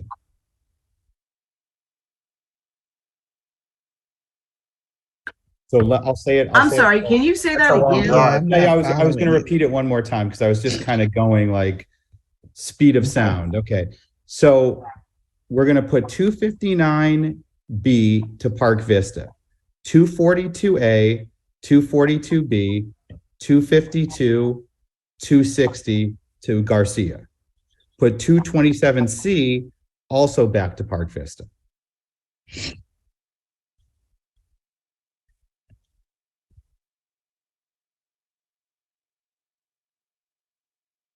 I'd like to see those numbers. I can't see the C. I'm sorry, a brain. Let me go slow again. I didn't make coffee tonight. I want to apologize. No, it's okay. everybody. I'm hopped up on caffeine, so just stay away. Okay. Okay, so I'm going to go slow. So we're starting south and we're moving north. Okay. Okay.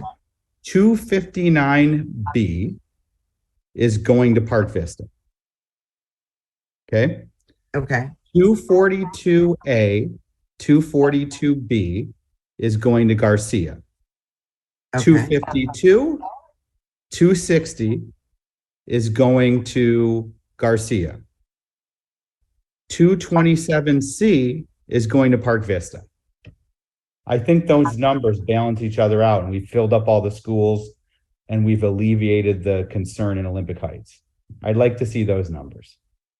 I have a question for Mr. Wallace, if you don't mind. Yeah. Yes, please. Go right ahead.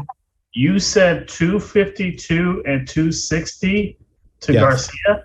Yes, sir. And that actually happened? Shouldn't they be contiguous? It is contiguous because 242B is contiguous to 2. Okay, based on your 242 moves. Yeah, yes, that's correct. 242A, 242B, 252, and 260 to Garcia. Okay, I didn't put that into context. No, I that's get it. okay. And then to offset the numbers, the numbers going into Garcia and leaving Park Vista, I was putting 227C back into Park Vista. Okay, thank you. I would like to see those numbers. You're saying 252? Where's 252 going? It's it's going to Garcia and it's connected to 242B, 242A, 227.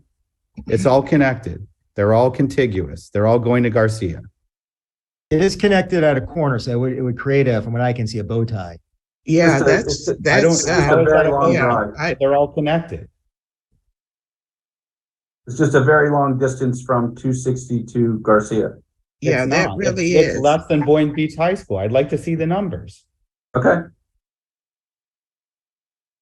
Okay, okay, let me, all right, I see I would ask Nancy to and go then, to a new study on that. yeah, that's it, I don't know about a new study, but it definitely appears, because it is 9:28, and I think we're definitely dealing with another meeting.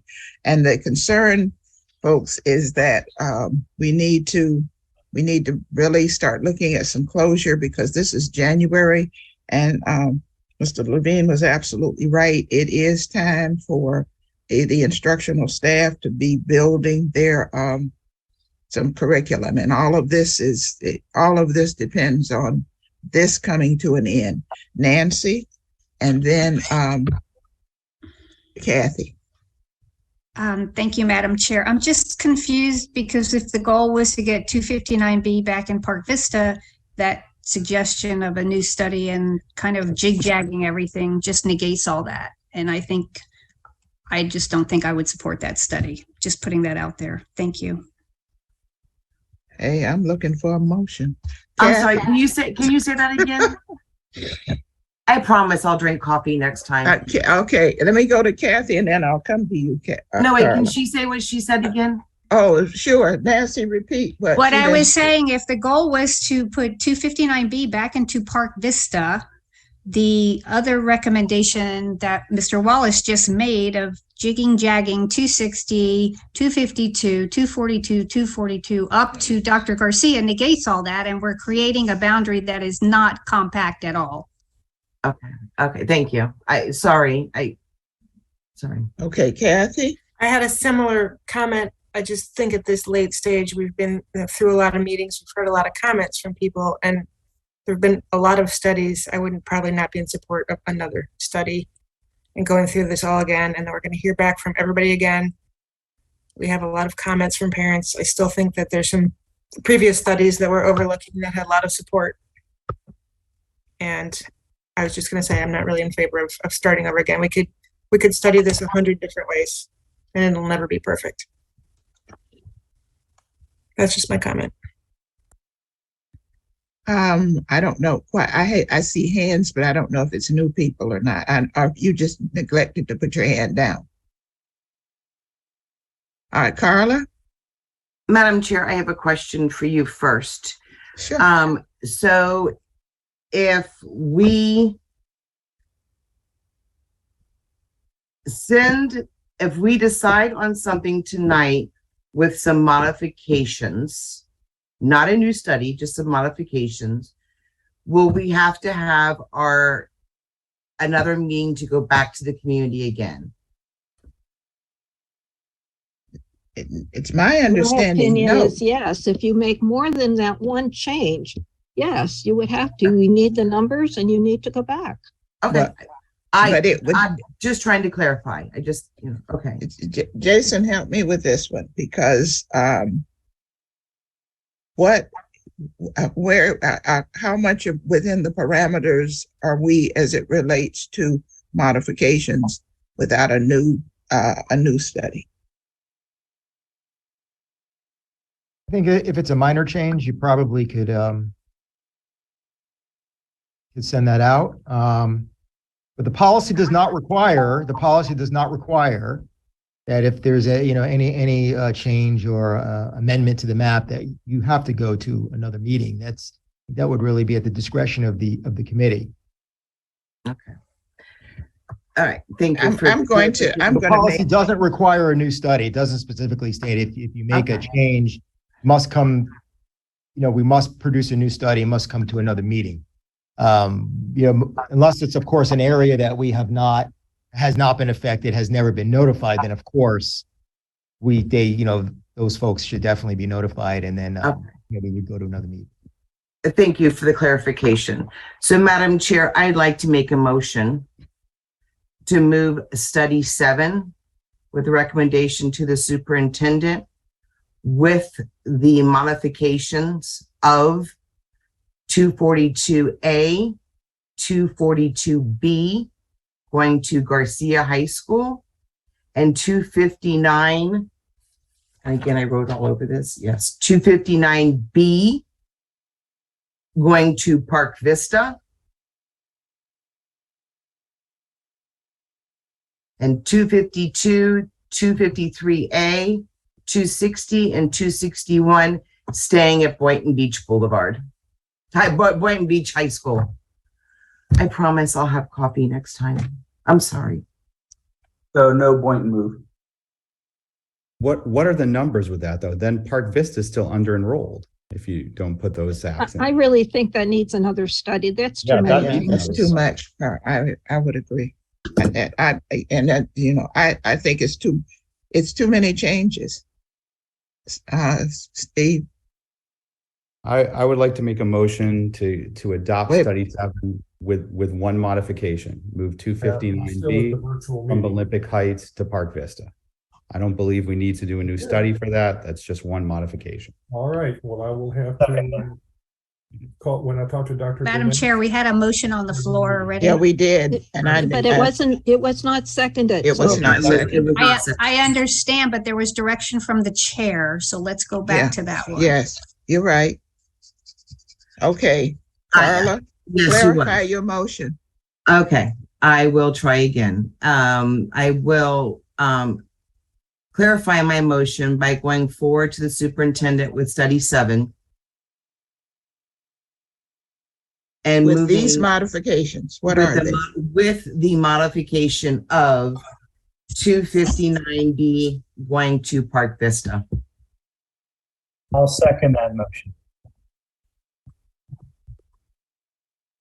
Who seconded that? Stephen Levin. Okay.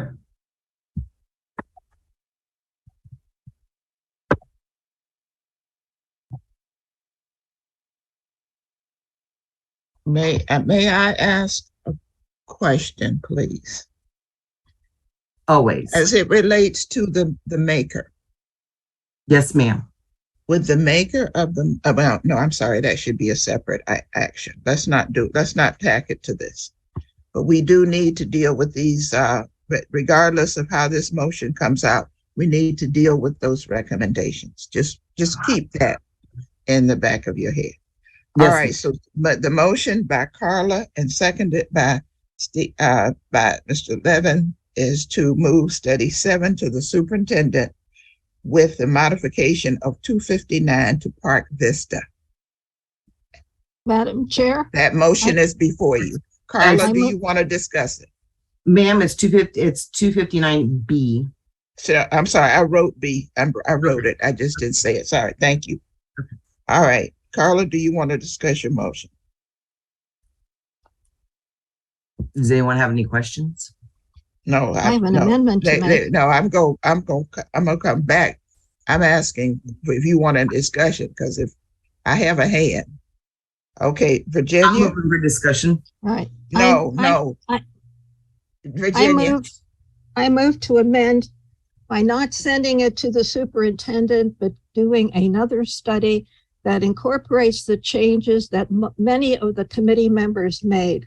I don't believe we can just push aside all the comments that committee members have made and rush to one motion to send it to the superintendent. So I feel strongly that the amendment to the motion is to create another study. So it's a substitute motion. Create another study that incorporates the changes that the various committee members have suggested. It shouldn't be overwhelming. Okay, wait. Let me get your substitute. Okay, substitute motion by Virginia to create another study. To create including all of the recommendations that were made by several individuals. That the committee members have made. Okay, is there a second?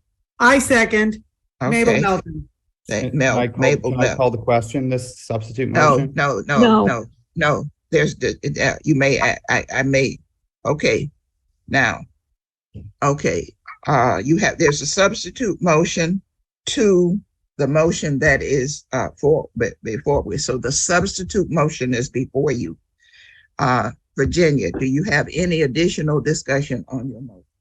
I just feel that it is late. We're all getting tired. And I really believe, to do it justice, yes, there could be a lot of different changes. We want to do this right. We don't want to hurry through it just because we're all tired and push one particular change and give short shrift to the comments made by many of the other people. So I think there are other things we need to look at. And I would really hope that you would endorse and encourage just one last study that will look at these various tweaks that we've made to vary all the different studies. Thank you. Okay. Madam Chair, could you just discussion? Yes, Madam Chair, just to clarify, are we going to then have separate studies for each person's recommendation? We have one from Dr. That's not what the motion says. The motion was to amend so that all of the comments would be moved forward. Okay. And Virginia, clarify your motion if I did not understand it correctly. We've had some answers from staff as to where the numbers are, what might work, might not work. But I think we've had some pretty definite, here's what we want to see.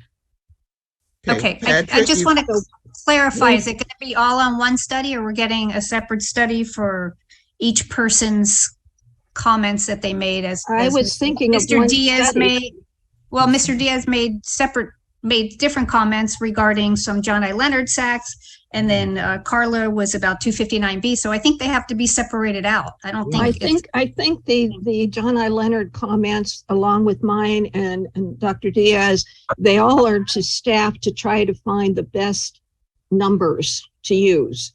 It wasn't one particular do this or do that, but it was use those numbers and see what you can do for Green Acres. But I believe we both said 179A should go to Dr. Garcia. I'm not sure.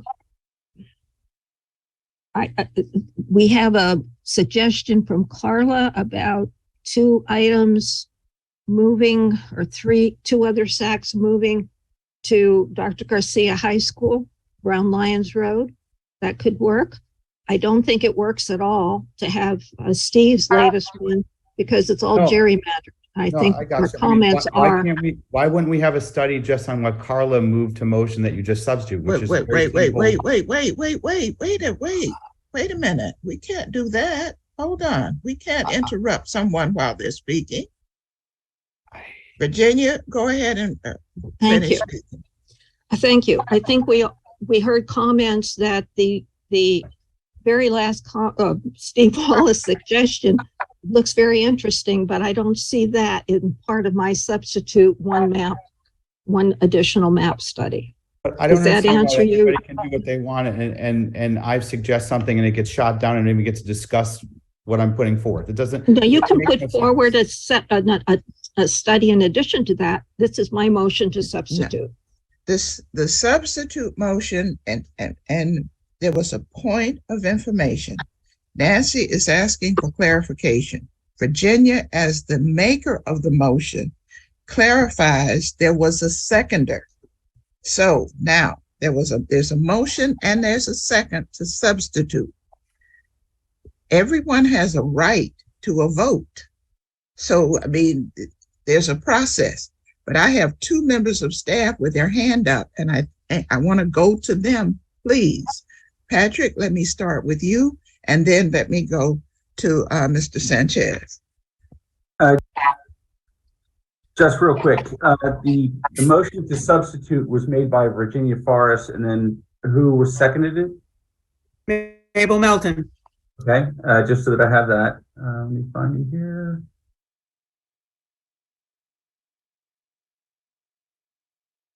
Okay, and just to let the committee know that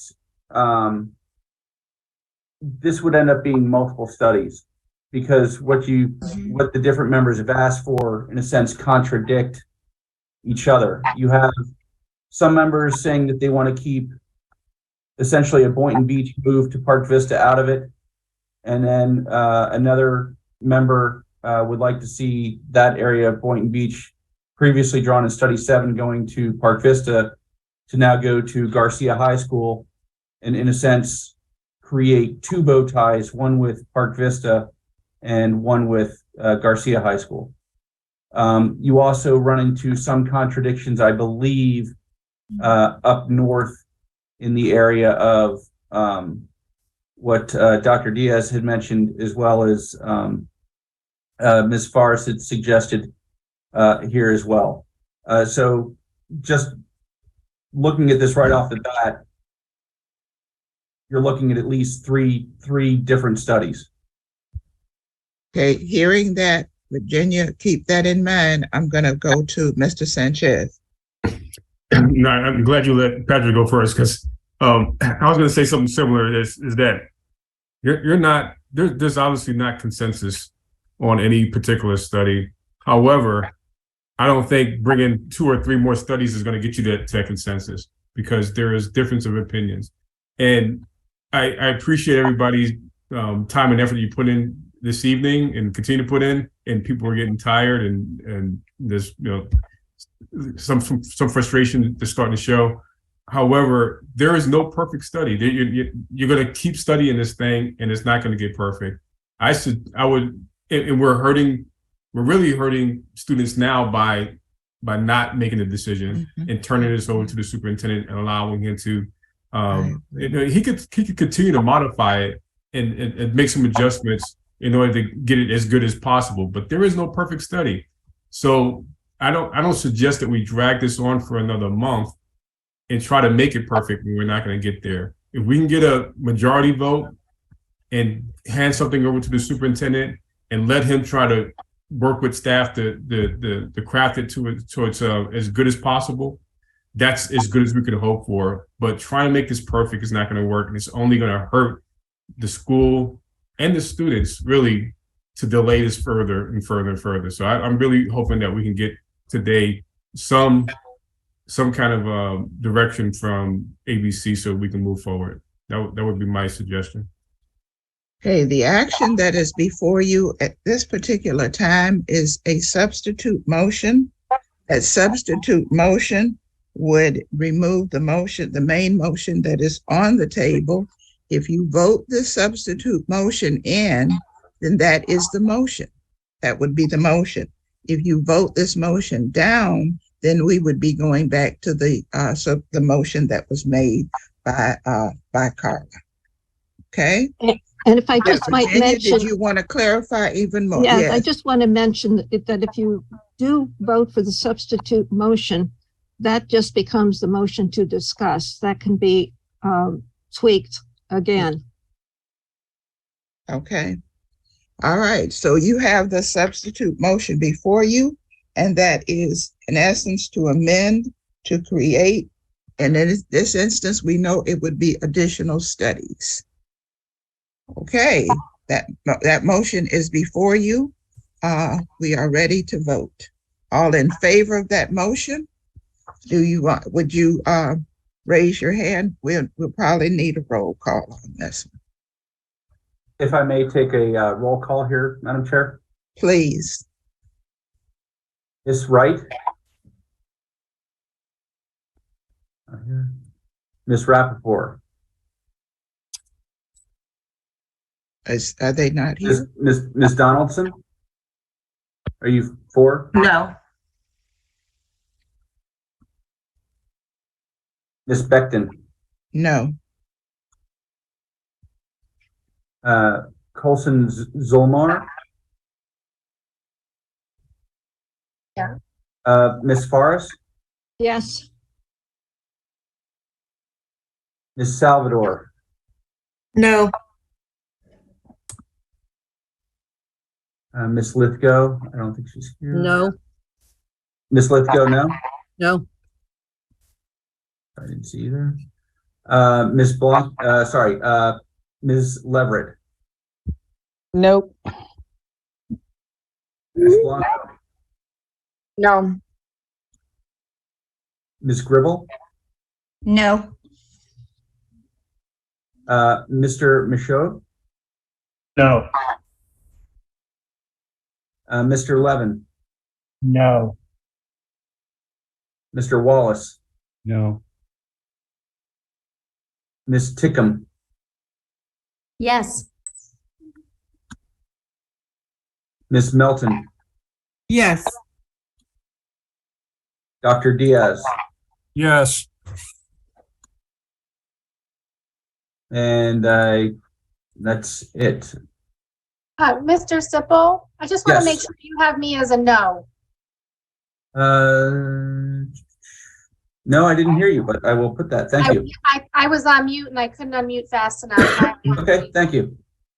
So I have 1, 2, 3, 4 yeses, and 1, 2, 3, 4, 5, 6, 7, 8, 9, 10, 11 no's.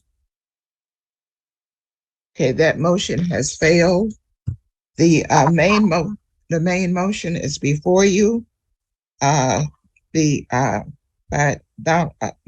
Donaldson and Levine, and that is to move study 7 forward to the superintendent with the modification of 259B, moving to Park Vista. Discussion. Virginia, I saw your hand. Yes, move to amend to bring the northern boundary of Boynton Beach High School down to Lantana Road.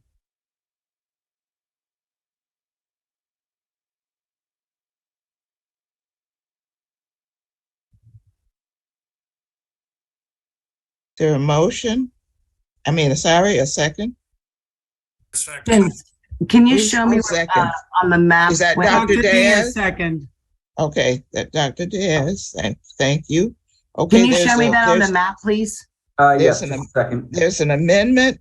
There's an amendment by Virginia and seconded by Dr. Diaz. Okay, the question is. All right, I wasn't finished with the Question. motion. The other part of my motion was to send 179A to Dr. Garcia High School. I second. Would this require further study? I don't know. We'll find out if I can get the motion down. Okay. Okay, that's a motion. That's an amendment by Virginia and seconded by Dr. Diaz. It's moved and seconded. Okay. Question, first of all, is does this require an additional study? Okay, we need to answer that question. Does it?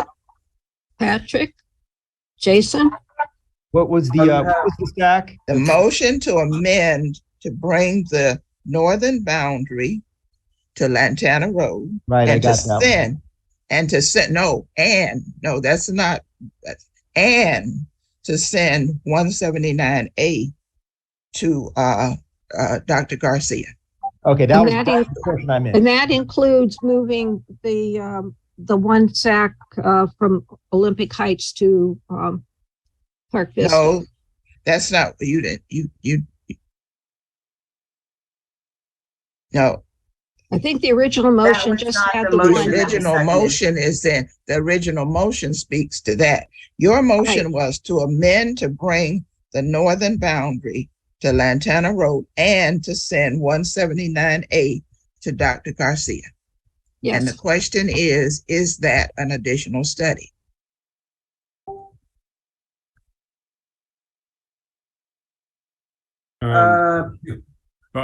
As long, it's not required, as long as the ABC specifies their intent, another study would not be required. As long as the ABC specifies their intent. Is 259B also being moved from Olympic Heights to Boynton Beach High, Come on. I mean, to Park Okay. Vista? Because I'm not sure. I don't understand what the motion is. yes. The maker is saying that she doesn't have any issue including that in her motion. She didn't initially and put it in there. Virginia, you telling me now you're agreeable main to mo- putting that? The main motion was to put 159 or 259. Okay. Right, Okay, so look. I'm leaving that in the motion, but amending it to add two other. Okay, let me share with you, and if y'all do not agree with the chair, then you have to take a 2/3 vote on this to overrule. There is an amendment. The amendment is to move the northern boundary. The amendment also includes 179A. That's the amendment includes that. That's your amendment. Yes, All right, now, if this amendment passes, then there will be that amendment will be a part of the main motion.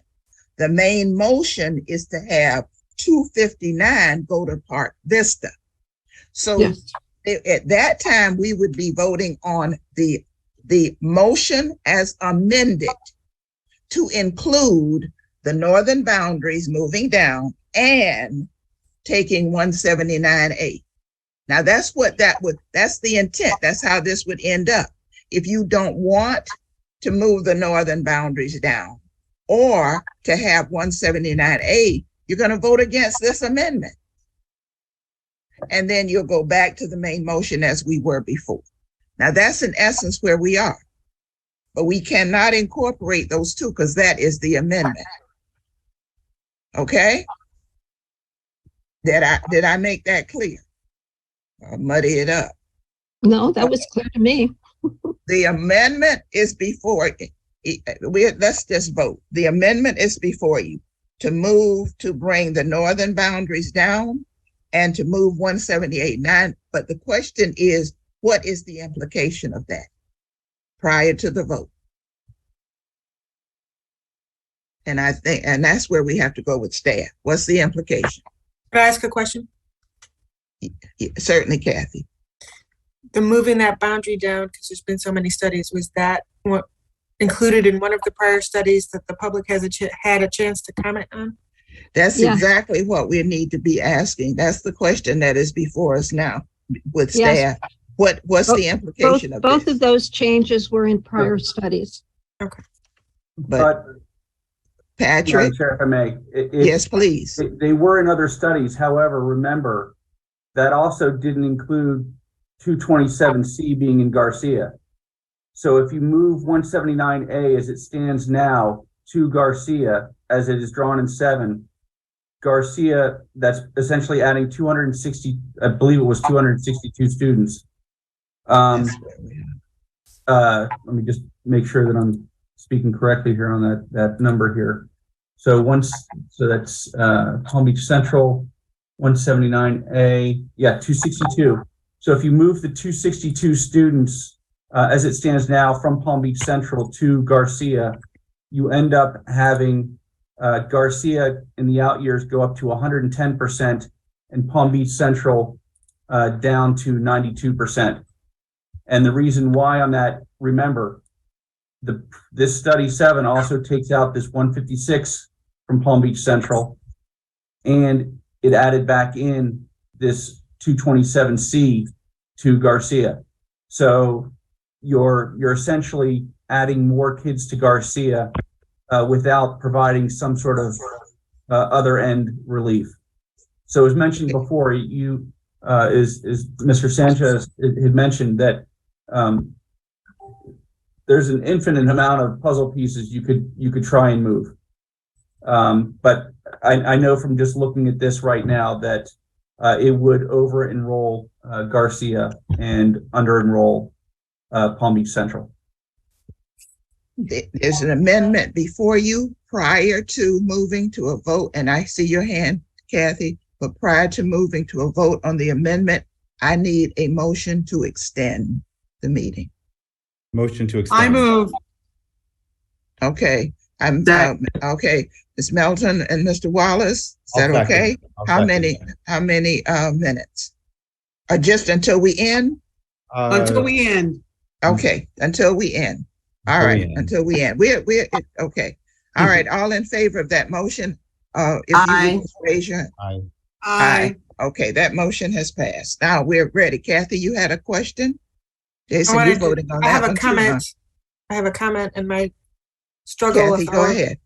I have a comment, and that is my struggle with all these back and forths is I don't want to lose sight of all the comments that we've heard in prior meetings.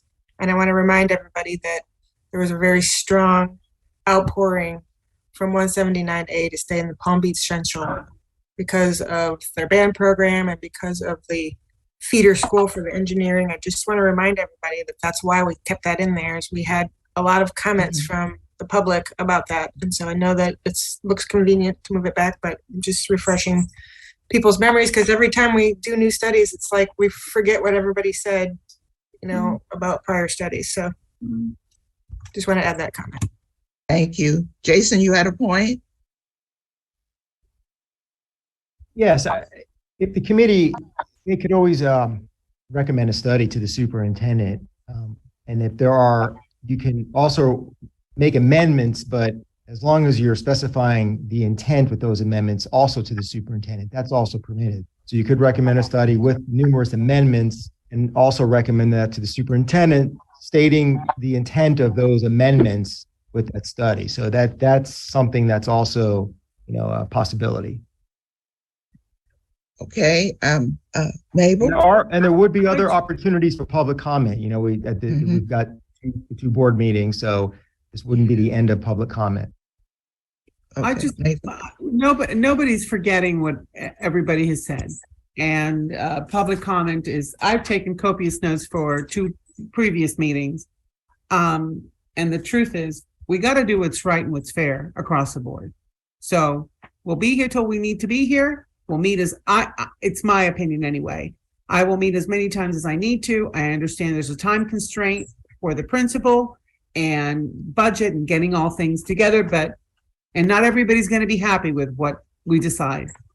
But I'm here, to Kathy's point, we've heard everybody's opinion, and we also need to do what's right across the board. Then Virginia, then Nellie.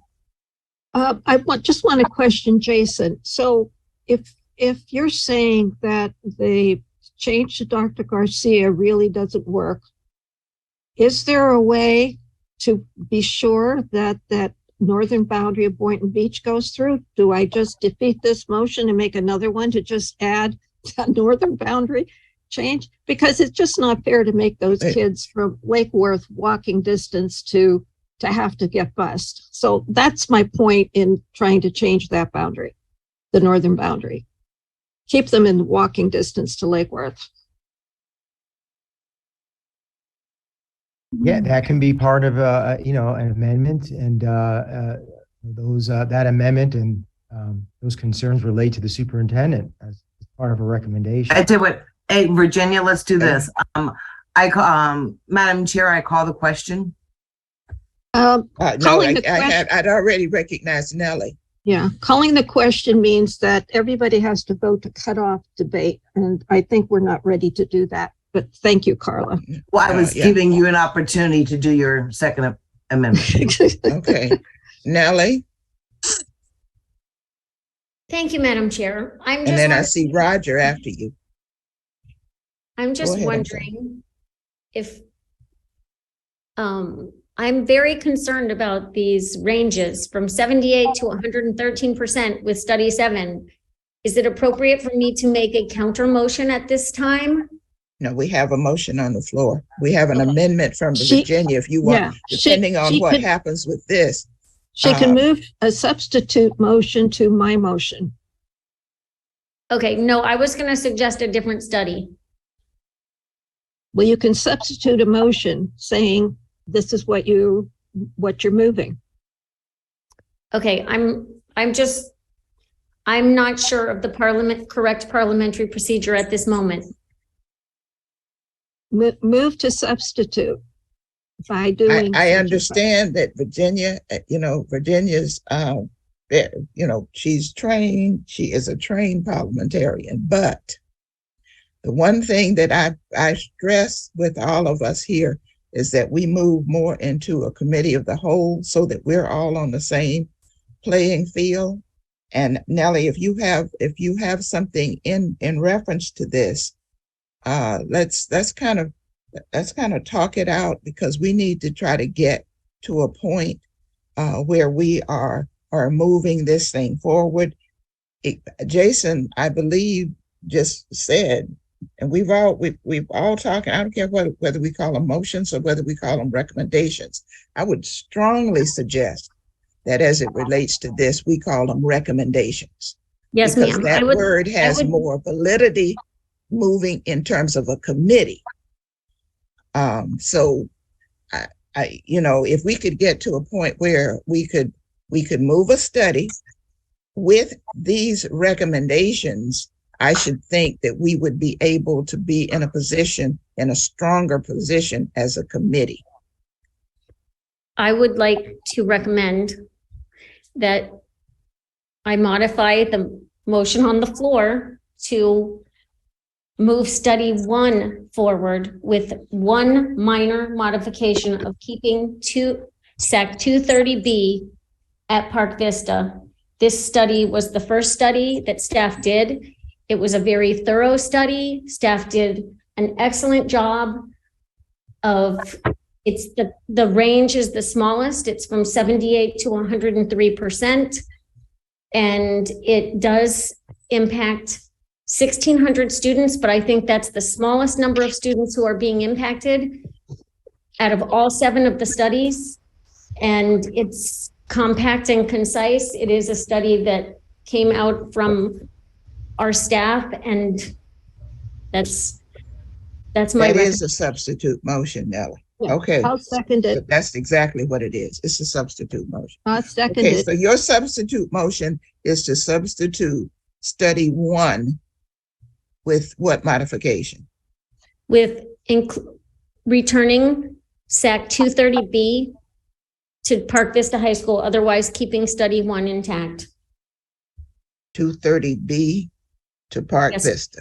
Yes, ma'am. Okay, there's that substitute motion is before you. Is there a second? I second it. Okay, Virginia seconds the substitute motion.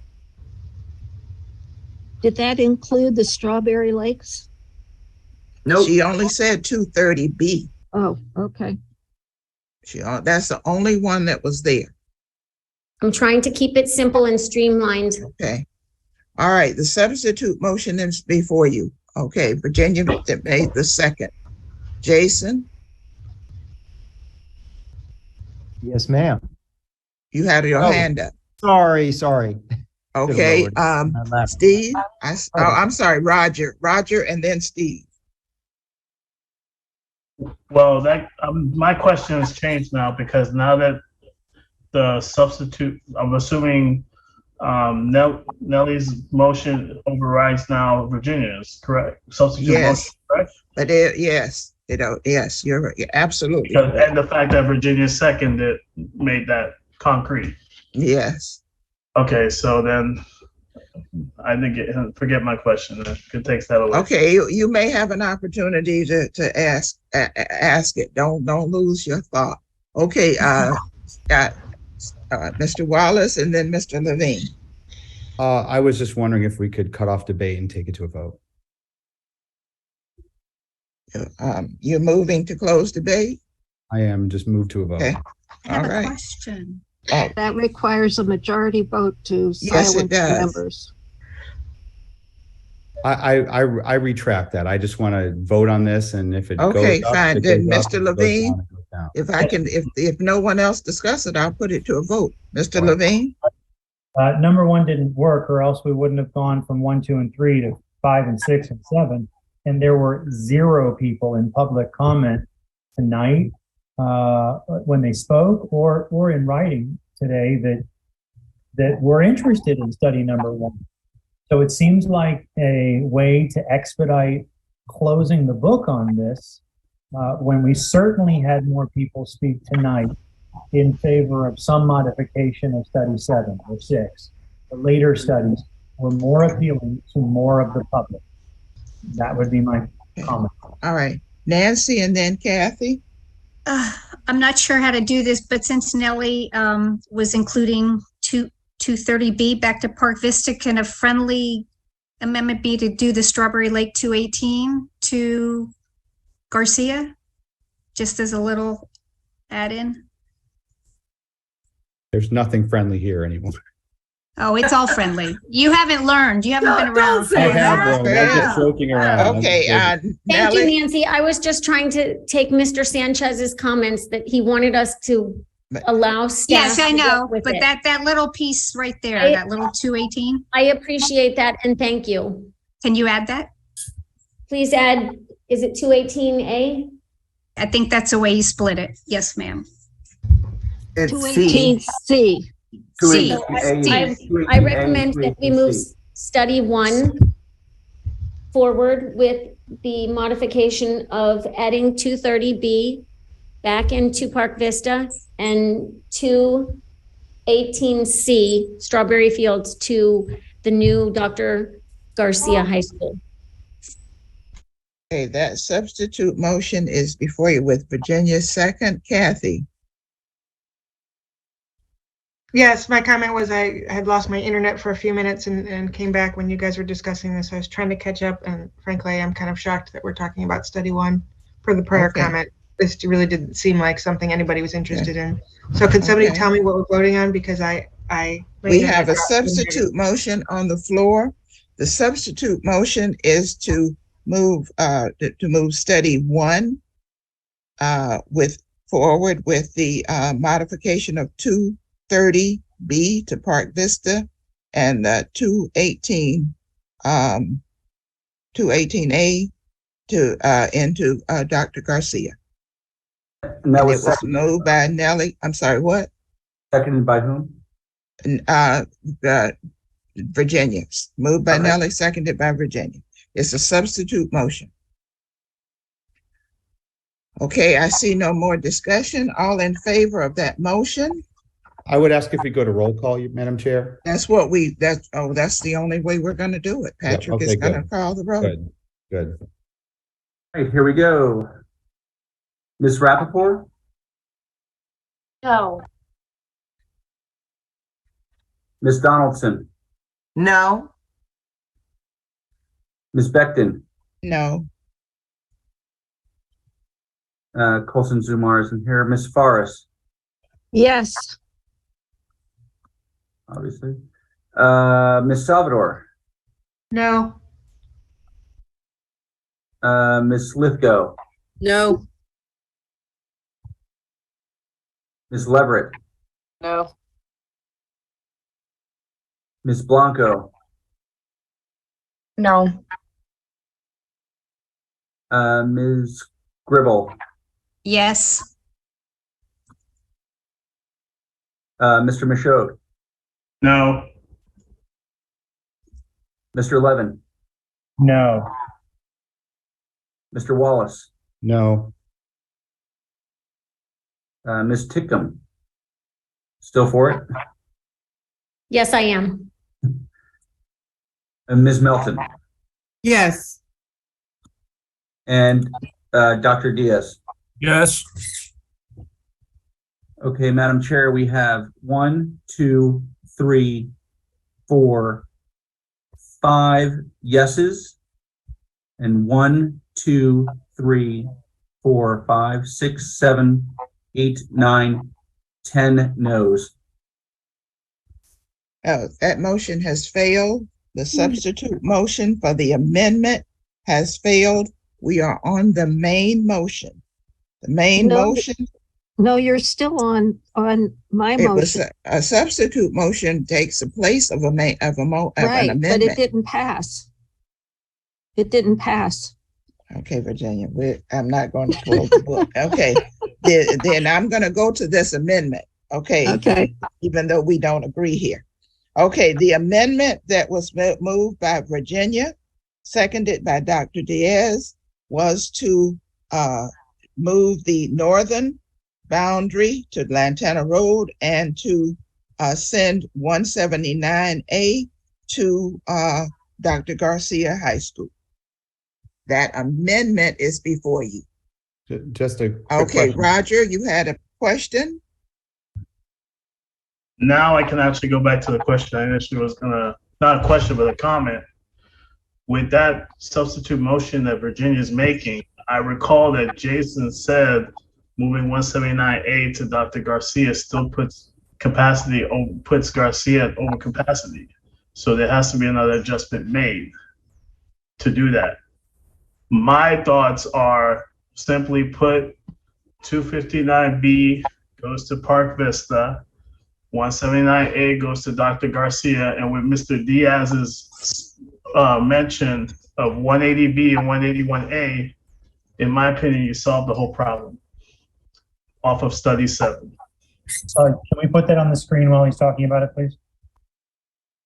And Roger, would you add changing the northern boundary of Boynton Beach down to Lantana Road? The part about that, I'm not sure if that helps, because you're taking that northern boundary is moving it to Lake Worth, correct? Right, it's taking all those walkers and putting them on a bus. So I would prefer they stay. But wouldn't that put Lake Worth in over capacity? No. No? We'd have to Okay. look at that. But the motion is, the motion that is before you is here. And it is an amendment to the main motion. So we're discussing the motion. Okay, any other discussion on that amendment? Madam Roger? Chair, Yes. I think I heard Jason say no to something. I just don't know what he was saying no to. Well, it's the Lake Worth piece. You're leaving additional students in Lake Worth when there are other areas in the study that are shifting to Lake Worth. So we need to see, what that impact on Lake Worth would be by moving the line down to Lantana. Then I would suggest leaving that part alone.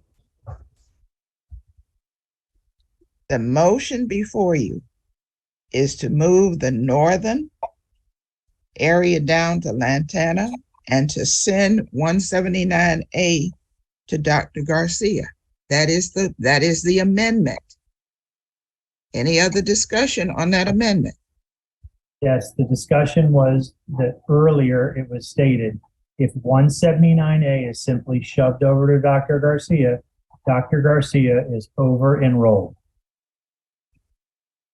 Any other discussion before we take the vote? Beth, do you have a question? Yes, ma'am. Madam Chair, Yes, did Beth. it include 259B to Park Vista? I'm sorry, for clarification purposes. No, it does not. That is the amendment. That's not the amendment.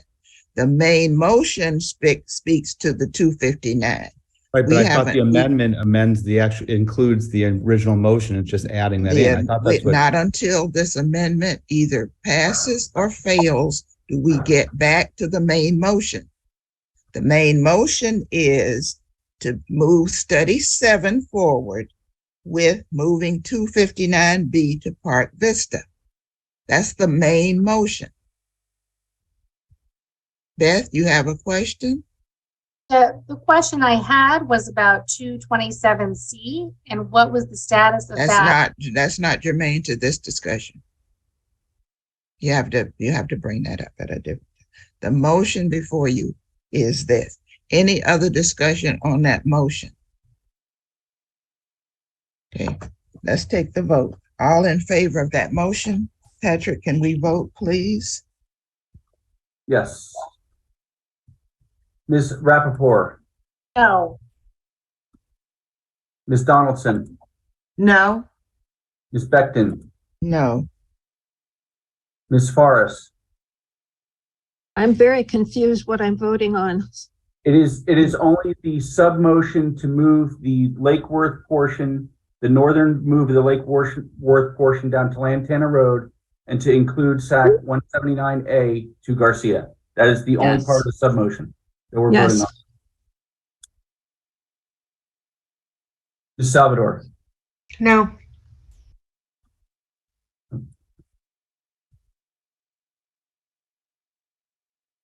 Ms. Lithgow, No.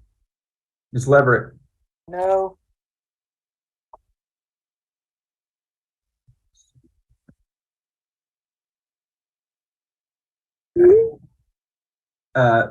and Ms. Leverett again, No. Ms. Blanco, No. Ms. Gribble, No. Mr. Michaud, No. Mr. Levin, No. Mr. Wallace, No. Ms. Tickham,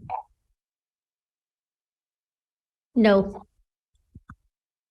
Ms. Melton, I'm feeling like Congress here. Yes. Dr. Diaz. Yes. Okay, Madam Chair, we have 1, 2, 3 yeses and 1, 2, 3, 4, 5, 6, 7, 8, 9, 10, 11, 12 noes. Does that take Thank us- you. That motion has passed. The main No, motion. What? Failed. No, I'm sorry, it's- failed. Hey, hey. I think the motion has failed. I'm even reversing yes and no's around here. All right, the main motion is before you to move study 7 to the superintendent with the change of 259B to Park Vista. Discussion. Nellie and then Carla. I'm sorry, is my hand still up? Okay, Yeah, okay, so Carla. Thank you. I appreciate everybody's input, and I don't feel like this has been rushed. I mean, all the years I've been on this committee, I think we've really gone into details. I don't feel that there was any additional room for studies because Patrick and Jason have both given us numbers and percentages and everything else right as we snap our fingers. They're jumping for us. God love them both. I honestly feel that going forward with this, with my suggestion, solves our problems and gives the school district time to move forward. Okay, Steve. Yeah, I just wanted to get, just so everybody has the numbers correctly, Patrick or Jason, if 259B is moved from Olympic Heights to Park Vista, could you let the whole committee know what the capacity would be as a result of this, or the projected? Yes, in this move, I have a lot of windows open here. I thought you said 103 for Olympic Heights or 104 and then 97. No, just a second. Yeah, we discussed this even. I'm not a math teacher, but I know. I remember. I have good memory. Okay, so in this particular study, if it was just sorry, just a second.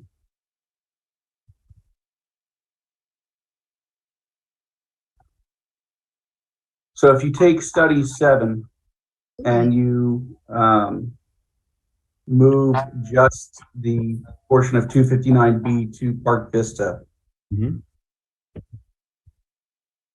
that has Park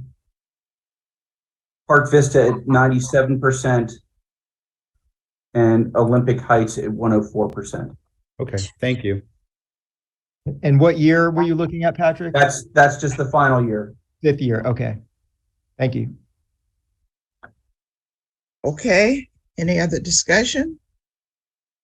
Okay, seeing none. Madam Yes, I'm sorry. Could you please restate the motion? Yes, the motion is to move study 7 forward to the superintendent by moving 259B to Park Vista. One change. May I ask a question? Certainly. How would we adopt a suggestion to look at that northern Point Beach boundary to see if those walkers can stay at Lake Worth? I would suggest strongly that we do what we have done in the past, and that is to put our recommendations down and agree to them as a committee. Okay, we have so done that before. All right. Can I talk about that, putting that down as a recommendation? We need to get rid of this motion first and then move to the recommendation, because that's a separate item. Okay. Okay. All right. Who did I see? Who am I seeing? Melba? I just have a question about, if we're moving this forward, what happens to Green Acres? What happens to everything? This is just moving something forward to please, the enclaves of wealth. The rest of the people are getting the short end of the stick, right?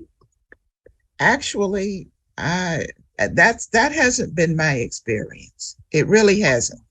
And I've been on this committee for quite a few years. I've served on different ones, Madam Chair, and I must say, with all due respect, what I'm seeing here, we're a public district.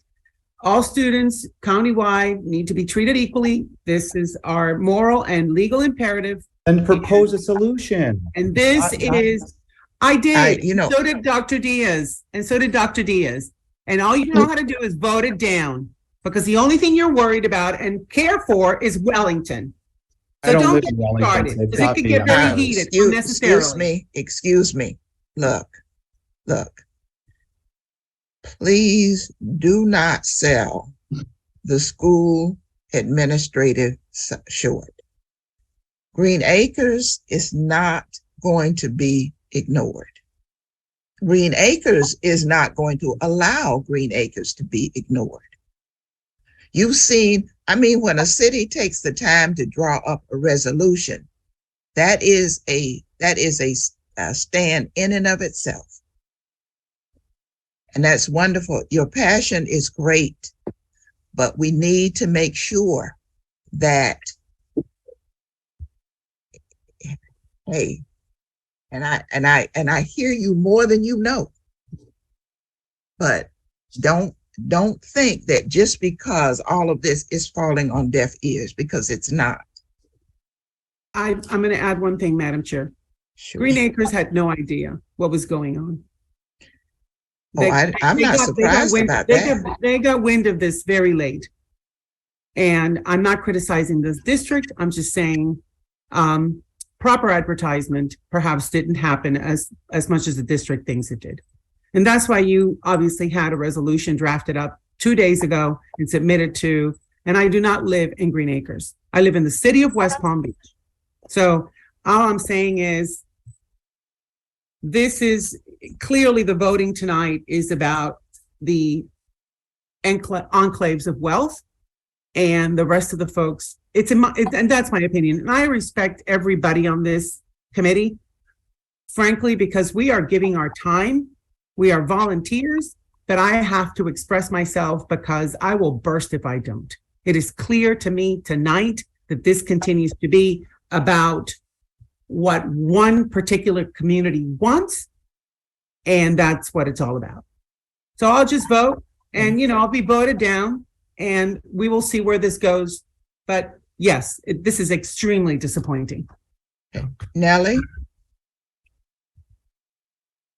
Thank you, Madam Chair. And thank you, Mabel, for your passion. We all respect that and appreciate you and respect you for your passion. And I also have my passion, and I am passionate about making sure that Boynton Beach High School is successful and that Park Vista High School is successful. And I am concerned that Study 7 does not maximize the potential for the entire county. So I'm not going to be able to vote in favor of this motion. Ms. Blanco? Thank you, Madam Chair.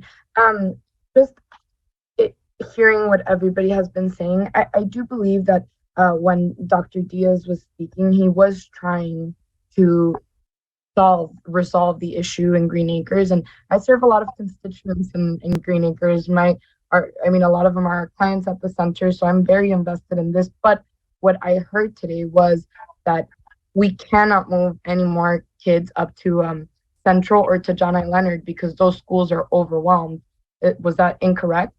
Those schools are totally overwhelmed. So all the solutions that were presented today would have overwhelmed the schools more. So maybe, and I see you getting frustrated, but I'm trying to understand what would be the solution here for Green Acres. There's no 100%. I think the solution would be exactly what Virginia suggested.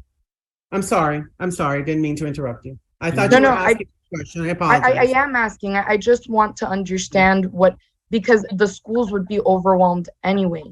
And so if we're trying to alleviate that problem in the schools, because that's also an issue for educational purposes. If the schools are overwhelmed, our students are not learning. And we see that all the time with students that we serve.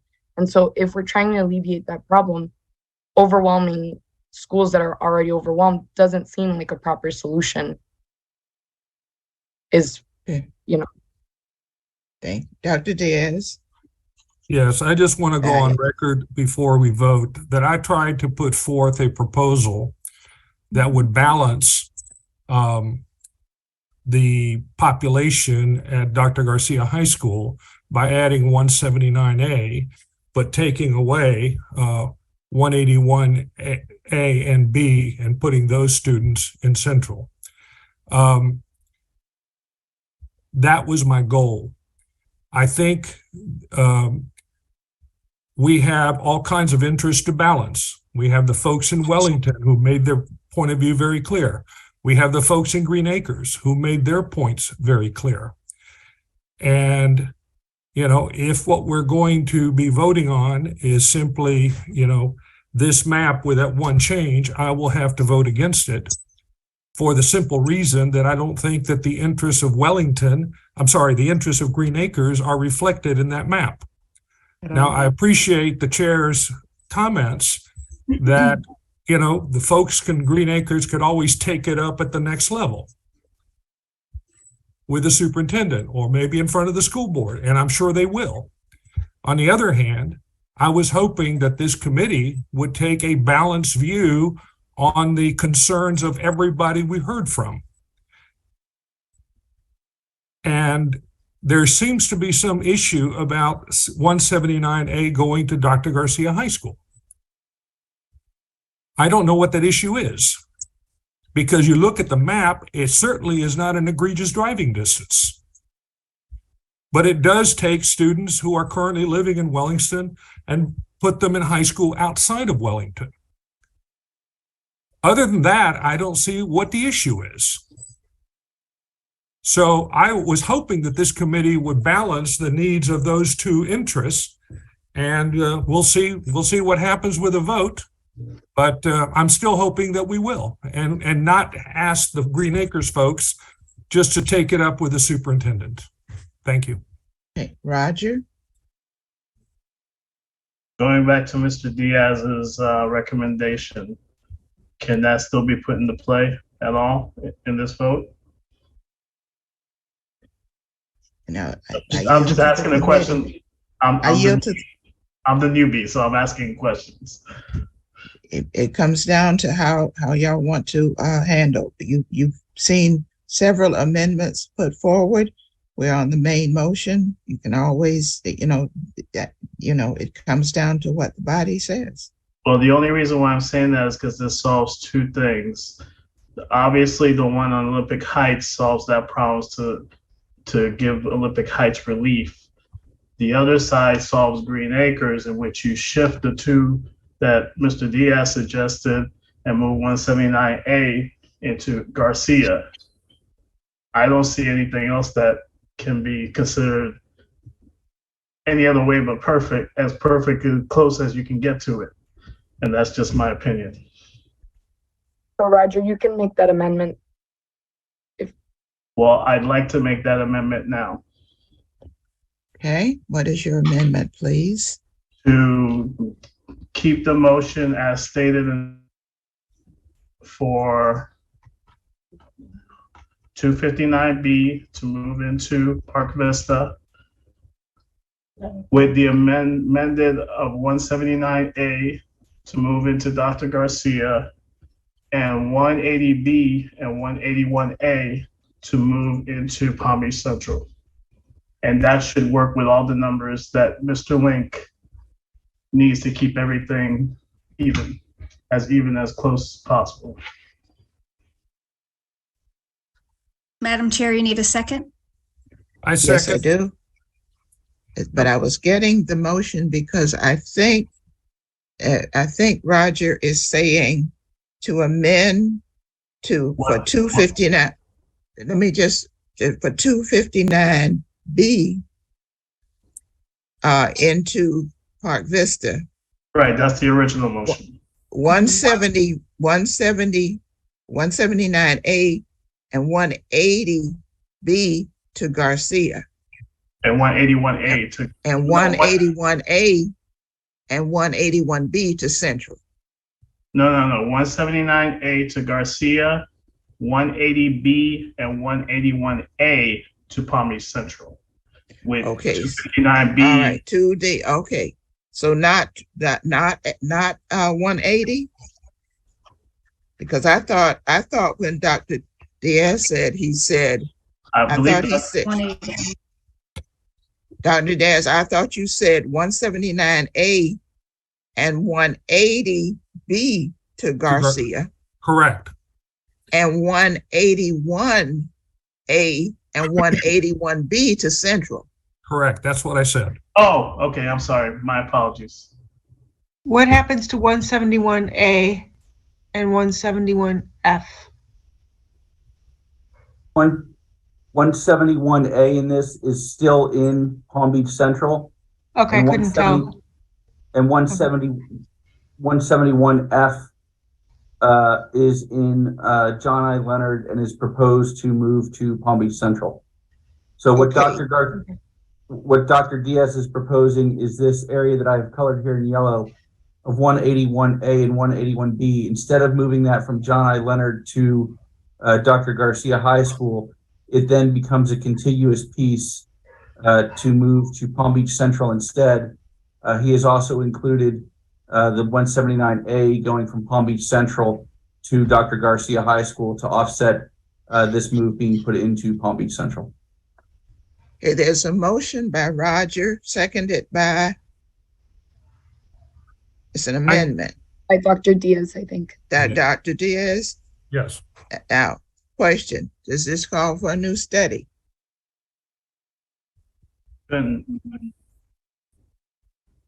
Staff? Madam Chair, I have my hand raised. If I may be was recognized. trying to get that question answered. I see you, Virginia. I wanted to address that as a separate study. I don't know if. Well, does it call for a separate study? Joe, why are you opposed to another study?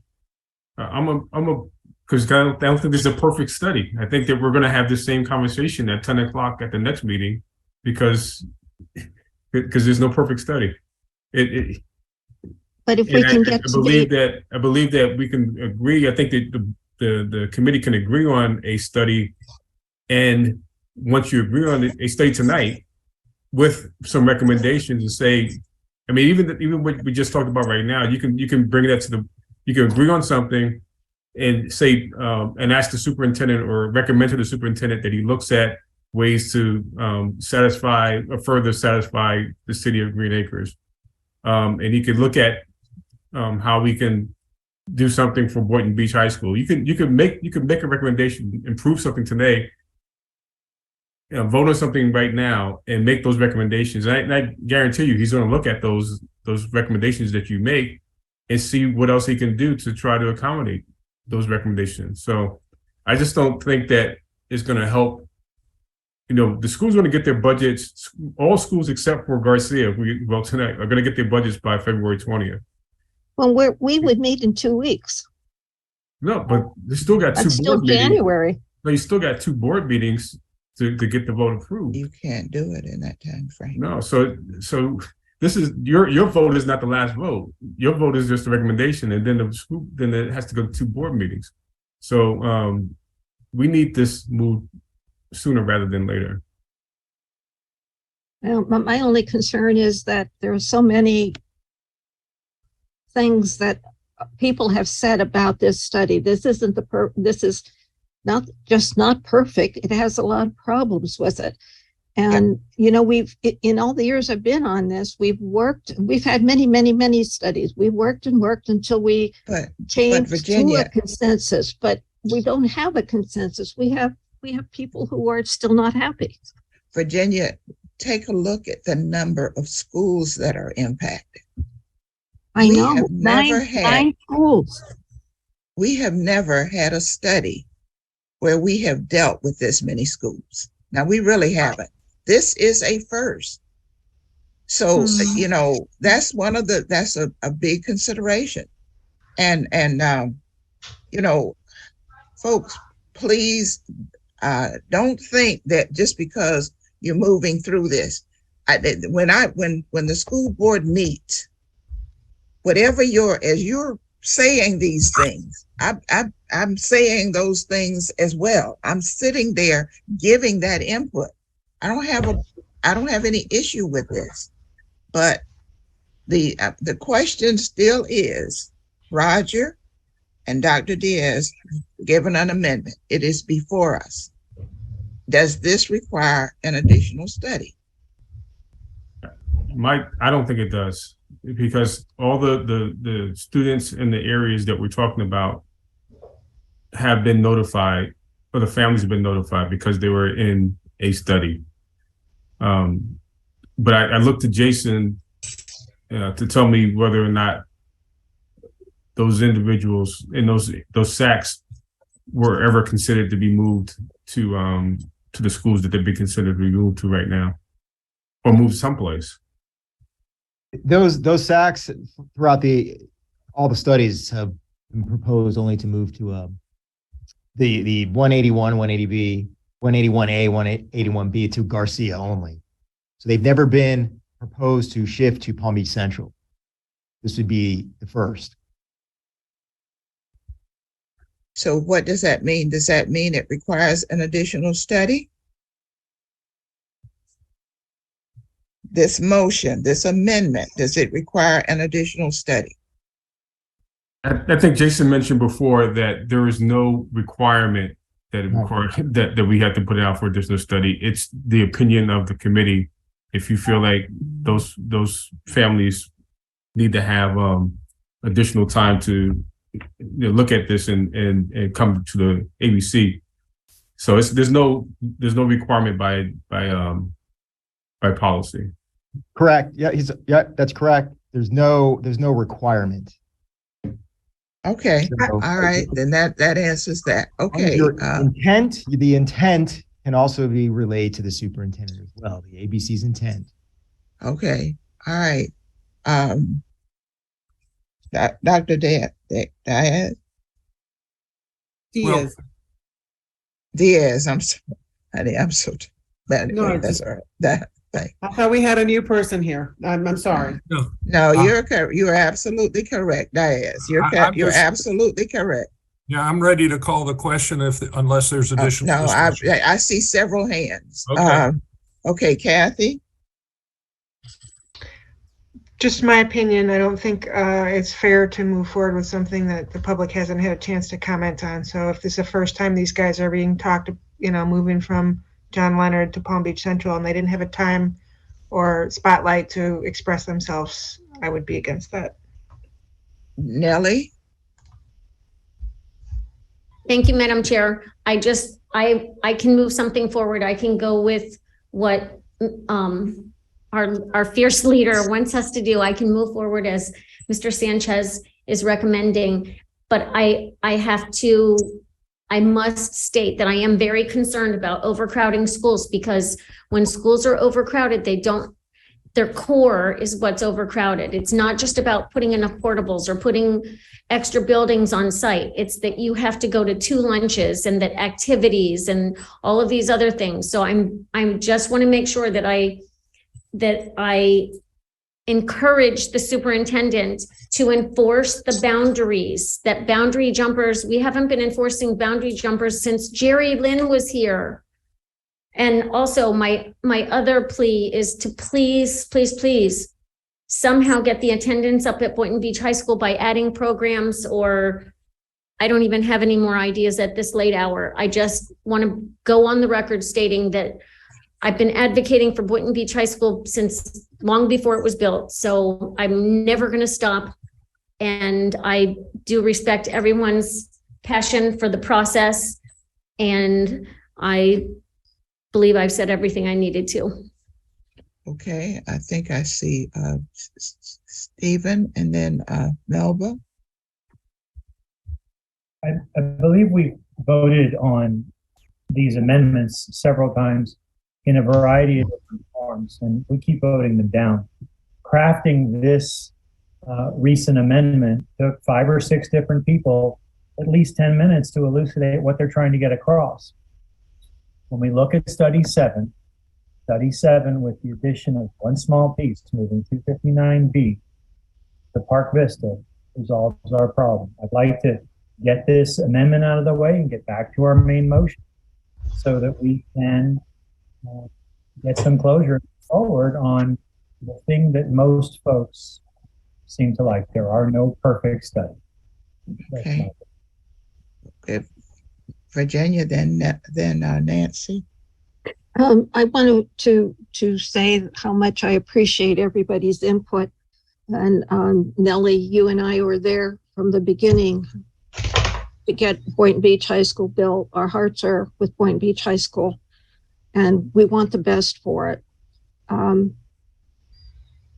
I would probably vote for this amendment, even though it doesn't include some of those changes that would be helpful to Boynton Beach High School. But I will take to heart what Joe Sanchez said, and I will vote for this amendment. Nancy?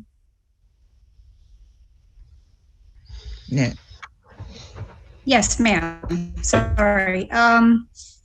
Just to piggyback, being on this committee for a very long time, it's a capacity issue. And I agree with Nellie that I don't think we're really addressing it with 7.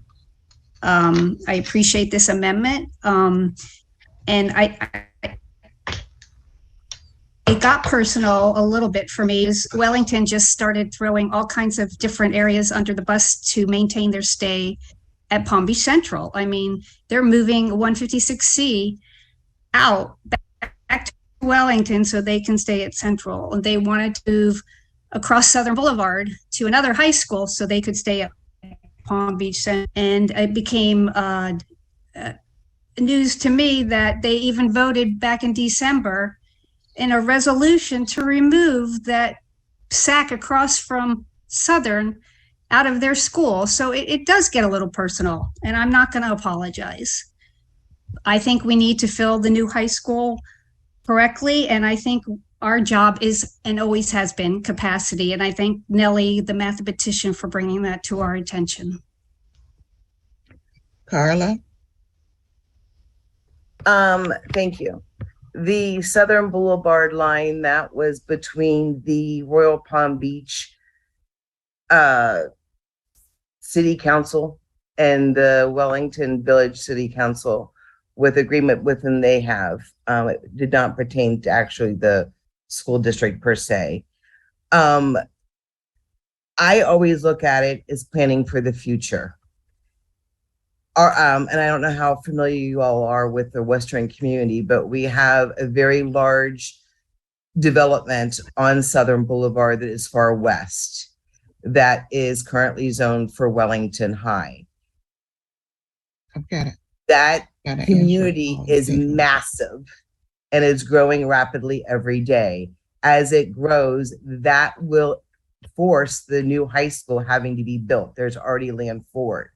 So once that's built and everything adjusts, Garcia will end up losing 179A because again, everything is going to be moved to the west.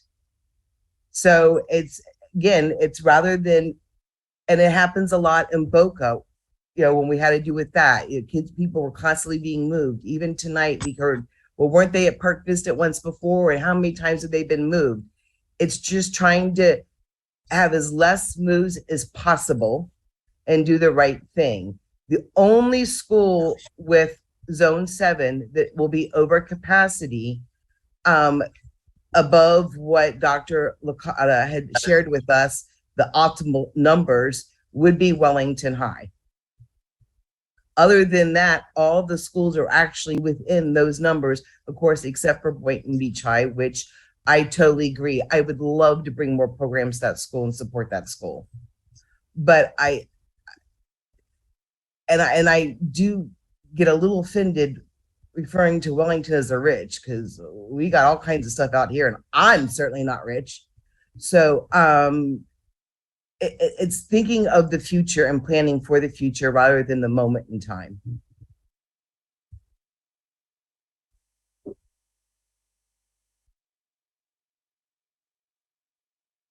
Is that it, Carla?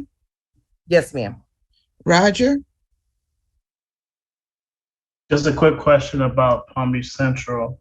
I remember the last meeting, somebody mentioned the robotics program that they have over there and how it's a feeder with the middle school.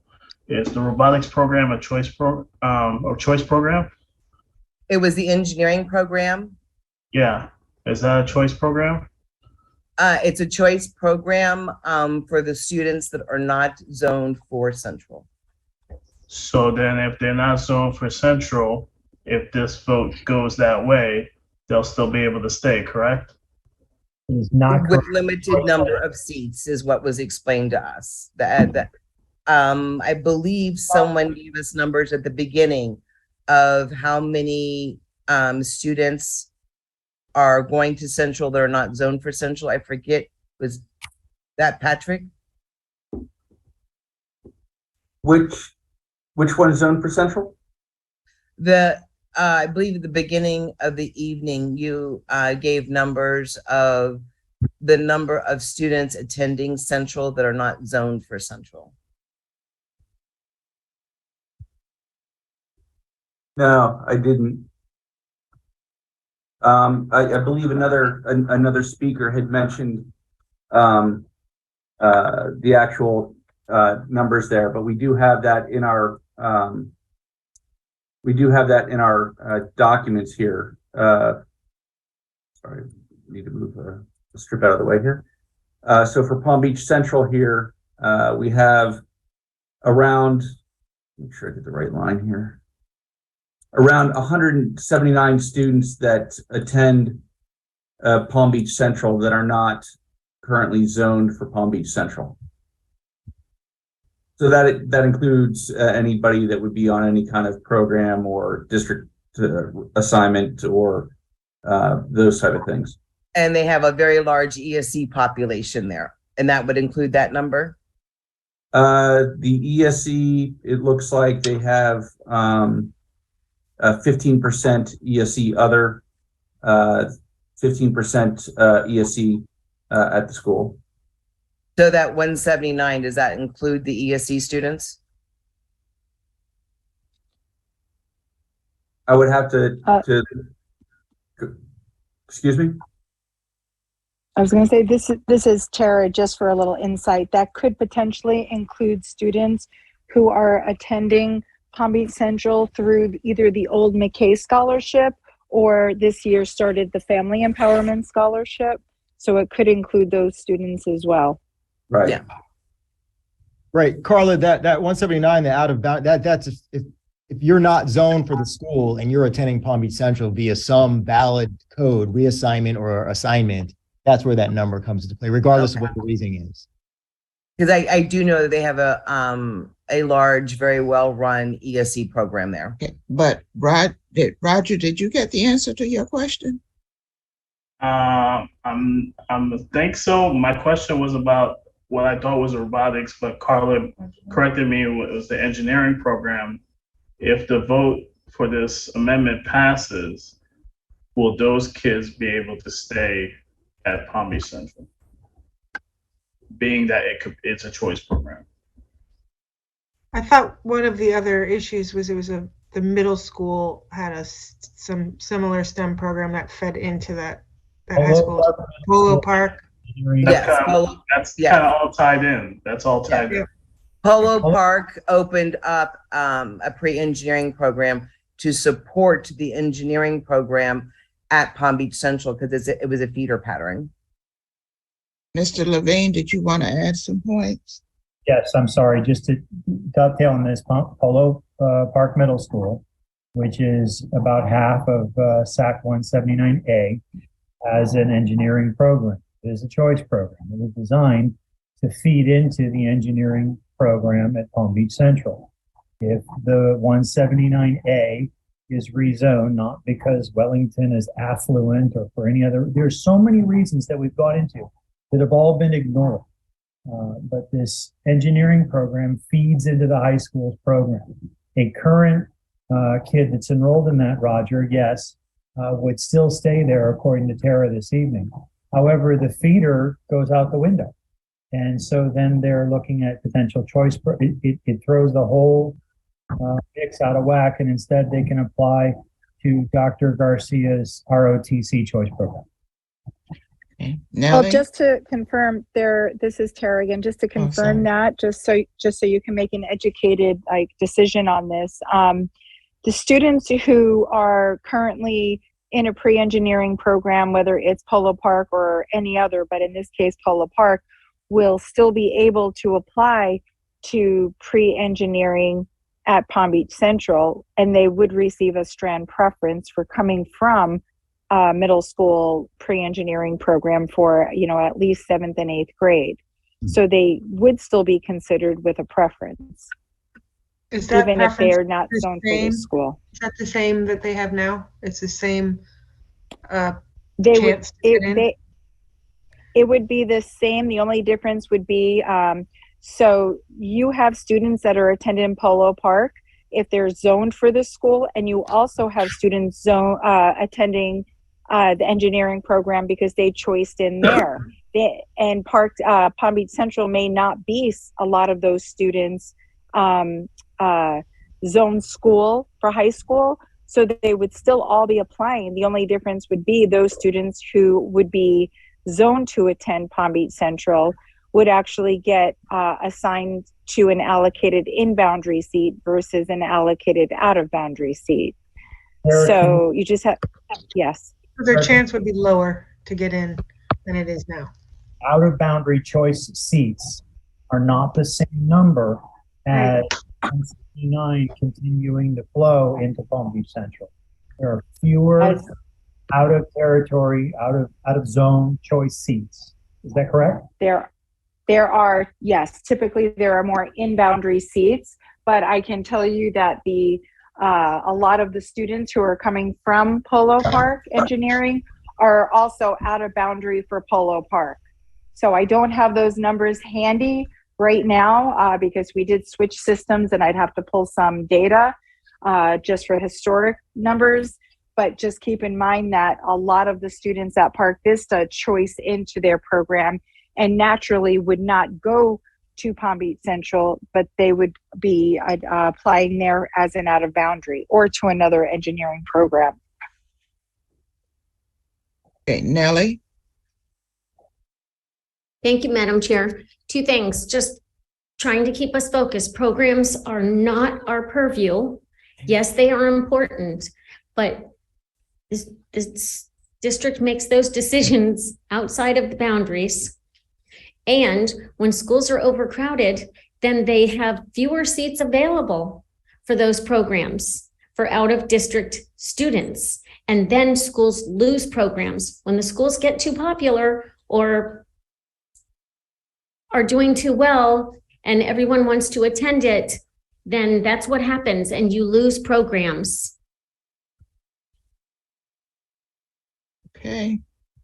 I don't see any other discussion. Let me put the amendment to you. The amendment is to include 259B with Park Vista with 179A and 180. Is that a 6 or a 0? B. Let me look at my other notes here. 180, sorry. I made my 0 real bad. 180B going to Dr. Garcia, and 181A and 181B going to Central. That motion is before you. All in favor of that motion? We're going to take a roll call, and those opposed would be no. Patrick?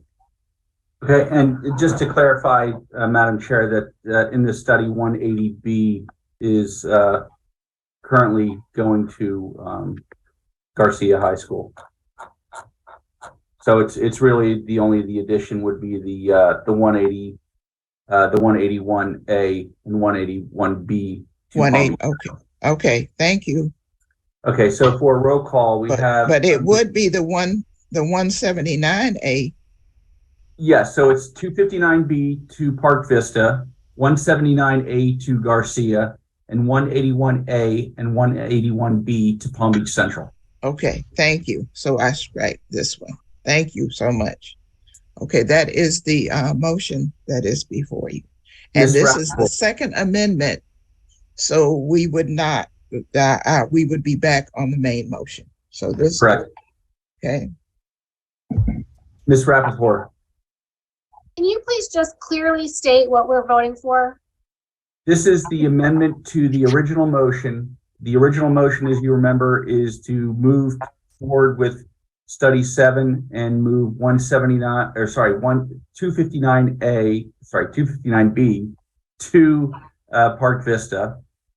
And this amendment is taking the original motion of 259B to Park Vista, but also moving 179A to Garcia, 181A and 181B to Palm Beach Central.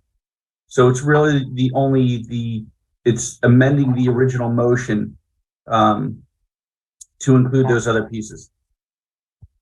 Could I ask a question, Patrick? So if we vote yes, we're voting yes on the original motion and then adding those other two items to it? Yes, I believe this is not a substitute motion. This is an amendment to the original motion because the committee went back to the original motion, which was to move forward with study 7. And it was. So if we vote for this, there's no more votes. We're done. Yes. Correct. Okay. No, that's not true. No. If this passes, we'll still have to vote on this again because it will become the main motion. If this fails, we will be voting on the main motion, which would be study 7 with just the change of 259B to Park Vista. Okay, got it. Okay. So if this passes, it's amended. If this passes, it will be the main motion. Correct. And we will still have to vote again. I understand. That was my question. Okay. Ms. Rappaport. I believe Ms. Melton has a question. I did. I just want to know who's made this motion because the motion confusing. The motion was made by Mr. The Was this motion was Dr. made by Diaz's Mr. motion or was this Roger's motion? It was Roger's motion and it was seconded by Dr. Diaz. Thank you. Thank you for clarifying. Thank you. Can you please show the whole map?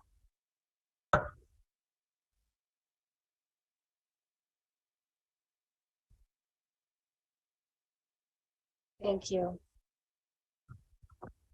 Okay, and the vote, Ms. Rappaport, Yes. Ms. Donaldson, No. Ms. Becton, No. Ms. Forrest, Yes. Ms. Salvador, No. Ms. Lithgow, No. Ms. Leverett,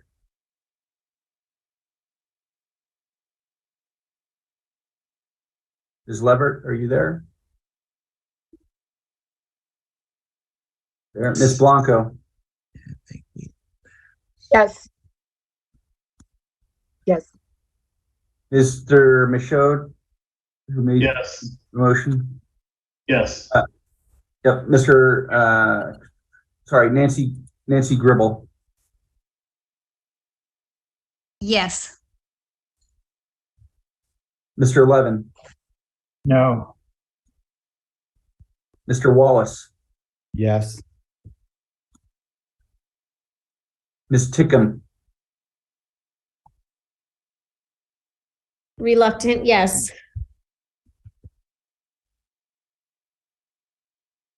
Ms. Melton, Yes. Mr. Diaz, Yes.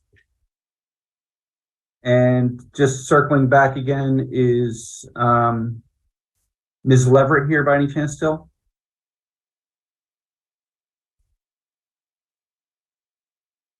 Okay, I don't have anything for her. So we have 1, 2, 3, 4, 5, 6, 7, 8, 9 yeses. And 1, 2, 3, 4, 5 noes.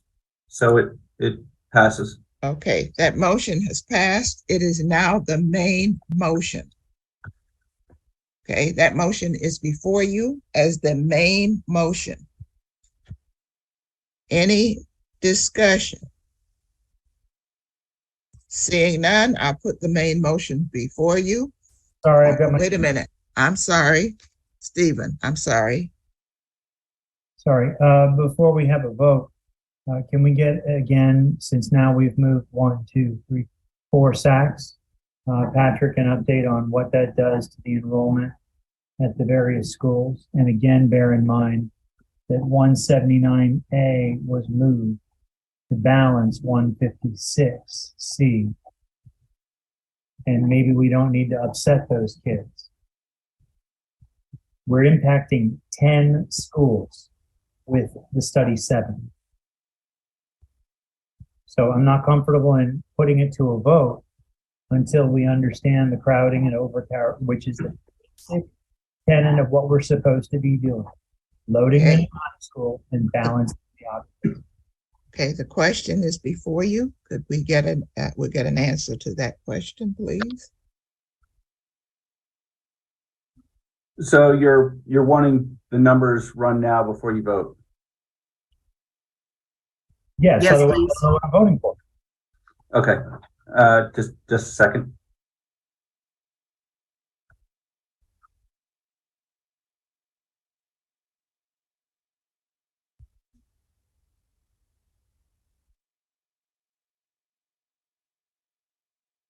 Could I make a comment while he's calculating that? Patrick, you'll be okay, right? Okay, go ahead, Kathy. Just to clarify once again, that if we vote this forward, we'll be voting on something that people have not had a chance to comment on. There will be SACs that are moving to a new school where those folks have not had a chance to speak. Correct? It'll be the first time those SACs 180 in the 180s have never been told they're moving to Palm Beach Central. That is correct. Okay.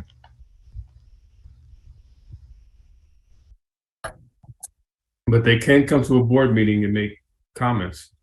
So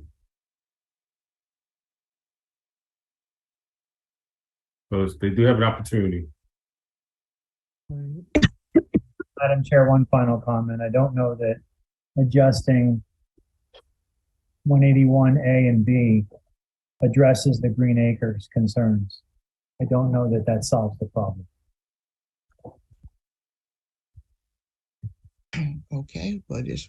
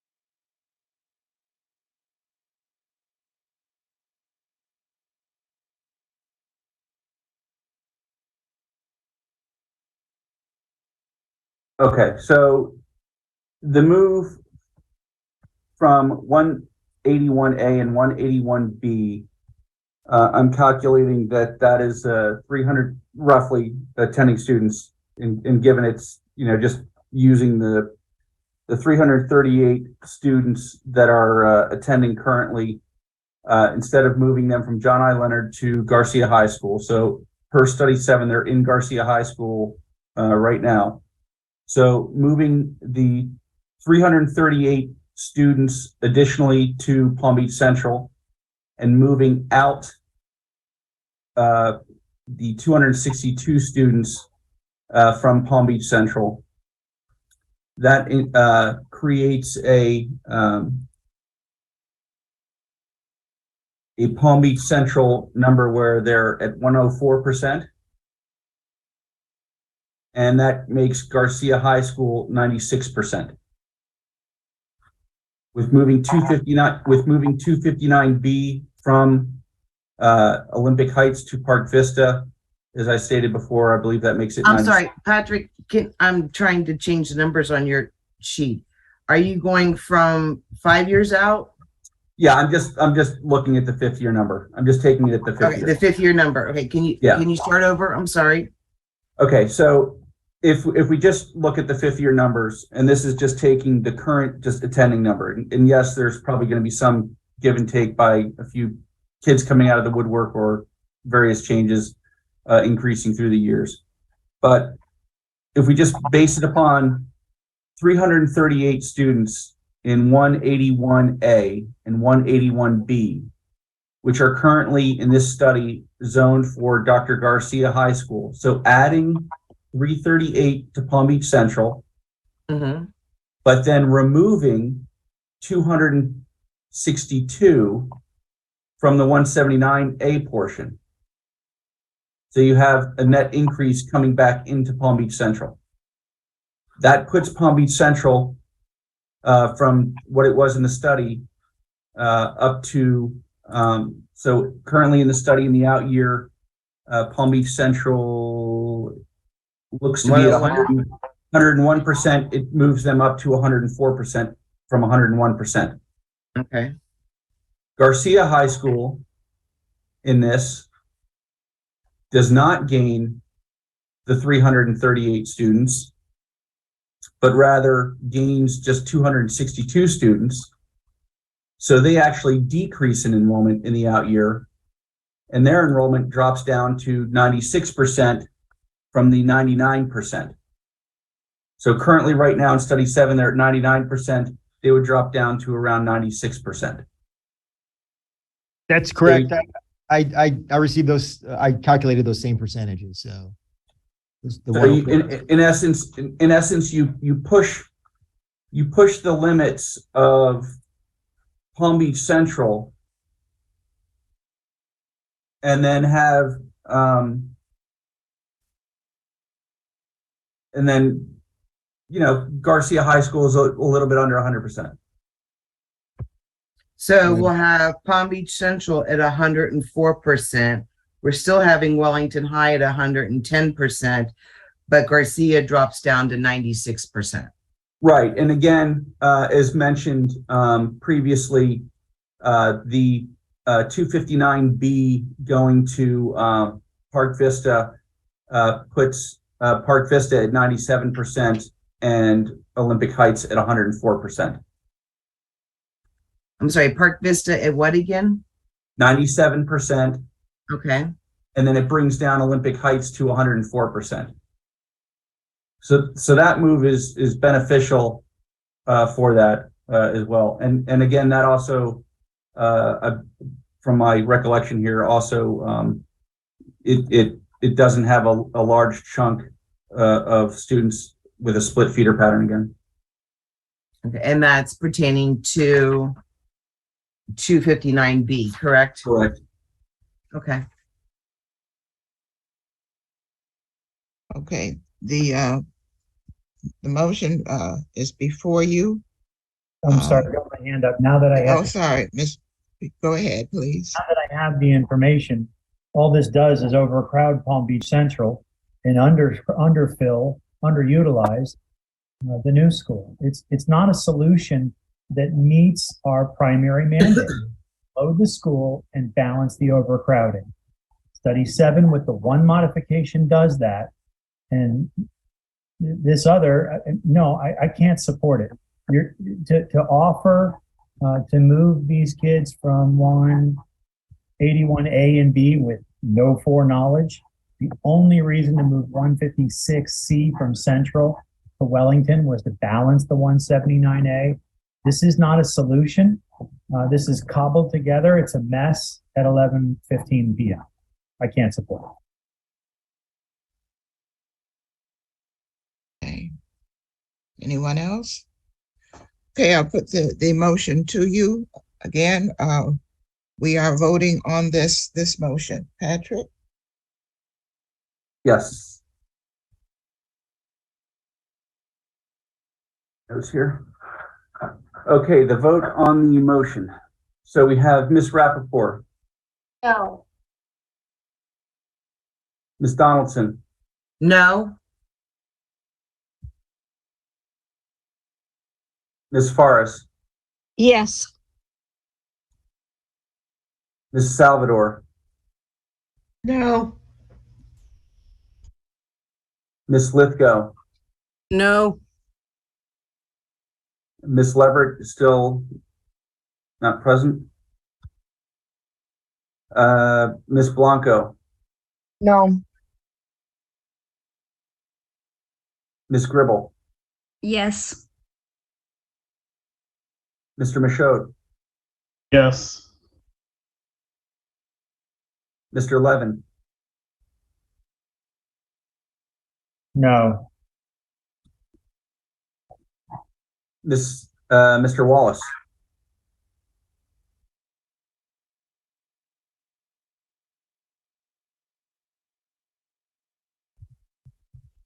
Mr. Wallace. Sorry, yes, sorry, I was on mute. That's okay.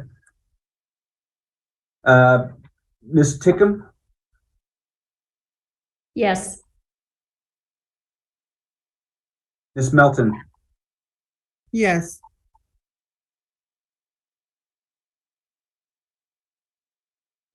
Ms. Dr. Diaz. Yes.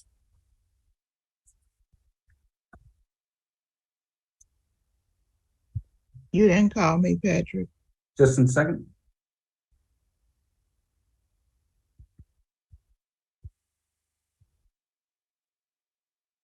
Okay, we have Patrick. One. Patrick, Ms. Becton, I don't think she voted. Oh, Chair. sorry. Correct, Ms. Becton. No.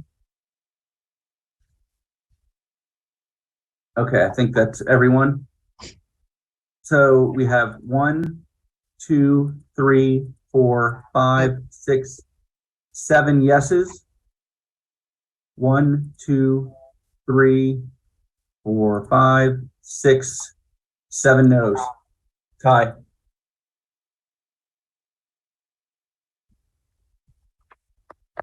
We're more like Congress than we thought. So that just means it's thrown out, correct? Yes, the motion fails on a tie. Yeah. And, okay, committee, where do we go? Yes, Steve? Ms. Becton, can I just go back to the original motion where we're adopting study 7, just moving 259B from Olympic Heights to Park Vista? I'll second that motion. Okay, that was Steve and Carla. Wouldn't that automatically go back to that original motion again? No, Okay. no, it wouldn't, because Okay. there was an amendment that replaced it.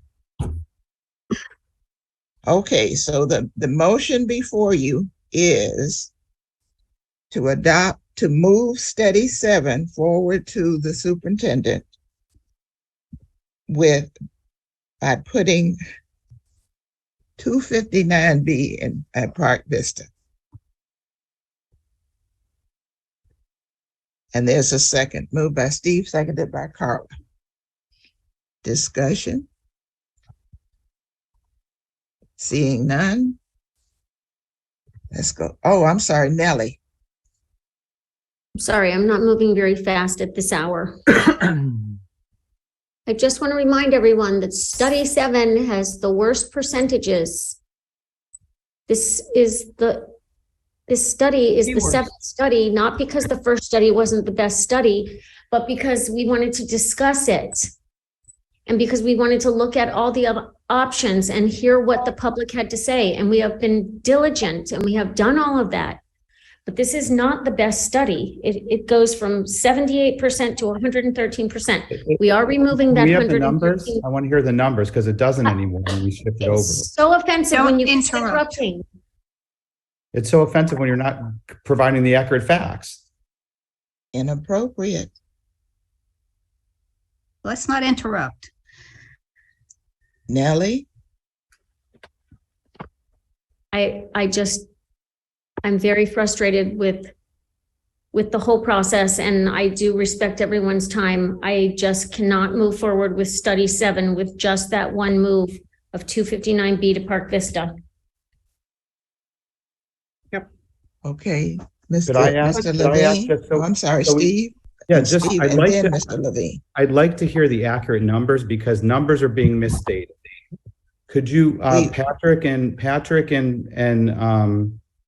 Jason, could you tell us the numbers? Could you just go through all the numbers just so, because I know it's not 113 anymore. I know that. Yes. Yes, so if it's just study 7 with moving 259B back to Park Vista from Olympic Heights, that puts Park Vista at 97% and Olympic Heights at 104%. Could I ask what Boynton Beach High is in this study? Excuse me? Can I ask you what Boynton Beach High's 50-year percentage is? It's in study 7 here, it is 75%. And then can you tell me what it was in study 1?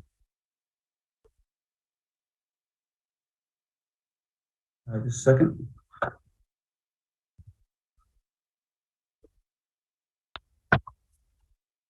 I've got that. It's 81%.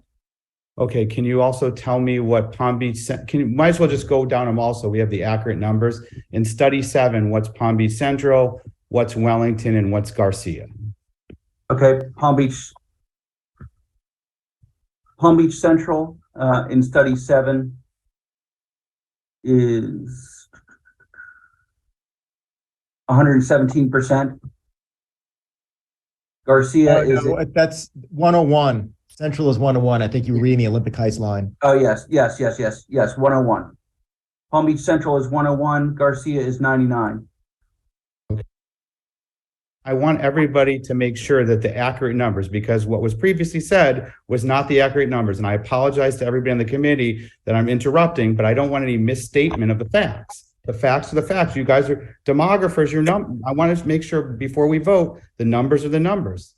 I'm curious as to what numbers were misstated. Ms. Titcomb said that if we voted for this study, it would be 113 in Olympic Heights. It's not. It's 104 when we shift over that SAC. I'm sorry, Mr. Wallace. It's Wellington that's still at 110. When PV, I believe I do still have the floor. When 259 was moved to PV, that changed those two numbers, but Wellington is still at 110%. If I am correct, if I'm looking at the right paperwork. Yes. In study 7, Boynton Beach is at 75%. Garcia is at 99%. Forest Hill is at 99%. John I. Leonard is at 97%. Lake Worth is at 96%. Olympic Heights is at 117%. 104? Palm Beach Central is at 101%. Park Vista is at 87%. And St. Aloysius is at 89%. And Wellington is at 110%. If 259B in this study were to be moved from Olympic Heights back to Park Vista, the change would make Olympic Heights down to 104% and then put Park Vista at 97%. Thank you, Patrick. Nellie, did you finish? Yes, ma'am. Mr. Levine? And to reinforce what Patrick and Mr. Wallace have just said, not only is it balanced and a little bit loaded in Wellington High School, but the year after that, the new high school in the Western communities opened to immediately offer Wellington High School relief. It's stacked this way. It was suggested this way so that it would be stacked this way so that relief can be made. This is a balanced study, and Wellington High School with 110% can manage. We've discussed this with choice programs. We've discussed how they manage it. And I can't believe that we could simply toss all that out the window. There are valid reasons why all of this is stacked this way. It is balanced. The new high school is loaded. And it's fairly much what we're looking at tonight. So there aren't that many surprises. Nobody got on the speaker podium and said, please, please, please, let's go back to study number 1. There were many folks in favor of 5, 6, and 7, mostly 7, with a couple of left turns here and a tweak over there. And I'd like to go to, not go to Boynton, I'd rather go here. I think this is the most balanced solution I support. Nancy? Yeah, we're talking about numbers, and I don't know if maybe some of the numbers that were read with Roger's motion might have made some people change their vote. But you said Olympic Heights will go to 104%, correct, with the change, and that in Roger's motion, the change at Park Vista, would be, or Palm Beach Central, I think, was 104% also. So I think it's kind of the same thing, and I don't know if that turns some people off, but if Olympic Heights can go to 104%, not best situation, Palm Beach Central, 104%, and like Mr. Levin said, that new high school is coming online, that's a 5-year number, and so there'll be cascading moves, including Palm Beach Central out in the 5-year for the new Western Community High School. Just wanted to put that out there. Okay, Dr. Diaz? I just want to say that I have to oppose this motion because I don't see how going to study 7 with just the one move to Park Vista in any way, shape, or form addresses the concerns of the folks from Green Acres. I can see how it addresses the concerns of folks from Wellington, but I don't see how it addresses the concerns of folks from Green Acres. And this committee should be looking to balance all concerns. Okay. Okay, seeing no other discussion, put the motion before you. Patrick? All right, here we go. Okay, Ms. Rappaport, Yes. Ms. Donaldson, Yes. Ms. Becton, Yes. Ms. Forrest, I'm going to vote no because I do believe that we did not pay attention to all of the comments, and I would have been in favor of another study. Ms. Lithgow, Yes.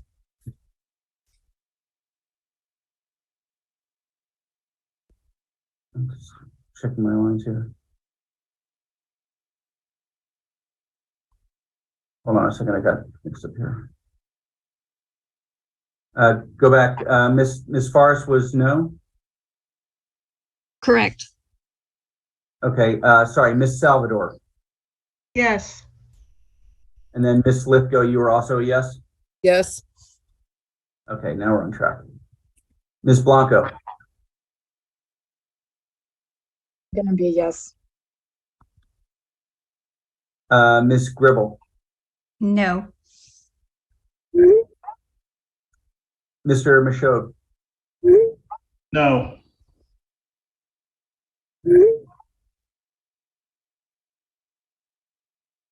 Mr. Levin, Yes. Mr. Wallace, Yes. Ms. Tickham, No. Ms. Melton, There's no way this is a balanced plan. I want to put that on the record. No. Dr. Diaz. No. Okay, I believe that is everyone. Madam Chair, we have 1, 2, 3, 4, 5, 6, 7, 8 yeses, and 1, 2, 3, 4, 5, 6 noes. And that motion has passed. In reference to the moving forward, I'm going to ask that we agree to have the 4th meeting for the purpose of solidifying the recommendations to be attached to this motion. If we were going to have another meeting, why didn't we just do another plan to satisfy us? I'm That's going to, and frustrating. if you don't mind, very I'm going to much. I'm going to take a point of personal privilege here. The reason I'm making those suggestions is because those are recommendations, and those recommendations are just that. They are recommendations. I would, we've had a lot of comments here this evening, and I'm sure that those comments are a matter of record because all of this is recorded. So we have that.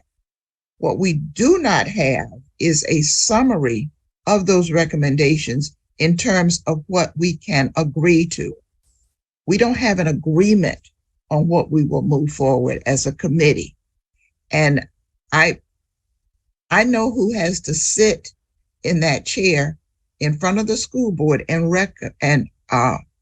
represent this committee. I would be much more at ease if this committee gave more direction than I feel the committee has given so far. So that's what I'm speaking of. There's a lot. I think there's a number of things that have been said. But I'm going to remind you. I'm going to remind you, everyone, when the superintendent takes this, he's going to be looking at all 7 studies, not just one. He's also going to meet with the administrative team. As in years past, we have had some recommendations that didn't even mirror what we submitted. And we were okay with that because that's not our charge to make a recommendation to the school board. That's the superintendent's charge. We've made our recommendation to the superintendent. Now, we'd also say to the superintendent, hey, in addition to this, we heard this, and this. Now, that's one person talking here. If you disagree with it, that's fine. That's okay. But there's some, it's a bit disjointed from my perspective in terms of the recommendations. Kathy and then Nancy. And just give and make I think you just need to make a decision. If you disagree with that, then let's adjourn and sign off. I would be willing to try to make those recommendations tonight in lieu of another meeting. Okay, that's Kathy. Steve? Before I state my position, I just want to understand. So the vote has been approved. We're recommending this study to the superintendent. So what additional items would we be agreeing on or disagreeing on? I'm just trying to understand. Okay, we heard from the community discussion as it related to transportation. We heard specific issues in terms of those transportations. We heard traffic concerns as it related to a specific SAC. Those things were heard. We heard an issue as it related to the balancing of the schools in terms of this SAC versus this SAC to these particular schools. We voted on a 8-6 vote. That's very close. We had a tie vote that threw out. This committee is very close in terms of what is going on. We had we did 2 substitute motions and 2 amendments. So we've had a number of actions just to get to this one. No, I understand. All of those actions. What additionally would we be doing though? I'm just trying to understand what we're trying to accomplish here. Because I mean, I'm for us doing it right now. Getting it done. I would follow what Kathy said. I'm not interested. I don't think we're going to get anything done tonight. I don't. Okay. Madam Chair? Yes, Carla. I know in the past that we have come together and came up with recommendations. And when the superintendent presents this to the board, and then you're always there with bright and smiling, and then you explain that, you know, this is what we came with, and these are our additional recommendations. I think with all the information that we've heard tonight and the emotions that have been exhibited tonight, I think it would be best if we did come back for another meeting with clear heads and everyone can have their notes together and we can come as a collective group and summarize that you can share with the school board when it comes to that time. And I'm also suggesting a time certain, no more than an hour. And with everyone doing their homework, that would be reasonable. Okay, that's if there's not a consensus, then we will. I have an alternate suggestion. Plan B. I can sit down with staff, draft what we've heard in a 1-pager, and send it to the committee and see if you are in agreement with that as a summary. Nellie, and then Kathy. I make a motion that we allow Cynthia to write down our suggestions in a one-page summary and that she email it to us and we send back additions to her draft. I'm sorry, Nellie, did Kathy have a motion on the floor or did I? I just made a motion. I I thought second- Kathy did one earlier. I second the motion. Okay. Okay, there's seconds. All right, discussion. Kathy, did you have discussion?